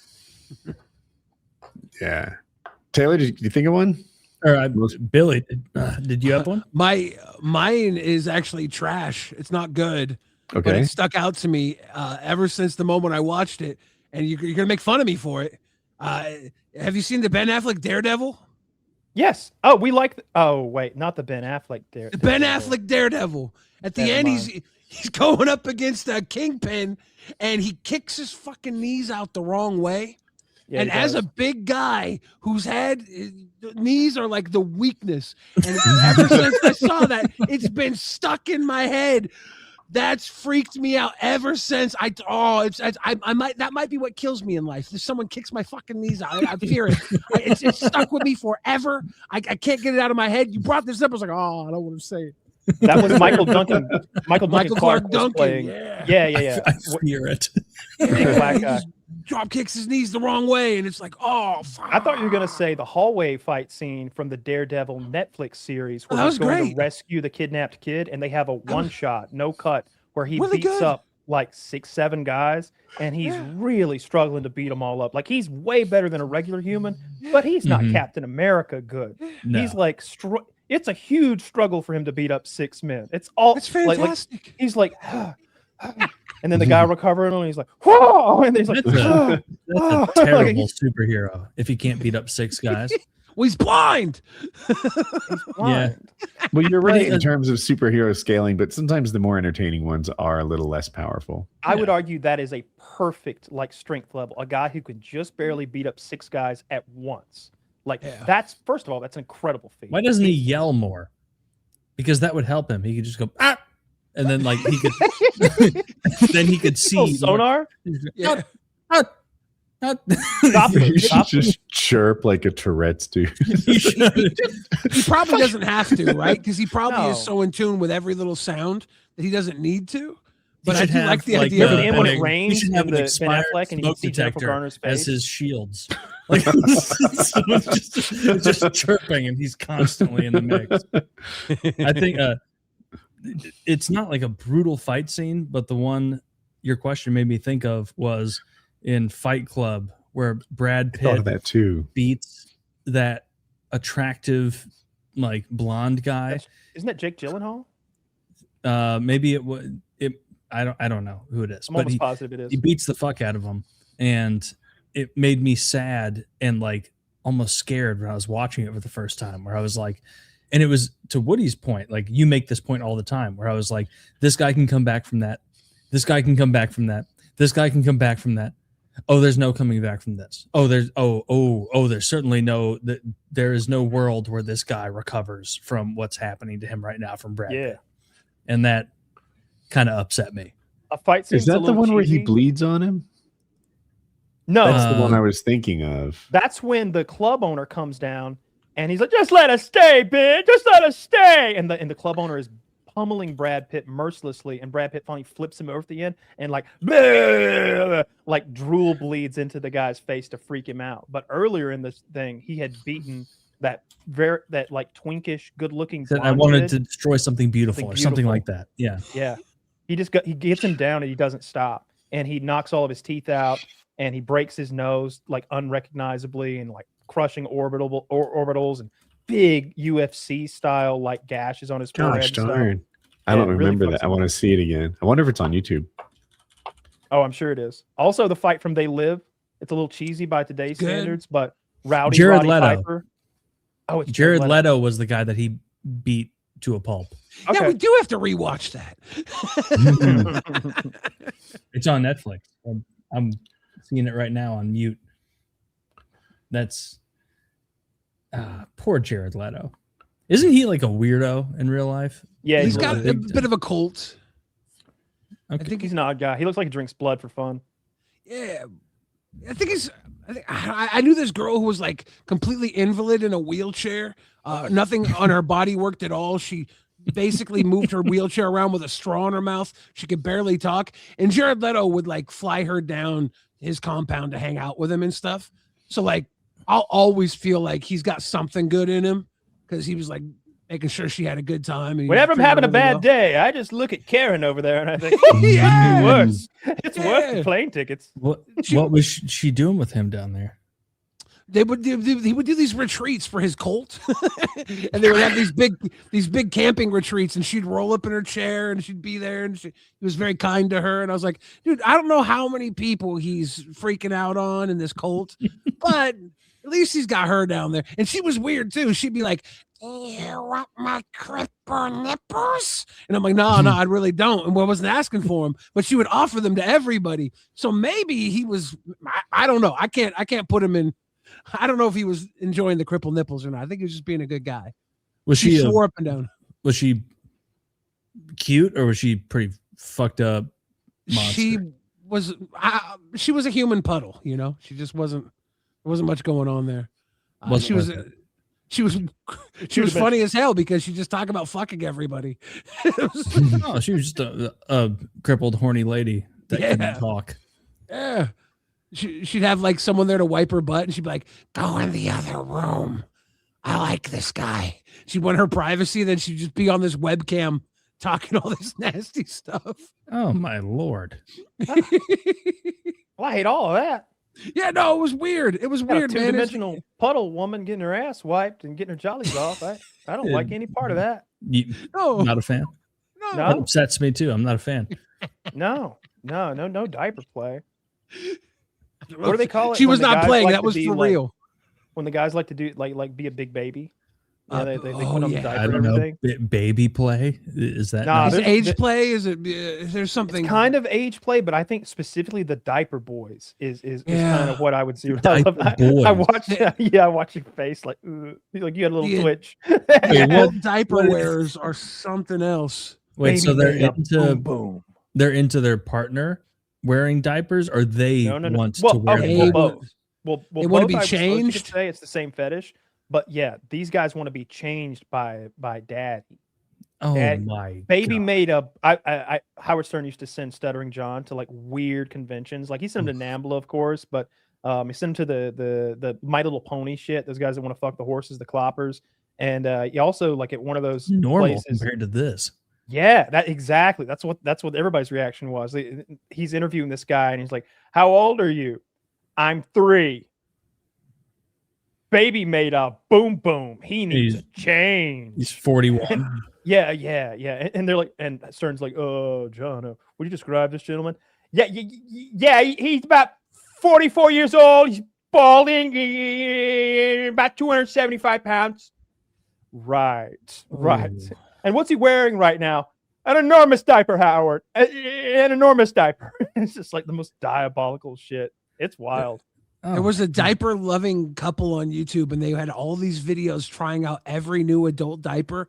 They'd have all the different designs and everything. And there was one where the guy got bold and he was like, "This is a waterproof diaper.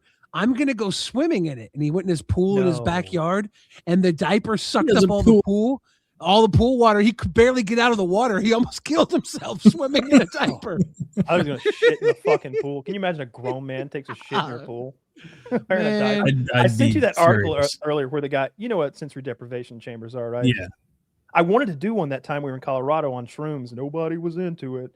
But this guy says that he got into a sensory deprivation chamber and he didn't know that he had contracted neurovirus. So like while he's in there, it starts smelling awful to the point where he's knocking on the top. He's like, let me out. It stinks in here. And as soon as they open it up, the lights come in and he has diarrhea, the deprivation chamber full. Oh. He's like, the worst part is $8,000 to get the sensory deprivation chamber He didn't know he cleaned out. pooped? No, didn't realize because the when you're in there, sensories- you're floating in saline and salt solution. You don't I feel would anything. know if I shit. Maybe not a really wet diarrhea. It's just slipping out. Everything's the same temperature, so there's no temperature. You know, your butt cheeks are a little spread. You're floating. It's supposed to negate all of your senses. The one it can't do is smell. So his body, he can't feel anything. He can't feel the release because his body's so loose and floaty. And then I guess now he's filled it up with shit, and he should have known there was something wrong. He should have banged the foot by $8,000 to sit. Taylor, and is that more or less embarrassing than that time that you pooped and flooded the toilet at your girlfriend's house? And her That's parents far came out? less embarrassing than the time I flooded that toilet. Yeah. I don't retell that story because it's your story and because it embarrasses me a little to tell it tangentially somehow. It's the most humiliated I've ever been. It's the worst thing that I can think. I pooped at a girlfriend's apartment one time and I think they smelled it and I was so embarrassed. Like I was, because then later on I asked to go in the other girl's bathroom. And it went down. It was fine. Oh It was yeah, just everything was It fine. was I just a think it's- stinky poo. I think it was a little stinky. And but then like I sort of got a sense because like later on we were all hanging out and I asked the other girl because we were in her bedroom if I could use her bathroom and I just had to pee.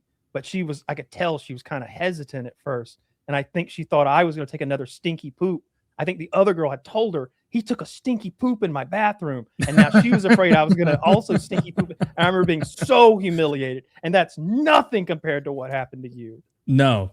Well, and for Billy's benefit, when I was 17, I was dating a girl and I haven't had to tell this in so long. I'm going back. I'm going back. You go back to that place. I go to like, that place a little when I tell it, so I don't tell it. I basically, my girlfriend and I got back to her place and I had to take a horrible shit. And she had open the front door, foyer bathroom. And I was like, I don't want to go upstairs and destroy the upstairs bathroom. So I'm going to go on this one. So if there's a poo smell, it's disseminated amongst the rest of the house. And I went in there, took a wild shit, just a banana shit. Real clanker. Firing out there. Clanker. It was all sorts of shit. There were logs. There was diarrhea. It was there were shrimp baskets. It was all kinds of shit. It was a diversity pile of shit. And then when I wiped, got up and flushed, and it came to the top of the bowl. And I was like, oh no. And there's no plunger. There's no out for me. I'm in the mix. And so I waited for it to settle down a little bit. And foolishly, I was like, oh no, maybe I can flush it again and it'll go down. Flushed it again. This thing erupts. Now my entire stomach content of shrimp basket is all over the floor of their nice foyer bathroom.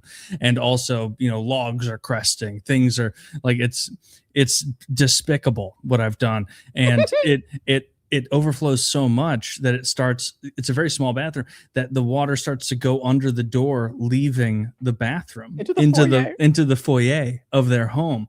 And I have to, like, at some point, like, I've said this before exactly, but I was like, Game 7 mentality. I was like, open the door and I'm like, I need towels. I'm yelling, like, their whole family is home. My girlfriend's home. Her sisters are home. Her brother's home. Her parents are home.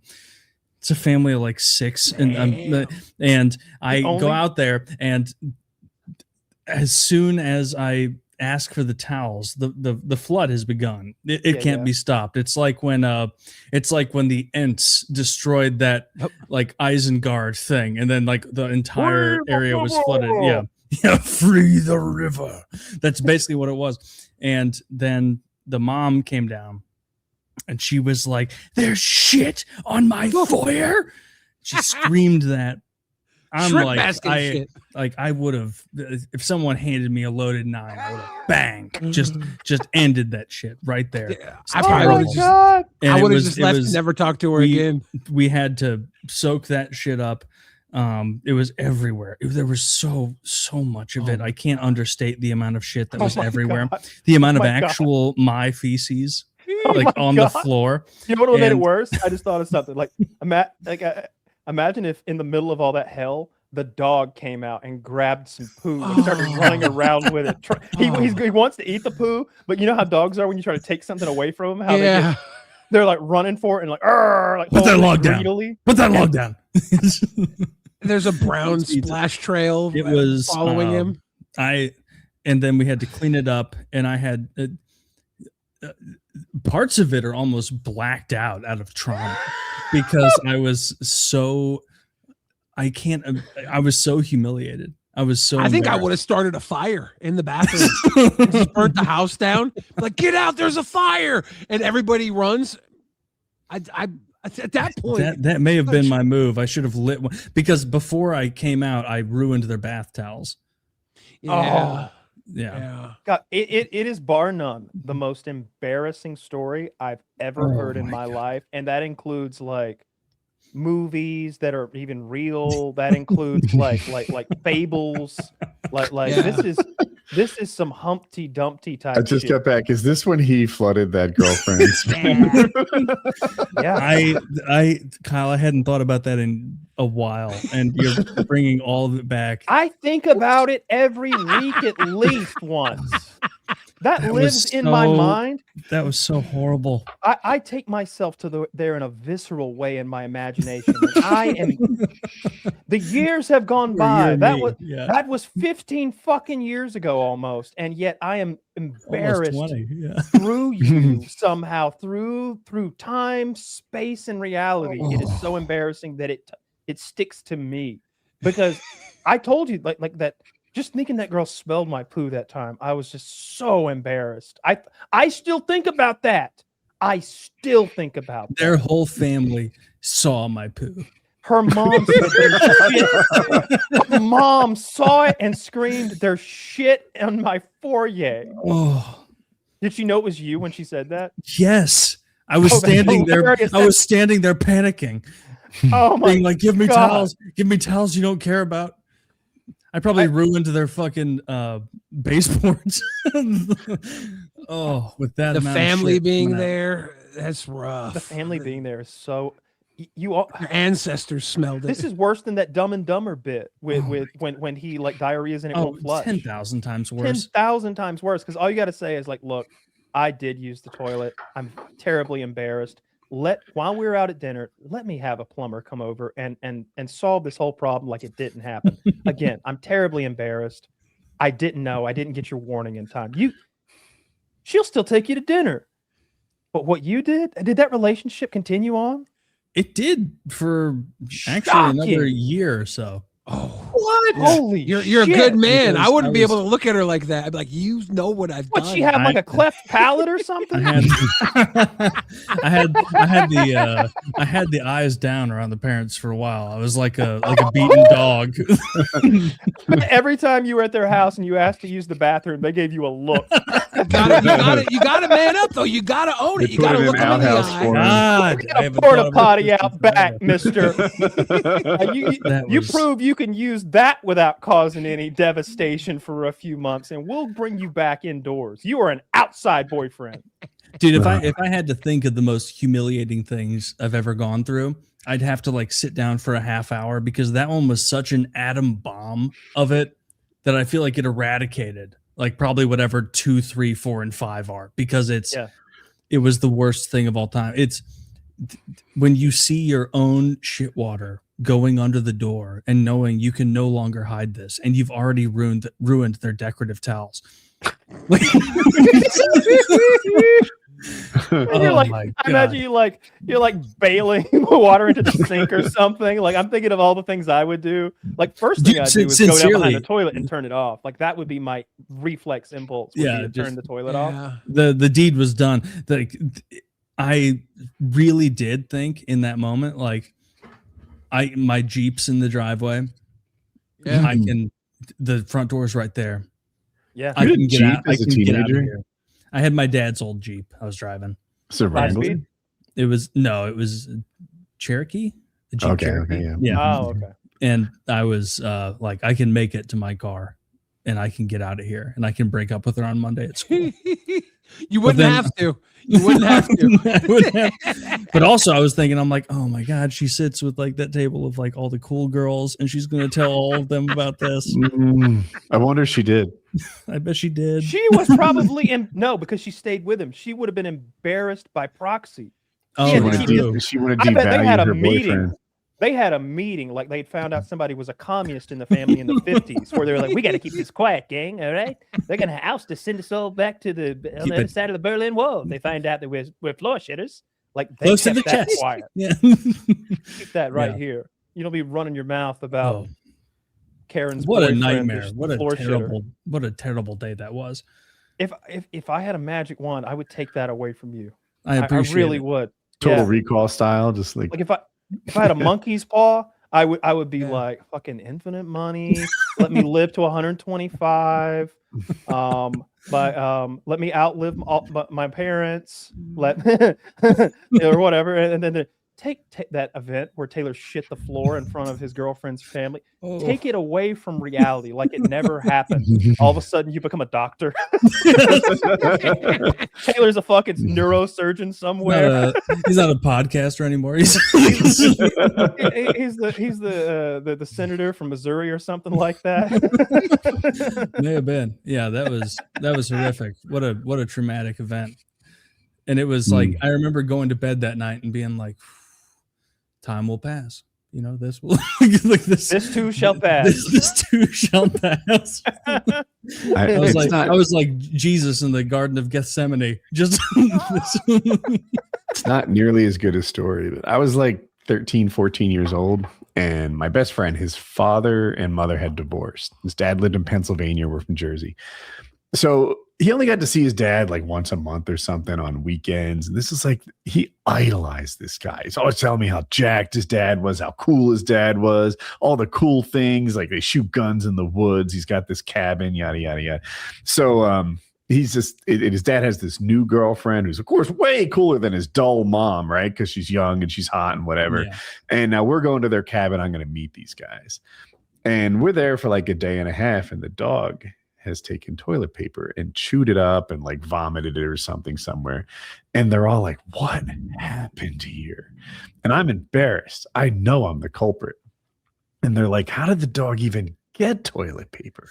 Like, why wasn't it flushed? And they're looking at me like some sort of fucking psycho who doesn't flush his toilet. I blew my nose, right? But I'm too embarrassed to come clean on this story. So they all think that I pooped and put the toilet paper somewhere random where the dog could get at it and like bring it to the living room and this and that. And I never came clean. I'm just like, yeah, we're all working on this mystery together, I suppose. We're all trying to find the guy who did this. Like that. The guy in the fucking hot dog. Just toilet paper stuck to your heel. When I was like 7, I was sleeping over at my grandmother's house, all my cousins on the floor in the living room, and I sleepwalk. And I get up, I'm dreaming, and I sit down to take a shit, and I wake up, and I'm sitting in my grandpa's rocking chair, and I have made a full shit in this chair. Like a grown man shit, but I'm hardwood or plush. It was a plush. It was plush. Oh no! And I look and I'm like, oh fuck! And I run to the bathroom and I take off my underwears and I put them at the bottom of the clothes hamper, out of sight, out of mind. And I'm like, and I go back to bed and I lay down in the bed and I'm like, or on the floor on the little sleeping bag, and I wake up to, oh my god! They had a tiny little poodle little bit shit in the chair. And I was like, yeah, that's crazy. It's crazy. and I almost got, my Uncle Dick was there and he lived in the basement. He was like, that ain't dog shit. He's staring me down. That's human shit. And they're like, no, it's the dog. It's the dog. And I'm just like shutting up. And then fucking around noontime hits. They go to do the laundry and they find my shitty ass drawers in the laundry. Oh, busted. And I was busted. The poodle shit in my underwear. Can you believe that little fucker? Devious. He's a devious one. Hey, have any of you watched the new Spider-Man Spider Noir with Nick Cage on Amazon? Not yet. No. It's very good. Nick Cage is so good. So you can watch it in color or you can watch it in black and white. I got that new TV, so I'm really impressed by the blacks of the OLED. So I watched it in black and white. He looks like Humphrey Bogart. He looks like a classic movie star. He's got the hat and the jacket and the coat, and he's all like in the darkness with the shadows on him and the black and white. And he's not goofy Cage. He's like serious, like good acting Nicolas Cage. And he is a Spider-Man who has quit being Spider-Man, and he's just a detective now. And so when he needs to return to his web-swinging ways, he's super rusty, and things aren't like he's falling and he's tripping and he's having to fight like a Sandman and a Lizard Man, and it's really fucking good. I was blown away by how good it was and how much I liked it. I'm like 6 episodes into it now. I don't know how many there are. I'm guessing 10. It's very good. It's worth a watch. Nick Cage makes some shitty stuff. He's in some shitty stuff. But this isn't one of them. I think this is doing really well. I don't know. I'll check the Rotten Tomatoes, but I give it 2 Kyle thumbs up. I bought an OLED monitor. I'm having like the similar experience, like seeing a bunch of things for the first time. The blacks are so black. They're inky black. I call it the purchasing elevator. You know, like at first I'm like, I could use a new monitor. And look at this. OLED start at like $300. But better OLEDs are $500. Oh, maybe I could, open the wall a little bit, and you keep going until you see a $1,200 OLED or something. And I'm like, that's too much. Let's reconsider. Let's open our eyes, look at the rest of the monitors. For whatever reason, this time I got off at the Penthouse. I got the best 1440p OLED monitor that mankind has made thus far. It was $1,200. I love it. It's great. It probably doesn't make me a better gamer or anything. I died in Rainbow Six. I'm like, I don't get it. I got the best mouse. I got the best monitor. How did I lose? What could it be? I am so happy with my OLED. I found the LG C5 77-inch for $1,740 or something like that. And it was like a $2,800 TV last year. The new model, like the C6, apparently made marginal improvements, nothing like major, a lot of ease of use stuff, like nothing as far as performance really. I love it. As soon as we turned it on, I was like, honey, get in here. Look at this shit. Oh my God. I've got like Planet Earth 2 on, some like nice 4K, like IMAX camera footage. And the blacks are so inky black, like you said. It's true black because they're closing the fucking shutters on the pixels. It's blackness. No reflection. And then I put like Dead Space Remastered on the Xbox and played that. It's a very dark game, atmospheric. And I think it's TV either does 120 frames or 140. I think it's 120. It looks so slick and smooth. That's all you need on a console game anyways, about 120. No input lag. It's like 1 millisecond or less or something. And it's a 77-inch TV up on my fireplace. I've been watching so many movies, just like anything I can think of that like already looks good. I've been watching it again and on my new TV. I love it.